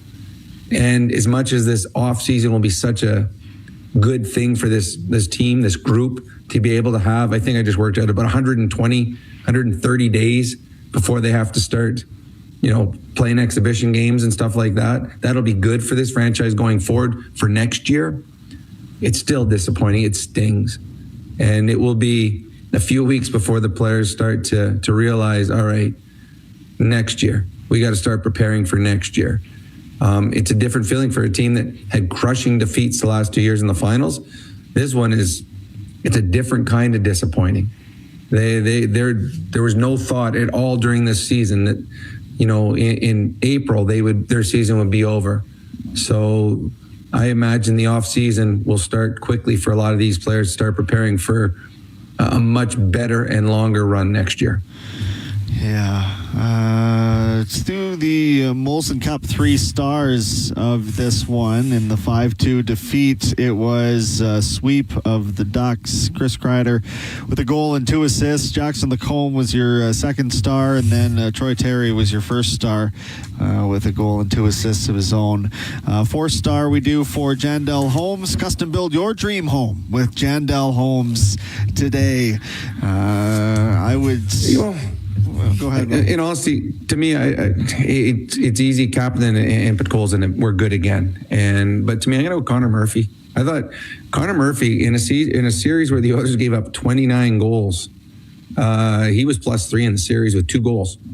He was brought in as a defensive specialist and scored a couple goals in the 6 games. And I'm not sure where he was in the Oilers in stats, what his 2 goals were, but that was more than a lot of the fours had this year. So to me, I'm going to go with Connor Murphy in this game. He scored a big goal for them early in the game. He was plus in the game when you lose 5-2. Connor Murphy's my 4th star of the game. Yeah, I'd really like to see him back in Edmonton. I think he's kind of he's like an Ekholm type, and what he's done for Darnell Nurse has really unlocked the second pair, as we've discussed time and again. So I just don't know how you walk away from that without giving it your best effort in free agency, because it's a right shot and a big body and somebody who's willing to drop the gloves like we've seen, but also makes a lot of simple, smart plays out of the zone. It seems like that's not very easy to come by in the NHL, and it's not very easy to come by on the right side of this Oilers roster. No, I agree. He would be, there's going to be changes between now and the training camp. There's going to be players that are gone, and there's going to be players that you're going to want to sign. And when I'm looking at UFAs, Connor Murphy on the back end would be right near the top of the list of someone you want to get re-signed. I think he complemented Nurse very well. He gave them some stability in your top 4 defensively. He allowed you to move Wallman around the lineup, and you can make it a better top 6. So I think that Murphy on the back end and then Kapanen on the front end are 2 guys that I would want to re-sign. Dickinson would be another guy, but I don't know contract-wise if the Oilers will be able to afford him. We'll see. But again, a nice addition that we probably didn't get to see as much as we would have loved to have, or seen him at his best, because he was certainly not fully healthy in this series. And again, another reason why the Oilers were unable to get past the Anaheim Ducks. Yeah, just 11 minutes tonight for Dickinson. I saw him hobbling around when they were at home. I believe this was ahead of Game 5, and he had his pregame lunch and whatever, and it just... He wasn't putting any weight on his leg, like you could tell how severe it was at that juncture, and it's not really the type of thing that you say, but it's going to be interesting, as I say again, to hear what comes out or what doesn't from the next couple days worth of media. Goodwill Game Changer is brought to you by Goodwill. Discover the power of one today. Visit goodwill.ab.ca. Tough to look further than that no goal followed quickly by the 4-1 goal, Rob. Yeah, I mean, the no goal was easy because it was pretty obvious. It's kind of funny when they showed the close-up of Zach Hyman smiling up, I think, at Ross, like, yeah, this one ain't going to count. But the goal at the end of the period, if the Oilers go into the third period down 2, I mean, you have, honestly, a legit chance. I mean, this is a game that they weren't good enough in the first 40 minutes, but an Oiler team chasing 2 goals in a third period, yeah, they're capable of it. And we saw them score early in the third. But that buffer, that goal that Anaheim scored at the end of the second period, that when it puts them up by 3 now, when Kapanen or Podkolzin scores to start the second, the Oilers aren't pulling within 1. They're pulling within 2. So to me, that was the game changer. 4th goal of the game, less than a minute to go in the period. That completely changed the way the third period was going to go. Another quick timeout on Oilers overtime. We will get to the calls on the hotline. Hopefully have time for all of them. There's a lot of them, so we'll see. But in addition to that, we've got some audio coming back. So you are going to hear from Leon Draisaitl when we return to Oilers overtime, doing the post-mortem on the season on 880 CHED. Passion, pride, history. The Oilers are playoff bound and the fans are cheering. Sentinel Storage, proud partner of the Edmonton Oilers, is with you all the way. For your storage needs, try 4 weeks free. Visit sentinelstorage.ca for details.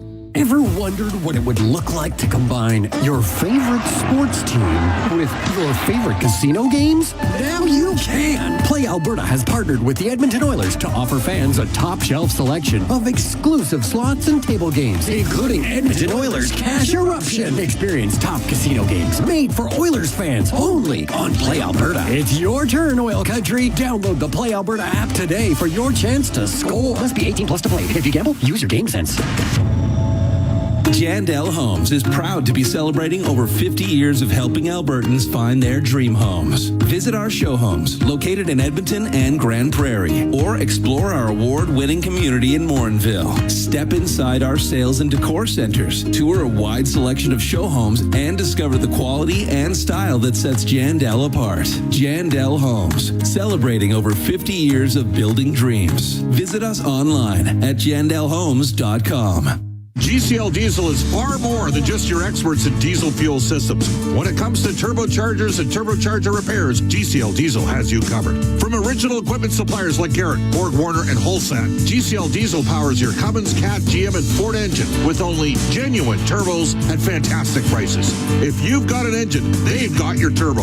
Visit the turbocharger experts at GCL Diesel in the West End or online at GCLDiesel.com. GCL Diesel, Canada's turbocharger superstore. When it comes to time out with friends, don't gamble on a good time. Go with the sure thing.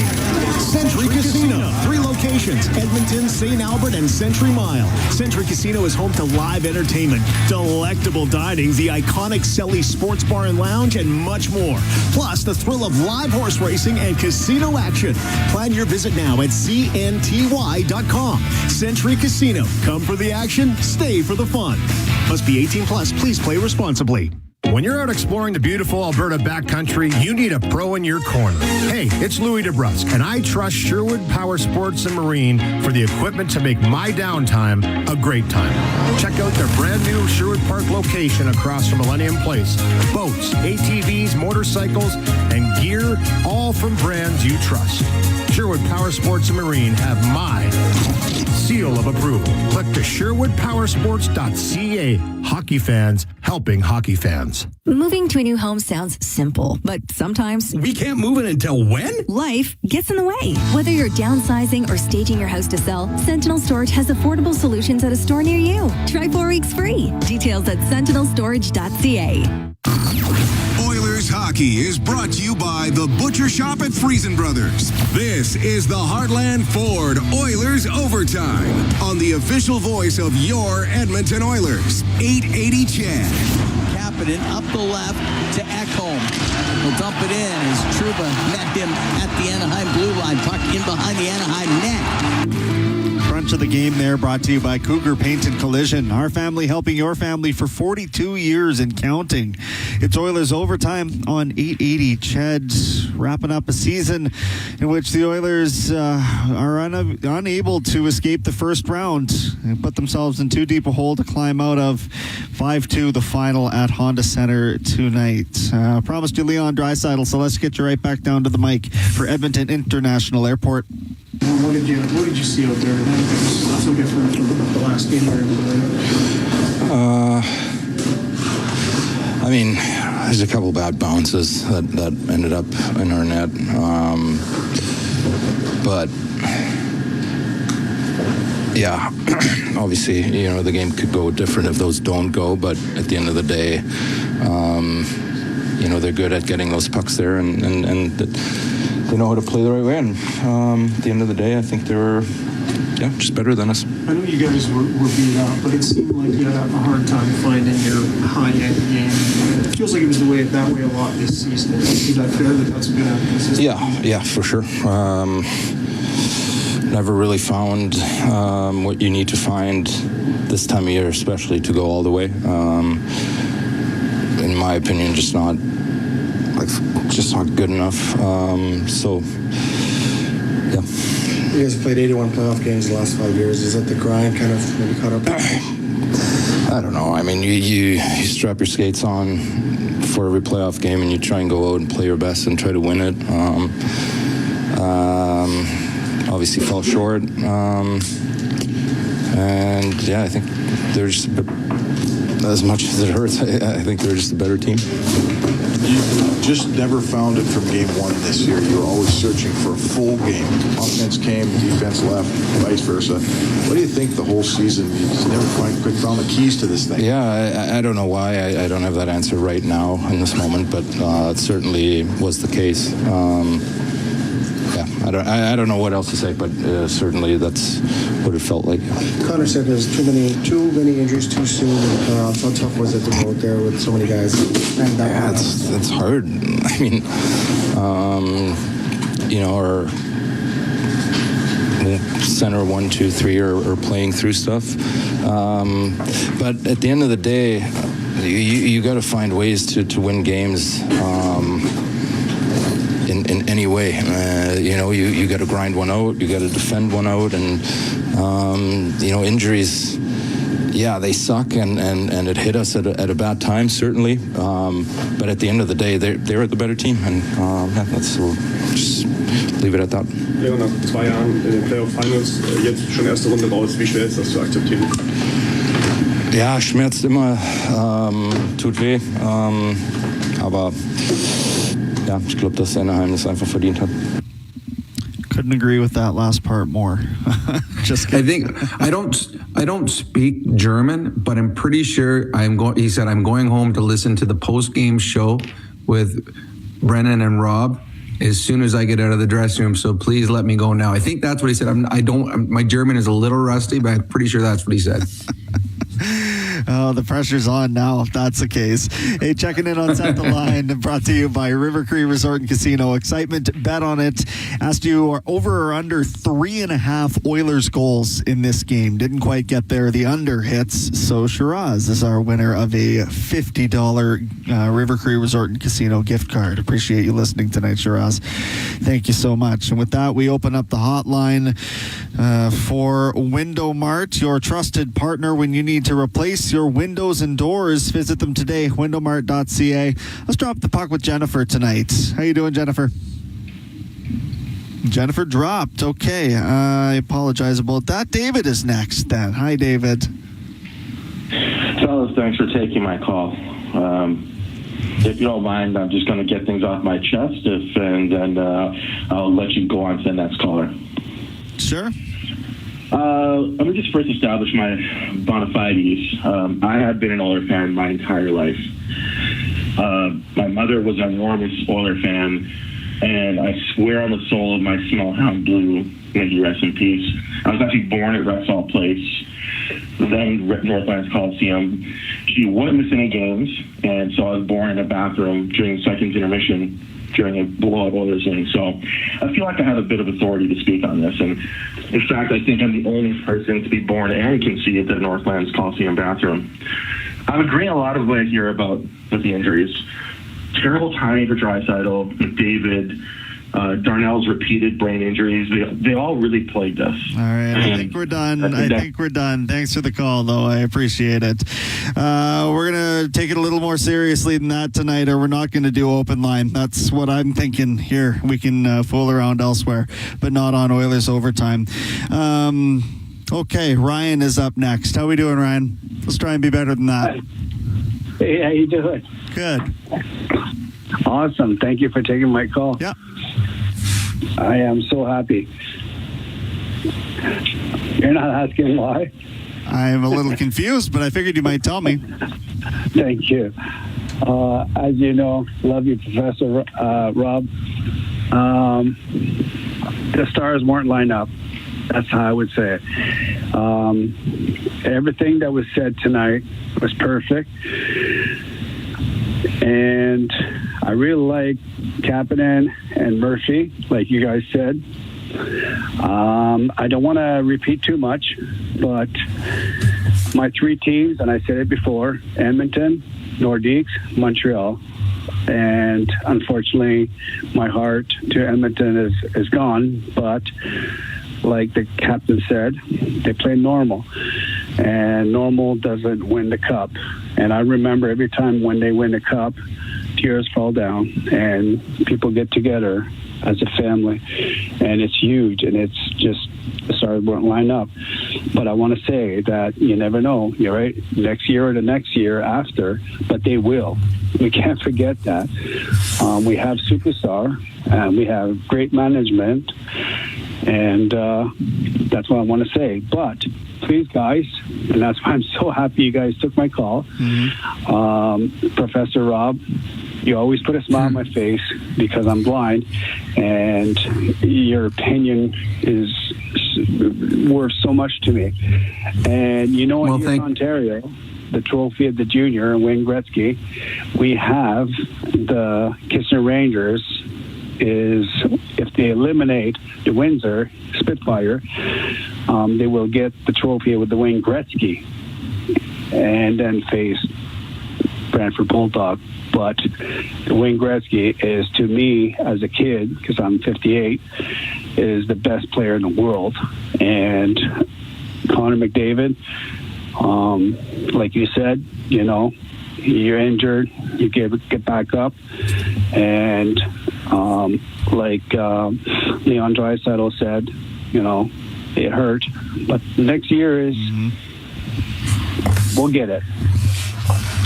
Well, good call, and I appreciate all the nice words. That's what they're building for us next year. I mean, both superstars came out, and first Connor said we were average all year long, and Leon just said, it hurts to say it, but Anaheim was a better team. So that means that the Oilers got to go back to the drawing board this summer and find a way to make themselves better. All the other teams are improving, and that's the one thing you can never stand still in the National Hockey League. You've got to improve. Anaheim is going to be a good team for a number of years. They got guys that are 19 and 20 playing for them. The San Jose Sharks are getting better. Utah's getting better. The three teams in the Central are all awesome. So the Oilers are going to have to make some moves this summer. And it sucks as a fan that your team is not playing anymore, but it will be an interesting offseason to see how they revamp and come back with a few tweaks to this lineup to get back to where they want to be. This is not where they want to be. They're not a team that just wants to make the playoffs. They're a team that wants to win a Stanley Cup. Hot and Cold, brought to you by Billy Heating and Air Conditioning, the goat of home comfort. Call 587-983-COOL or visit billyheating.com today. That's BILLEE. I want Vasily Podkolzin and Kasperi Kapanen both ending the season on the hot streak because, frankly, they've earned it. This was a playoffs that they both shone and have likely earned themselves, I would think, some money in a contract moving forward. So let's see what happens. Well, you know that you're hot when you just go to the net and pucks hit you and go in. And tonight, Kapanen shoots wide, it hits Podkolzin and goes in the net. That's hot. Even when the shot doesn't go where you want it to and the puck hits you in the pads, you do nothing other than stand in front of the net. You're hot. They were the two best players. They, along with Leon Draisaitl, were the best line for the Oilers. Unfortunately, it was a pretty steep drop from the Oilers' best line to whoever the next best line was, and that's a big reason the Oilers are no longer playing. So we're going to take one more quick break here. We'll come back with a couple more callers, and then we will say goodnight to Rob Brown for the final time this season. But Abby, we're going to get to you. Rocket will sneak you in as well, and then we'll call it a night on that front anyway. But there's some more player audio to get to. Lots to stick around for on Oilers Overtime. So don't you go anywhere. You've got 880 Ched. Hey everyone, it's me, Grant Fedoruk from Leading Edge Physiotherapy, and our St. Albert Clinic is launching its cardiac rehab program, personalized with VO2 master metabolic testing, built for people recovering from a heart attack, heart surgery, or living with heart disease. Heart shouldn't hurt. Reach out today at leadingedgephysio.com. Hey guys, load that over here! If you're running jobs in Alberta, you know things move fast. And if your field data is stuck on paper, you're already behind. Nectar.io is built in OilCountry for contracting and service companies just like yours. From digital time cards to paperless haul tickets, plus fleet safety and project controls, turn field data into boardroom intelligence with Nectar.io. Less paperwork, fewer mistakes, more control on every job. Nectar.io. Your business made better. Hey Alberta, Shaman here with Hope Street Property Management.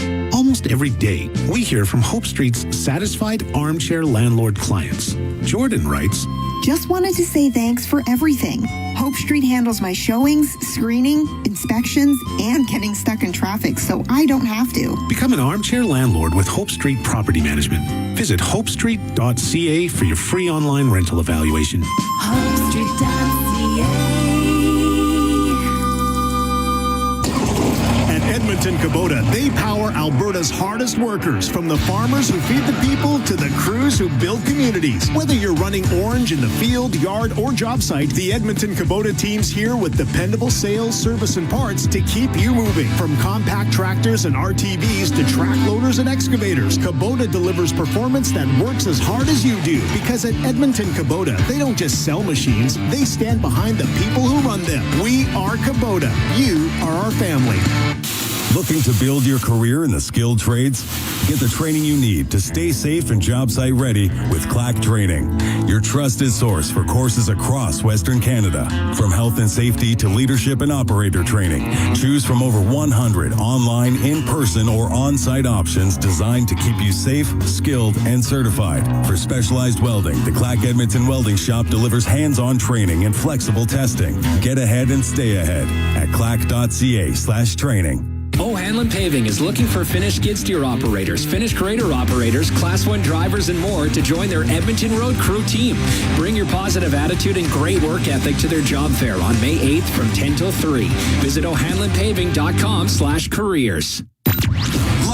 Oilers Hockey is brought to you by the Butcher Shop at Friesen Brothers. This is the Heartland Ford Oilers Overtime. Here's Brendan Escott on the official voice of your Edmonton Oilers, 880 Ched. Season has come to an end. We're wrapping it up here on Oilers Overtime on 880 Ched. Out of Town Scoreboard is brought to you by Edmonton Trailer. Looking for parts, service, rentals, or new and used semi-trailers? Head to edmontontrailer.com. You've got another team moving on. Minnesota is into the second round. They'll take on Colorado after advancing in Game 6 tonight. 5-2 was the final score over the Dallas Stars in Game 6 there. So Minnesota's in the second round for the first time since 2015. Blue Jays lost 7-1 to Minnesota this afternoon. Back to the phone lines for a couple more here. Let's go to Abby on line 3. Thanks for the call, Abby.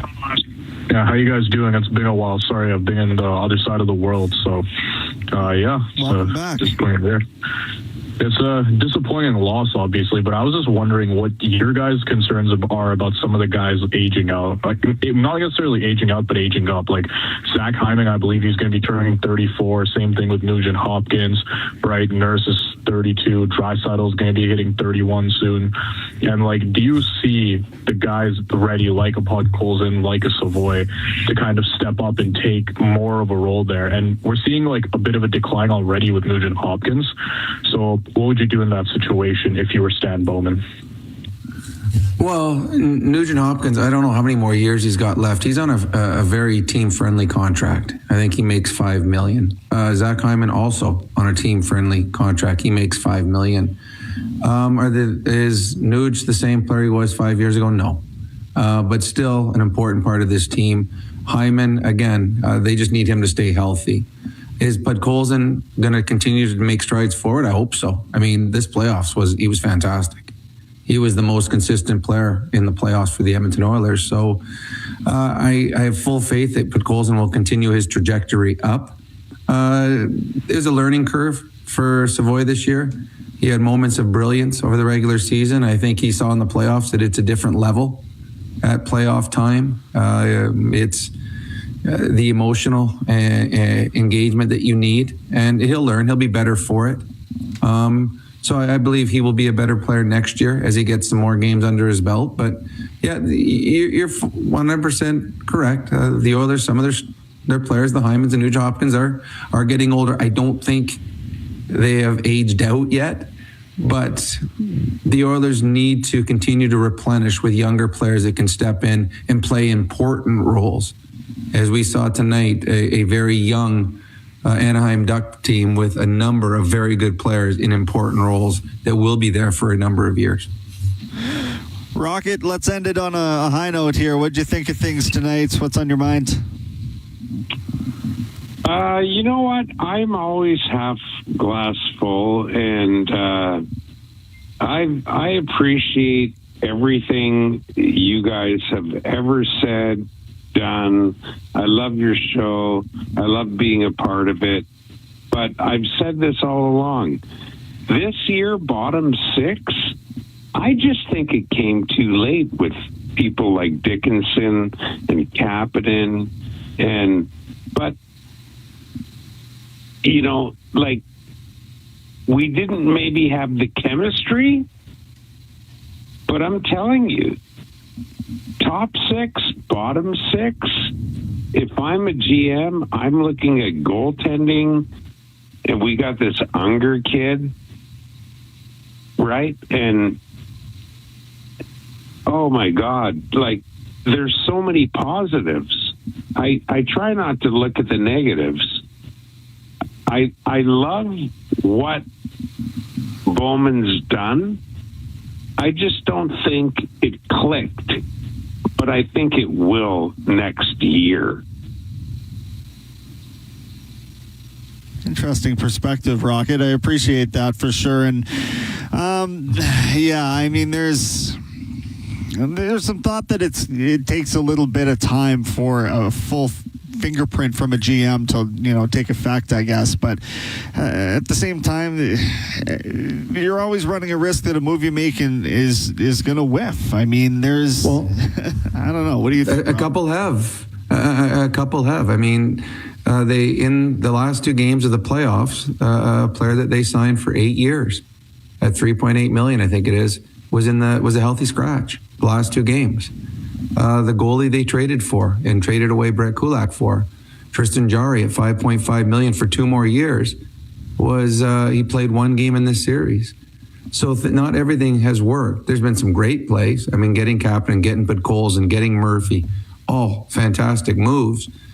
But it'll be interesting this summer, Brendan, what the Oilers do in net. Tristan Jarry's got 2 more years at $5.5 million. The Oilers coaching staff didn't feel he was their number one goaltender. He was the backup in 5 of the 6 games. Going forward, is he the goalie next year? Connor Ingram is not under contract. Calvin Pickard is not under contract. Do they have enough money to sign Connor Ingram?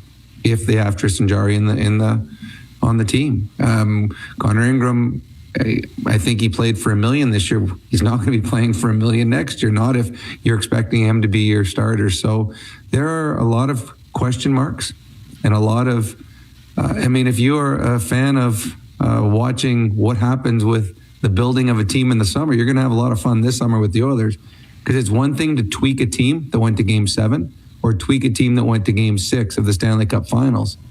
I don't know if you just tweak a team that lost in the first round. And when your captain and superstars said, we're an average team all season long. And when your other superstars said, well, the Ducks were just better. So it will be a very interesting offseason with some big question marks in net, with Murphy, your number 4 defenseman, up front. You got Roslovic, you got Kapanen, you got Dickinson. It'll be interesting. Unfortunately, when your team does not go where it wants to be, these things, you do not have the same group come September going to training camp. Well, on that note, Rob, we will tell you that it was a pleasure this season working alongside you. I learned a lot, and I'm looking forward to doing this again in the near future in some sort of capacity for sure. I appreciate all your hard work and your late nights with me, and I bid you a good night. Yeah, it was a lot of fun. I really enjoyed working with you. I've got to work with some fantastic people over the last number of years here with the Oilers, and we had a lot of fun this year. And I tell you, we probably both gained about 9 pounds in desserts at Studio 99, and I now look forward to jogging and riding bikes and trying to get rid of that winter weight so that we can get right back at her again in September. So I will talk to you throughout the summer, but it was a lot of fun, and congratulations on your first full year with the Oilers. It was a great year, and you were very, very good at it. Right on. I appreciate it, Rob. That's our Rob Brown. We'll be talking to Brownie on the network sometime soon, I'm sure. And while we wait for that, let's check in again at the mic. Brian Nugent-Hopkins next. Pushed hard and couldn't handle that sometimes. It's a real hockey team over there, and they got some good players, but at the end of the day, we got to find ways to just keep the puck out of our net. It's everybody. It's not just a couple guys. It's everyone. So there's a bit of a theme kind of throughout the season, and you play a team like that, they make you pay. You never found your defensive game particularly for any real appreciable length of time for 82 games and 6 playoff games. You searched for it all year, did you? Yeah, I think near the end of the year it felt like it was coming along, and I don't know. I thought we did some good things, but obviously not enough. But it's just disappointing. How much gas was in the tank? You guys have played 81 playoff games in the last 5 years, almost a full season. I don't know. I think we felt good. It's not an excuse. It's we just didn't get the job done at the end of the day, but I can't speak for everybody else. Obviously, guys are banged up. They're fighting through a lot of stuff, but still, energy-wise, I think it's not an excuse. Everybody's tired out there. Everybody's just grinding, and at the end of the day, we just didn't get it done. How about Lance, you guys don't think you're trying to get the penalty kill sorted out because it throughout the series? Yeah. They completely took advantage of any power play they had. Started early in the series, and then you get, I know from the other side of things, you get confidence on the power play, and you just snap it around, and you win the little battles, and things go in for you, and sometimes you get a bounce here and there, but we just couldn't find a way to get enough of them, and we understand how important special teams is in the playoffs, and they obviously won that battle. That's Ryan Nugent-Hopkins back at Honda Center after the season came to an end a little earlier tonight. It's actually officially the month of May. Appreciate you sticking around here on Oilers Overtime on 880 CHED.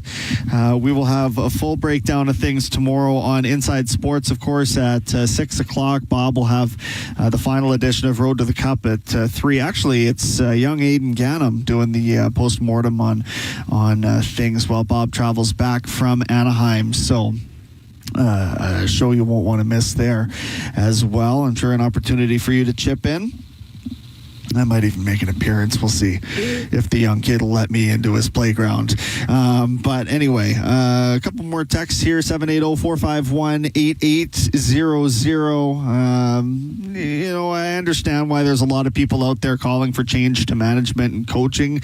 I think that's the initial knee-jerk reaction anytime a team is ousted far earlier than fan expectations. So I don't really want to pile. I'll just address them all at once, or really Rob already did. But it's a brand new contract for Chris Knobloch, so I would not anticipate anybody else is coaching this team starting next season. Dan from San Gudo saying the team did pretty good considering they never really got off the ground all season. Cohesion necessarily just wasn't as easy to come by this year. Hats off to Anaheim. Big changes next season. Too soft, too slow.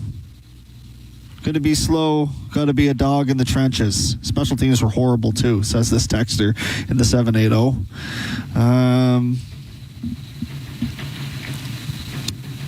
I wanted to get to Jody's tweet out of Kelowna, BC. Disappointed by this entire season, but the guys are tired. They've played hard hockey over the last 4 years. Get some rest, retool for next year. You need some youth, some speed, some grit, a little pedigree, and consistency. And a number one goaltender. Is that all, Jody? Is that all that's on the shopping list? Yeah, they've got some work to do for sure, personnel-wise. No doubt about that. With the last piece of audio we've got tonight from Anaheim, let's hear from grizzled Oilers defenseman Matthias Ekholm. To start with our general thought on the series, obviously a quick, fast, young team. Give you guys a lot of problems. Yeah, they're gifted offensively. They showed it in a lot of the games throughout, and we couldn't contain their offense. Obviously, it was a big factor in the series. And it's hard right now to have a much broader view than that. But they deserve to win. Is it surprising here that back-to-back cup finals that don't come back? You're always expecting a win. Did they do things that maybe you weren't aware of and you weren't expecting, and so that maybe caused a shift in a series that you guys felt comfortable and confident in? A little tight on here. I haven't really put much thought into that. It's just been game by game, but some games certainly they outplayed us, and that's why I ended up 4-2. I mean, that's a decisive win for them, and that's pretty much my analysis at this point. You guys had a tough time kind of getting that penalty kill sorted out. Matthias, how much of a swing was that in this series, that special team? Yeah, special teams is huge. I mean, you look at us, was it 2 years ago when we killed 25 straight or whatever it was, that gives you a boost, right? And then you have a power play that's going as well. So they did a good job on their power play, and we couldn't find a way to stop it, and obviously a huge factor in the series. You guys are scrambling to find your game. Felt like most of this season, like you didn't spend a lot of time in that zone where you were playing. Or do you think that caught up to you a little bit here? You couldn't find it when you needed it?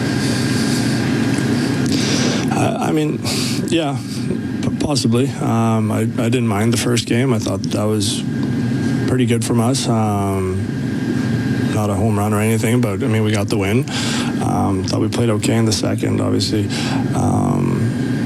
they end up winning it, and then didn't like our games 3 and 4. So it's hard to put a broader perspective on it right now. I think it's such every game lives by itself, and yeah. You guys were a little beat up going into the series. You played a lot of playoff hockey in the last 5 years. I guess maybe some of that grind catch up to you guys here and there. Possibly, yeah. I don't know what to really answer on that. It's every team has injuries this time of year, so are we. But obviously, we've played a lot of hockey in the last 2 years. So did it catch up to us? Yeah, maybe. I don't know. I'm not here to look for excuses. It is what it is. Matthias Ekholm there at Honda Center. Looking back at Power Plays, brought to you by Conlin Motorsports. Everything you need here to get out there. Visit one of their 4 locations across Alberta or conlinmotorsports.ca. It was a 9 for 18 series with the Ducks Power Play, and that is all you really need to know about how it went. And a big piece of the advantage that we expected to be in Edmonton's favor was not. The Ducks ride it to a 6-game series victory. Adjustment of the game we do for WD-40. Tough to really hone in on what they did or didn't adjust in a game that they started throwing everything at the wall. Pulled the goaltender fairly early, and then it was on from there in terms of loading up the lines. And I did notice that they had Wallman and Bouchard out there trying to generate some looks from the point, but little too late at that juncture. So there's your adjustment of the game, your final one for WD-40. A couple more texts just saying great job again this year. A couple more positive ones towards the Oilers, and looking forward to next year as well. So we appreciate those texts. And again, we'll have plenty of opportunity to break this down in the coming hours. Tomorrow, Road to the Cup. Oilers Now, Inside Sports. We've got it all for you starting at 3 o'clock tomorrow afternoon on 880 CHED. Fill the Net brought to you by James H. Brown Injury Lawyers. Every Oilers goal helps them fill the net for 880 CHED. Santa's Anonymous. 301 goals this season, and then you add 2 more tonight. So that's $30,300. And I guess we're done for 880 CHED Santa's Anonymous. So that'll be the donation that they make courtesy of Trent Brown, Jim Brown, the team at James H. Brown Injury Lawyers. That's almost weird to say, but there it is. The end of the season is here, and I really want to say thank you for having me along for the ride in my rookie season with you in this capacity. It's been a lot of fun. I've learned a lot. I go home and evaluate the heck out of myself and try and be better each time, and it doesn't always feel that way, but without making it too much about myself, I had a lot of fun, and I appreciate each and every one of you for tuning in. So thank you. We'll be doing it again next year, and I really look forward to it. But that is it for Oilers Overtime on 880 CHED. Thank you to our technical producers all season long. Kellen Kennedy back at 880 CHED tonight. Eamon Hashem as well. On behalf of Rob Brown, Cam Moon, Bob Stauffer, Jack Michaels, and Aidan Gannum, I'm Brendan Escott saying good night from Rogers Place. It wraps up with a 5-2 loss. Edmonton moving into the offseason. We'll talk to you tomorrow on Inside Sports.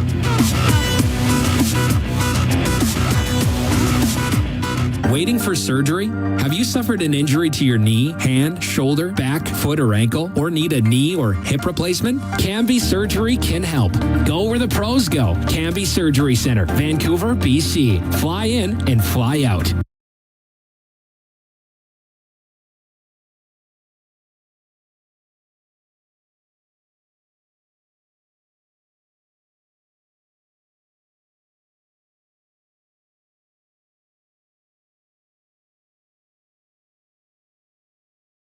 Start with a general thought on the series.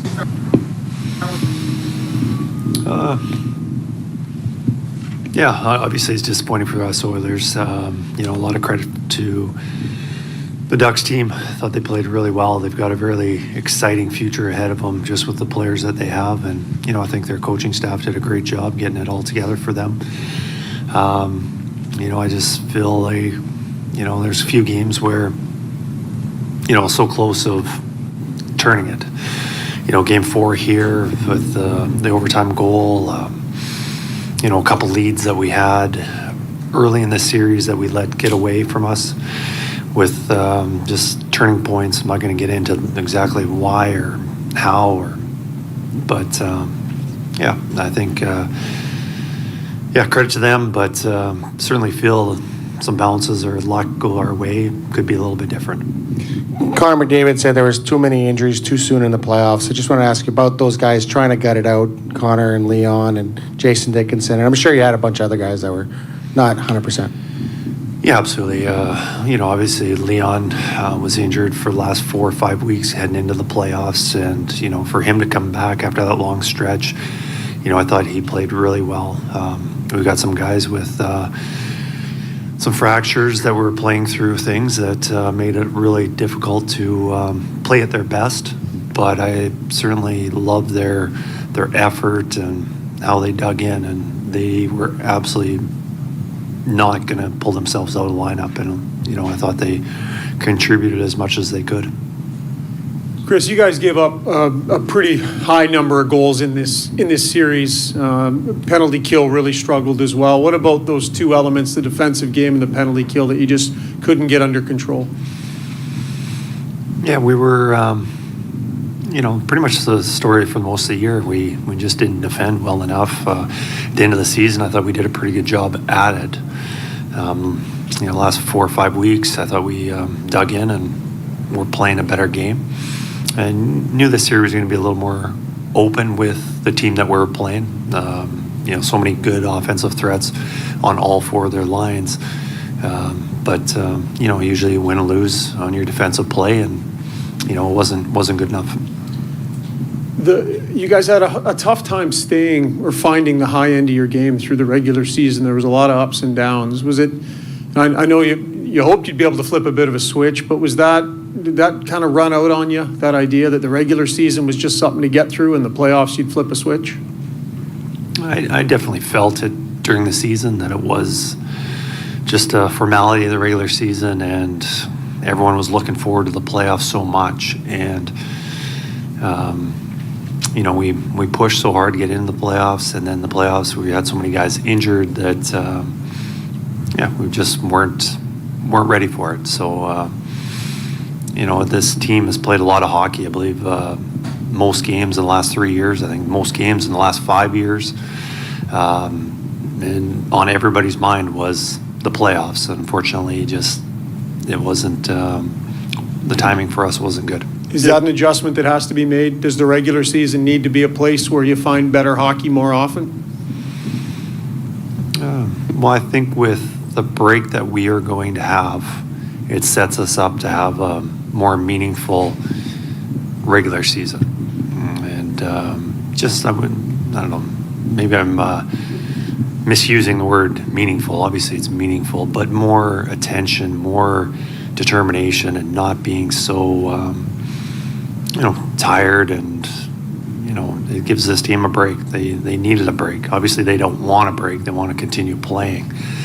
But I think starting next year we'll be a little more hungry and ready for this regular season. Chris, over here, how much did Anaheim's speed give you guys some issues throughout the series? Their younger legs, once they got their skating game going. Yeah, they're a fast team, but I also think one thing about their team that's probably not talked about enough is there's been a lot of talk about their speed and their skill, and there is a lot of that, but there's also a lot of size to it. I don't know where it compares around the NHL, but there's not a light team, and they forecheck hard and they win a lot of battles. So they've got a lot of ingredients to be a good team. Chris, Connor referred to the team as an average team with high expectations, and I'm wondering if that lines up with your perception and experience of coaching them this year. There was a lot of expectations on this team, absolutely high. After being in the Stanley Cup Finals 2 years in a row, and you've got the 2 superstars on our team, the expectations are high. And I don't know if that's unfair, but that's just the reality of what it was. And we had some holes with our team, but I thought we made the most out of it. And once you get to the playoffs, you never know. We had a lot of confidence going in the playoffs. Unfortunately, we had some injuries that we weren't anticipating, which made it a little more difficult for us. But once you get in the playoffs, you never know what can happen.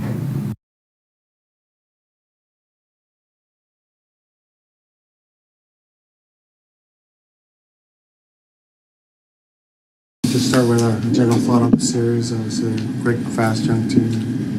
give you guys a lot of problems? Yeah, they're gifted offensively. They showed it in a lot of the games throughout, and we couldn't contain their offense. Obviously, it was a big factor in the series, and yeah, I mean it's hard right now to have a much broader view than that, but they deserve to win. Is it surprising if you're back-to-back cup finals? I know you know that, but you're always expecting a win. Did they do things that maybe you weren't aware of, but you weren't expecting, and so that maybe caused a shift in a series that you guys felt comfortable and confident in? A little tight on here. I haven't really put much thought into that. It's just been game by game, but some games certainly they outplayed us, and I mean that's why it ended up 4-2. I mean that's a decisive win for them, and that's pretty much my analysis at this point. You guys had a tough time kind of getting that penalty kill sorted out with you. So how much of a swing was that in this series, that special team? Yeah, special teams is huge. I mean, you look at us, was it 2 years ago when we killed 25 straight or whatever it was, that gives you a boost, right? And then you have a power play that's going as well. So they did a good job on their power play, and we couldn't find a way to stop it, and obviously a huge factor in the series. You guys were scrambling to find your game. Felt like most of this season, like you didn't spend a lot of time in that zone where you were playing great. You think that caught up to you a little bit here? You couldn't find it when you needed it? I mean, yeah, possibly. I didn't mind the first game. I thought that was pretty good from us. Not a home run or anything, but I mean, we got the win. Thought we played okay in the second, obviously. They end up winning it, and then didn't like our games 3 and 4. So it's hard to put a broader perspective on it right now. I think it's such every game lives by itself, and yeah. You guys were a little beat up going into the series. You played a lot of playoff hockey in the last 5 years. I guess maybe some of that grind catch up to you guys here again. Possibly, yeah. I mean, I don't know what to really answer on that. It's every team has injuries this time of year, so are we. But obviously, we've played a lot of hockey in the last 2 years. So did it catch up to us? Yeah, maybe. I don't know. I'm not here to look for excuses. It is what it is.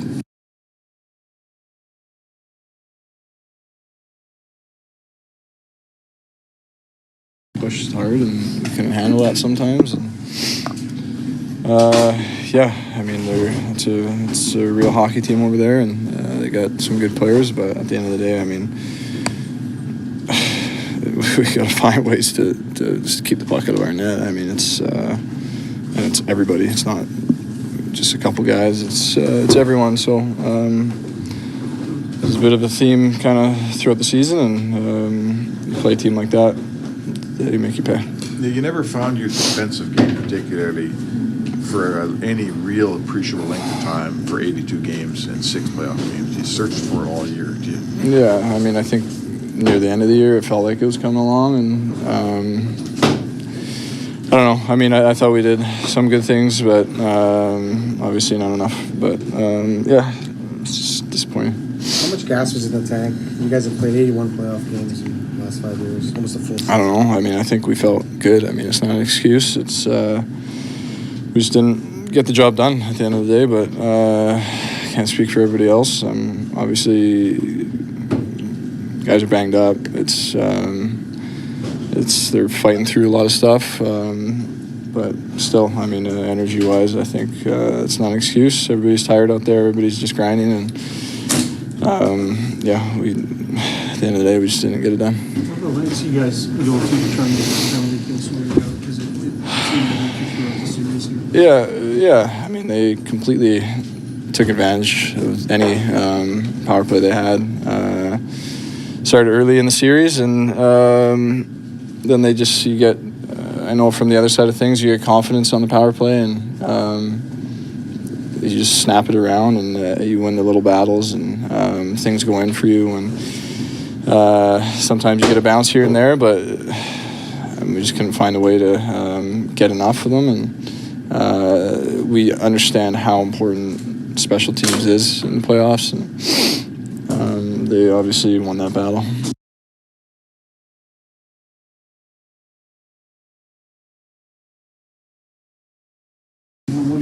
did you see out there tonight that was so different from the last game here?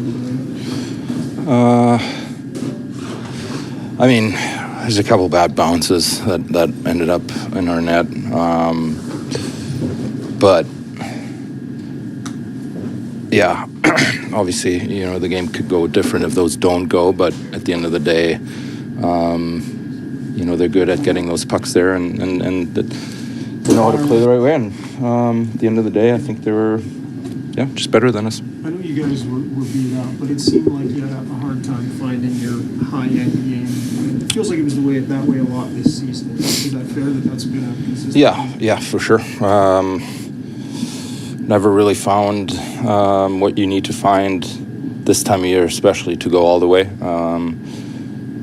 In my opinion, just not good enough.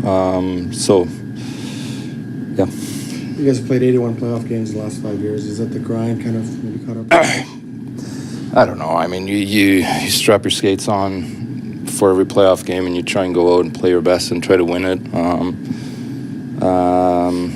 Obviously fell short. And, yeah, I think they're just, as much as it hurts, I think they're just a better team. You just never found it from game one this year. You were always searching for a full game. Offense came, defense left, vice versa. What do you think the whole season? You just never found the keys to this thing. Yeah, I don't know why. I don't have that answer right now in this moment, but it certainly was the case. Yeah, I don't know what else to say, but certainly that's what it felt like. Connor said there was too many injuries too soon in the playoffs. How tough was it to go out there with so many guys? Yeah, it's hard. I mean, you know, our center 1, 2, 3 are playing through stuff. But at the end of the day, you got to find ways to win games in any way. You know, you got to grind one out, you got to defend one out, and you know, injuries, yeah, they suck, and it hit us at a bad time, certainly. But at the end of the day, they're the better team, and yeah, we'll just leave it at that. Leon, nach 2 Jahren in den Playoff-Finals, jetzt schon erste Runde raus. Wie schwer ist das zu akzeptieren? Ja, schmerzt immer, tut weh, aber ja, ich glaube, dass Anaheim es einfach verdient hat.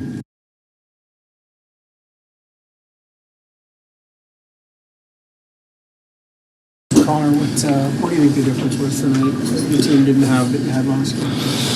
They played very fast, and we weren't very fast.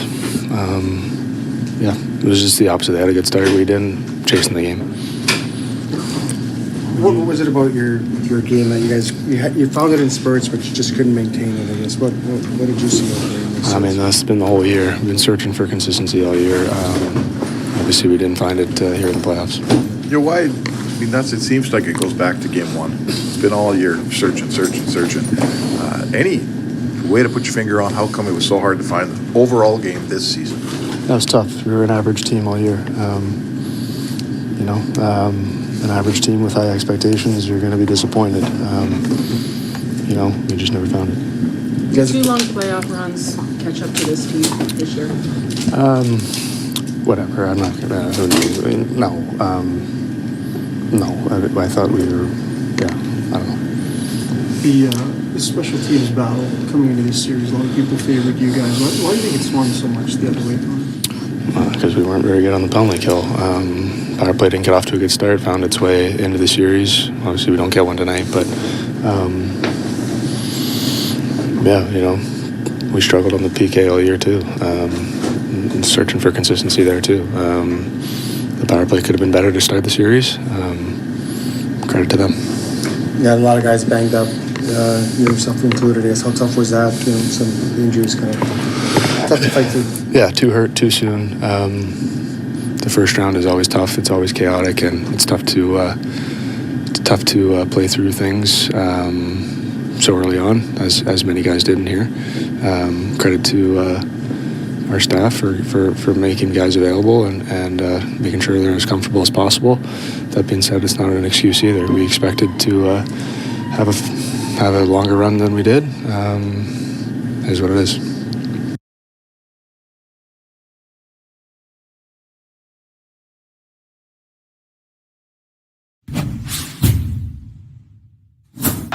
Scoreless through nearly 10 minutes tonight in Game 6. Ducks have never lost a Game 6 on home ice. A drive by Carlson, dribbled, and did that get over the goal? No rule, it is in. 1-0 Anaheim. The shot by Carlson, bounce once off a skate and off a paling. He'll take that 1-0 Duck. Reverse hit by McDavid, but the Ducks able to shake it free. Leo Carlson. Terry gives it back to Carlson. Kreider, one-timer score. 2-0. Anaheim off the rush. And Kreider is on the board in this series.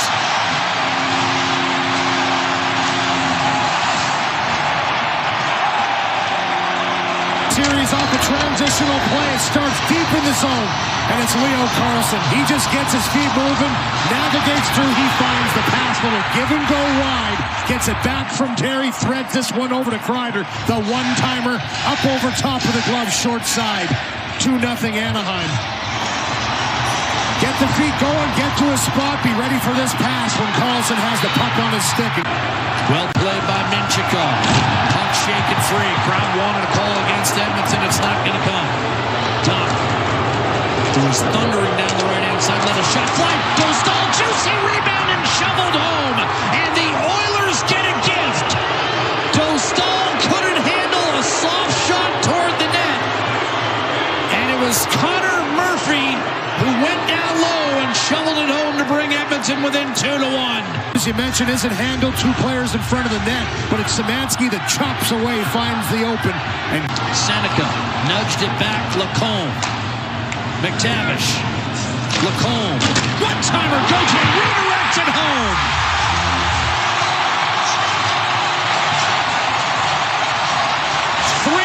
Anaheim. The Ducks with power play goals in all 6 games of this series. That's Gautier's 4th. Changes direction. And for Anaheim, it's that shot mentality. That's what made their power play so good. This goes off of Nurse, who gets down. He's trying to get in that shot lane. The fake shot by Lacombe off the shaft. You can see right as Ingram goes down into that butterfly. It's up over top of the right shoulder, almost impossible. Terry was going to have a terrific chance on the far side on that good effort by Paling. McDavid between 2 right-handed shots, and Roslovic and Hyman. Roslovic won a battle in front. Hyman backhander save, rebound, score! Zach Hyman has brought Edmonton to within 3-2. The original call on the ice is overturned. We have no goal doing it. Yeah, that was a quick review. Yeah, so when you don't have a stick, you try anything to... Outlaw trying to center. Leo Carlson able to break it up, intended for Hyman. And shoveled out by Lacombe. Bouchard tried to move it, stripped by Leo Carlson. He'll dig, shot, score! Troy Terry.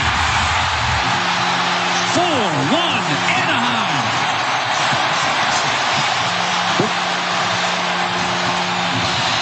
Up the ice, watch this play on the wall. Just a chip out by Lacombe. It's one-man Kreider, second-man quick. Carlson comes up with that puck for Bouchard. Well, you start to wonder about the accumulation. Little give and go. Draisaitl backhands it off the side of the net. Rebound, score! And that's exactly what Edmonton needed. Kasperi Kapanen with his team-leading 5th of the playoffs, and the Oilers are back in the game. Quick strike. 3 turnovers on that sequence by the Edmonton Oilers in the defensive zone. They could not get it out. They gave it back to the Anaheim Ducks times, but when they break down the ice here, it's Draisaitl that drives it right down the middle out to Kapanen, and for Kapanen, he just fires the puck at the net. But Kreider failed to do it. Then McDavid flubbed one. Here's a chance. Up the right-hand side, and finally out. Kreider against Roman. Leo Carlson with an empty net. Shoots and scores.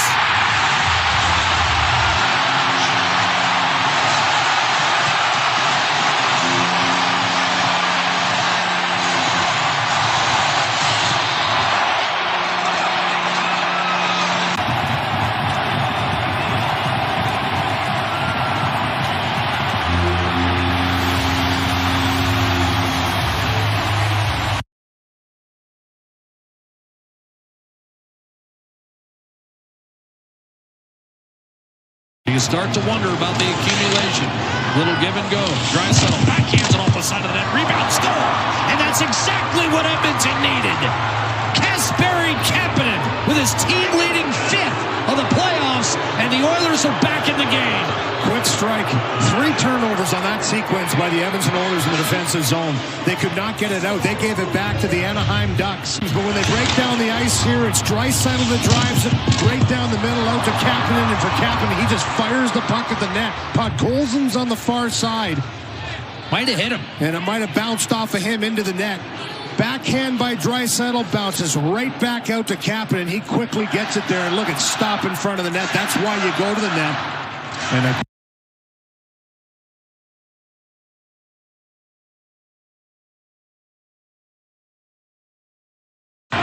well played by Minchikov. Puck shaken free. Crowd wanted a call against Edmonton. It's not going to come. Tom, who is thundering down the right-hand side, let a shot fly. Dostal, juicy rebound and shoveled home. And the Oilers get a gift. Dostal couldn't handle a soft shot toward the net. And it was Connor Murphy who went down low and shoveled it home to bring Edmonton within 2-1. To start things off, and it's just an aggressive move deep by Lazar, and he kind of turns that puck over as they do. Edmonton just funnels it to the net. I mean, this is the first shot that's going to go in the net for Edmonton. The first one rebound, as you mentioned, isn't handled. 2 players in front of the net, but it's Szymanski that chops away, finds the open, and Connor Murphy comes from the blue line all the way down to the net. Nobody takes him, nobody sees.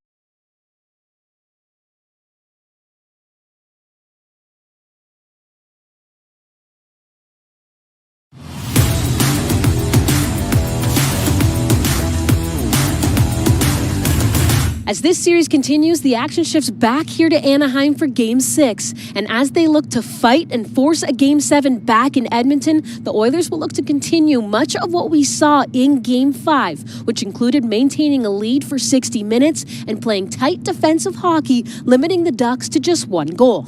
I thought Ingo played great. It starts with the goaltending.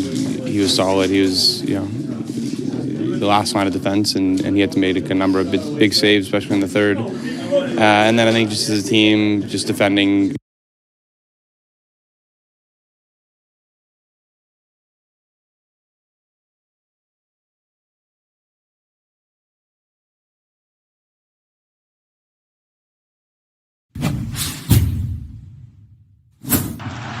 And Solani loves his golf. He's got 3 holes in his backyard. You know that?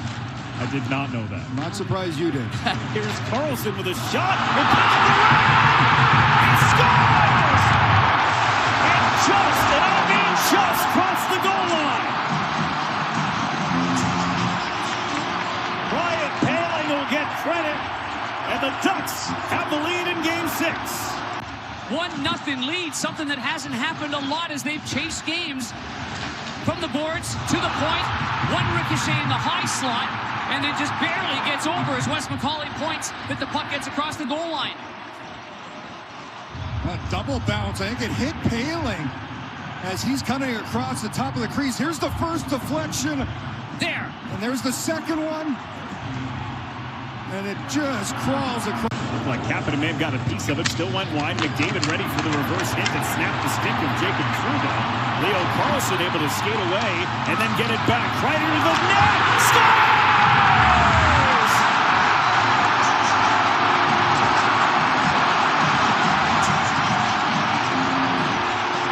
Chris Kreider in transition. The Ducks have taken a 2-0 lead. It's a little give right here by Carlson, right on the tape to the left-hander. Kreider came into this one with a... Josh Szymanski off the boards and in.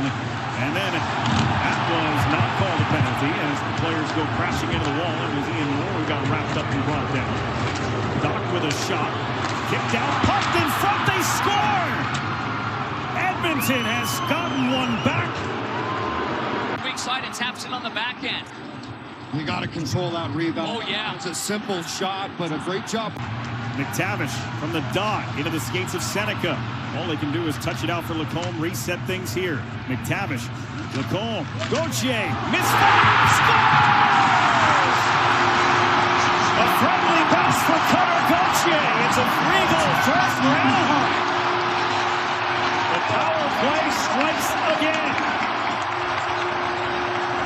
This unit is just as impressive as the Carlson unit. And the confidence moving the puck around. There, backhand play by McTavish. This pass was firmer from the defenseman, right on the tape to the guy that you want to shoot the puck, and that is Cutter Gauthier. And this is a huge break for him off the nurse's stick. I don't think he got all that, but you mentioned the movement they have up top. Great play by Seneca to bump it up to start it off, and there's that play. Washi will take this face-off and win it cleanly. He is a perfect 8-0 in the dot, but the puck turned over by Trouba and then sent for the front. Save made, they score! Oh, is it kicked in? Zach Hyman has brought the Ducks, or brought the Oilers within one. The original call on the ice is overturned. We have no goal to the puck. Roslovic to the outside. He's cut off by Trouba. Made a centering pass that was figured out by Leo Carlson. Tell you what, Trouba caught him right in the railroad tracks there, didn't he, Shane? Yeah. Here's Carlson. He's got Terry. Scores! Try Terry late in the period. Anaheim by 3. A little flip-out play, and it looked like Bouchard had it in control. A little soft on his stick right there. Carlson gets it to him. Connor Murphy rolls it out to the line. Carlson, John Carlson that is, put it towards the net. Cut off and sent up ice for Leon Draisaitl. Draisaitl backhand off the outside of the net. They score! It popped right out for Kasperi Kapanen, and he cuts into this Ducks lead early in the third. Zone, it doesn't get in deep. It got blocked, so credit the Oilers for that. And then Draisaitl just fires it at the short side pass. Blocked by Leo Carlson. Puck could not be cleared. What a keep in. But then McDavid fanned on it. Troy Terry sends it Wallman's way, and it's jammed out by Carter. Leo Carlson with an empty net. Scores!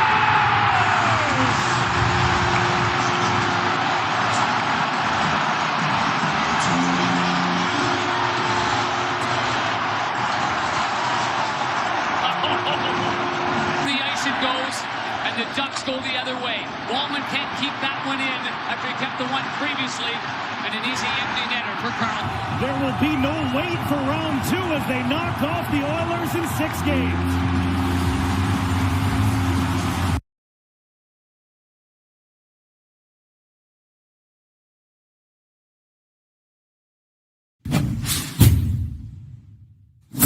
Nico Sturm sends it back. Here's Hughes through the middle of the ice in the zone.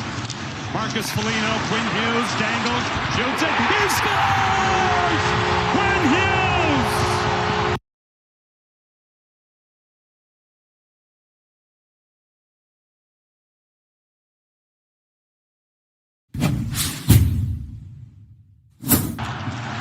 And Solani loves his golf. He's got 3 holes in his backyard. You know that? I did not know that. I'm not surprised you did. Here's Carlson with a shot. He scores! And just, and I mean just, crossed the goal line. Brian Paling will get credit, and the Ducks have the lead in Game 6. 1-0 lead, something that hasn't happened a lot as they've chased games from the boards to the point. One ricochet in the high slot, and it just barely gets over as Wes McCauley points that the puck gets across the goal line. A double bounce. I think it hit Paling as he's cutting across the top of the crease. Here's the first deflection. There. And there's the second one. And it just crawls across. Looked like Kapanen may have got a piece of it. Still went wide. McDavid ready for the reverse hit and snapped the stick of Jacob Trouba. Leo Carlson able to skate away and then get it back. Right into the net. Scores!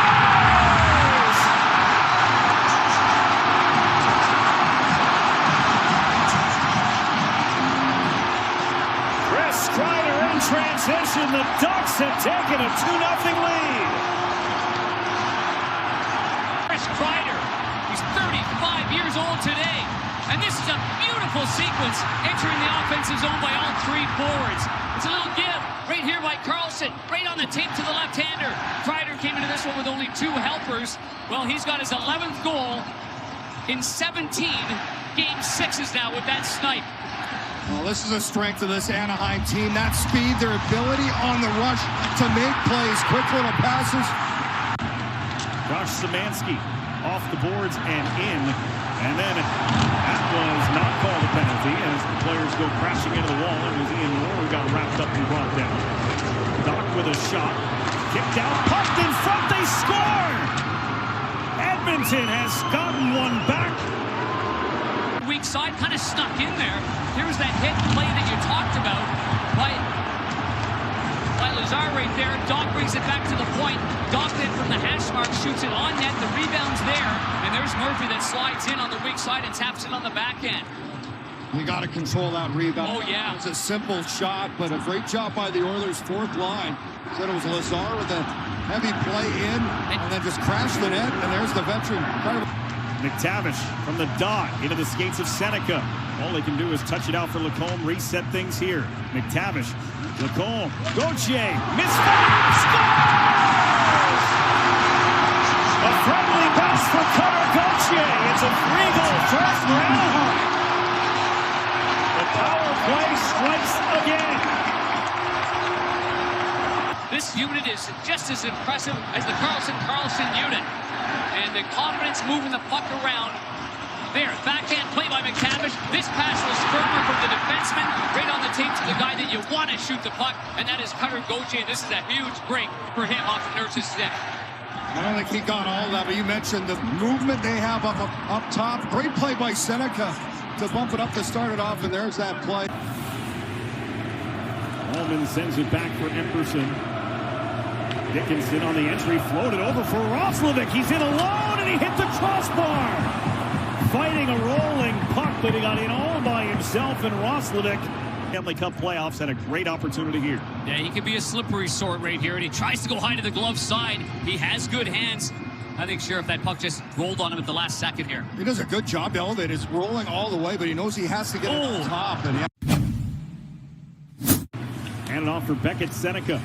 Seneca wanted Minchikov, blocked down. Nugent Hopkins springs Hyman. Hyman to the net. Backhand save. Dostal, he'll hang on. Youthful enthusiasm. There's no warts. Ian Moore with the steal. Couldn't get a lot on the shot. Got his own rebound. That was blocked as well. And after this play here, Carlson on the backhand, right on the tape. And there's a cut-in move. And the right shoulder of the goaltender, Connor Ingram, makes a really, really good save right here. Bang! And announced that later on this week. And as Alex Killorn breaks towards the net. Killorn shot saved by Ingram, and he's able to gather up the rebound before any damage is done. This on the rebound just inadvertently. And here's a powerful move here by the veteran Killorn going there. And there's the whack, and maybe it ended up being Doc's stick that hit him, but one of them certainly did. Backhand, forehand, and right there. Ooh, boy, right under the chin.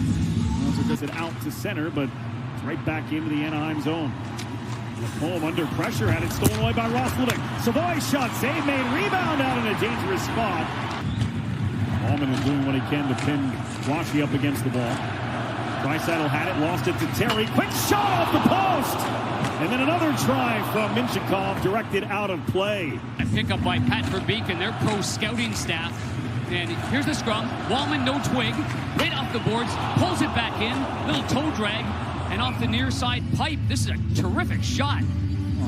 Got all of that one. He's the one who's by Jackson Lacombe. Yeah, but he's got to get in deep. You got McDavid behind the net. Seneca with Killorn driving. Seneca takes it, got the forehand shot away. Popped off Ingram and wide. To get there before the Ducks did, but here's the Dostal save. Traffic in front, Podkolzin, broken play, does the splits, gets his left pad on it. Podkolzin's in front of the net here, fighting it off after that puck hit Hailing, and there's that flexible left pad save. Out high, Emberson, shot blocked by Paling. Loose puck collected by Draisaitl. Emberson, as he's falling, changed directions a couple of times. You know Draisaitl's looking for that play, but he's so good at getting lost and such a quick release. Draisaitl's pass to the slot. Podkolzin with the shot and sliding over to make the save. Washy will take this face-off and win it cleanly. He is a perfect 8-0 in the dot, but the puck turned over by Trouba and then sent to the front. Save made, they score! Oh, is it kicked in? Zach Hyman has brought the Ducks, or brought the Oilers within one. Truba just gives it away. Watch it come to the front. There's a battle. Oh, yeah, that's definitely kicked in by Hyman. There's no question. That's a distinct kicking motion if I've ever seen one before. That's about as distinct as it. The original call on the ice is overturned. We have no goal to the puck. Roslovic to the outside. He's cut off by Truba. Made a centering pass that was figured out by Leo Carlson. Tell you what, Truba caught him right in the railroad tracks there, didn't he, Shane? Yeah. Here's Carlson. He's got Terry. Scores! Troy Terry late in the period. Anaheim by 3. A little flip-out play, and it looked like Bouchard had it in control. A little soft on his stick right there. Carlson gets it to him. By him, over to the right. This one looked like it might have been, I don't know, it looked like it might, didn't go high, didn't go low. Just caught the goalie by surprise. Now Connor Murphy rolls it out to the line. Carlson, John Carlson that is, put it towards the net. Cut off and sent up ice for Leon Draisaitl. Draisaitl backhand off the outside of the net. They score! It popped right out for Kasperi Kapanen, and he cuts into this Ducks lead early in the third. Zone, it doesn't get in deep. It got blocked, so credit the Oilers for that. And then Draisaitl just fires it at the short side pad. It bounces off the pad right here and right out in front, and Kapanen's got some quick hands, and he bangs it home on the blocker side. Oh, what a series Kapanen has had, and that goes off a body in front. We've already had 2 goals that are straight. It'll be settled at center. John Carlson dumps it in. Paling first to it, but Ingram came out to play it. Paling finds it anyway. Got to the front with a shot. Ingram scrambles and covers before any damage can be done. He'll go with the flip in Viel's direction. Viel has Lacombe. Got it to him. Jackson Lacombe. Back to Viel. The backhand steered away. Blocked by Leo Carlson. Puck could not be cleared. What a keep in. But then McDavid fanned on it. Troy Terry sends it Wallman's way, and it's jammed out by Carter. Leo Carlson with an empty net. Scores!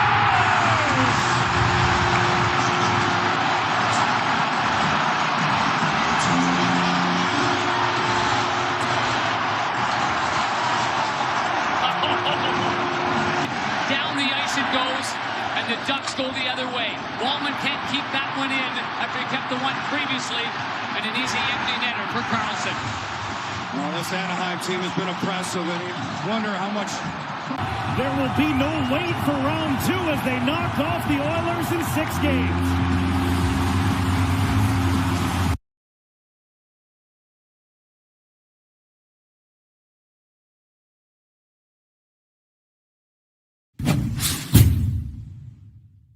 He needs to just solidify what he's doing here tonight and maybe give his team a chance to really push.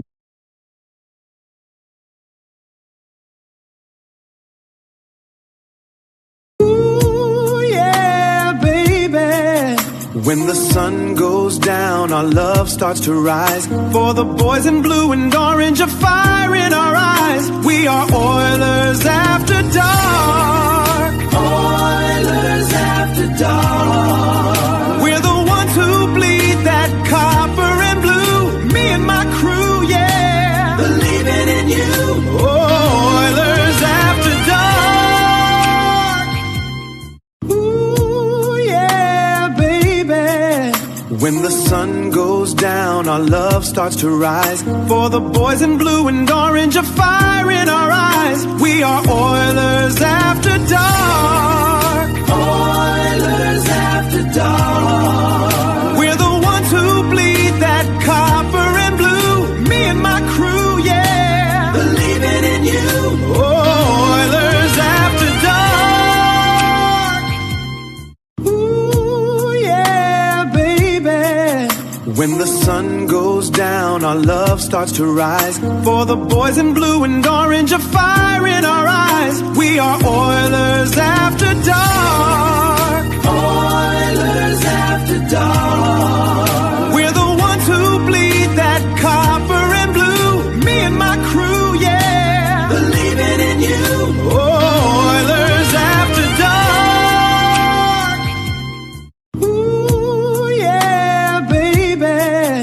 When the sun goes down, our love starts to rise. For the boys in blue and orange, a fire in our eyes. We are Oilers after dark. Oilers after dark. We're the ones who bleed that copper and blue. Me and my crew, yeah. Believing in you. Oilers after dark. Ooh, yeah, baby. When the sun goes down, our love starts to rise. For the boys in blue and orange, a fire in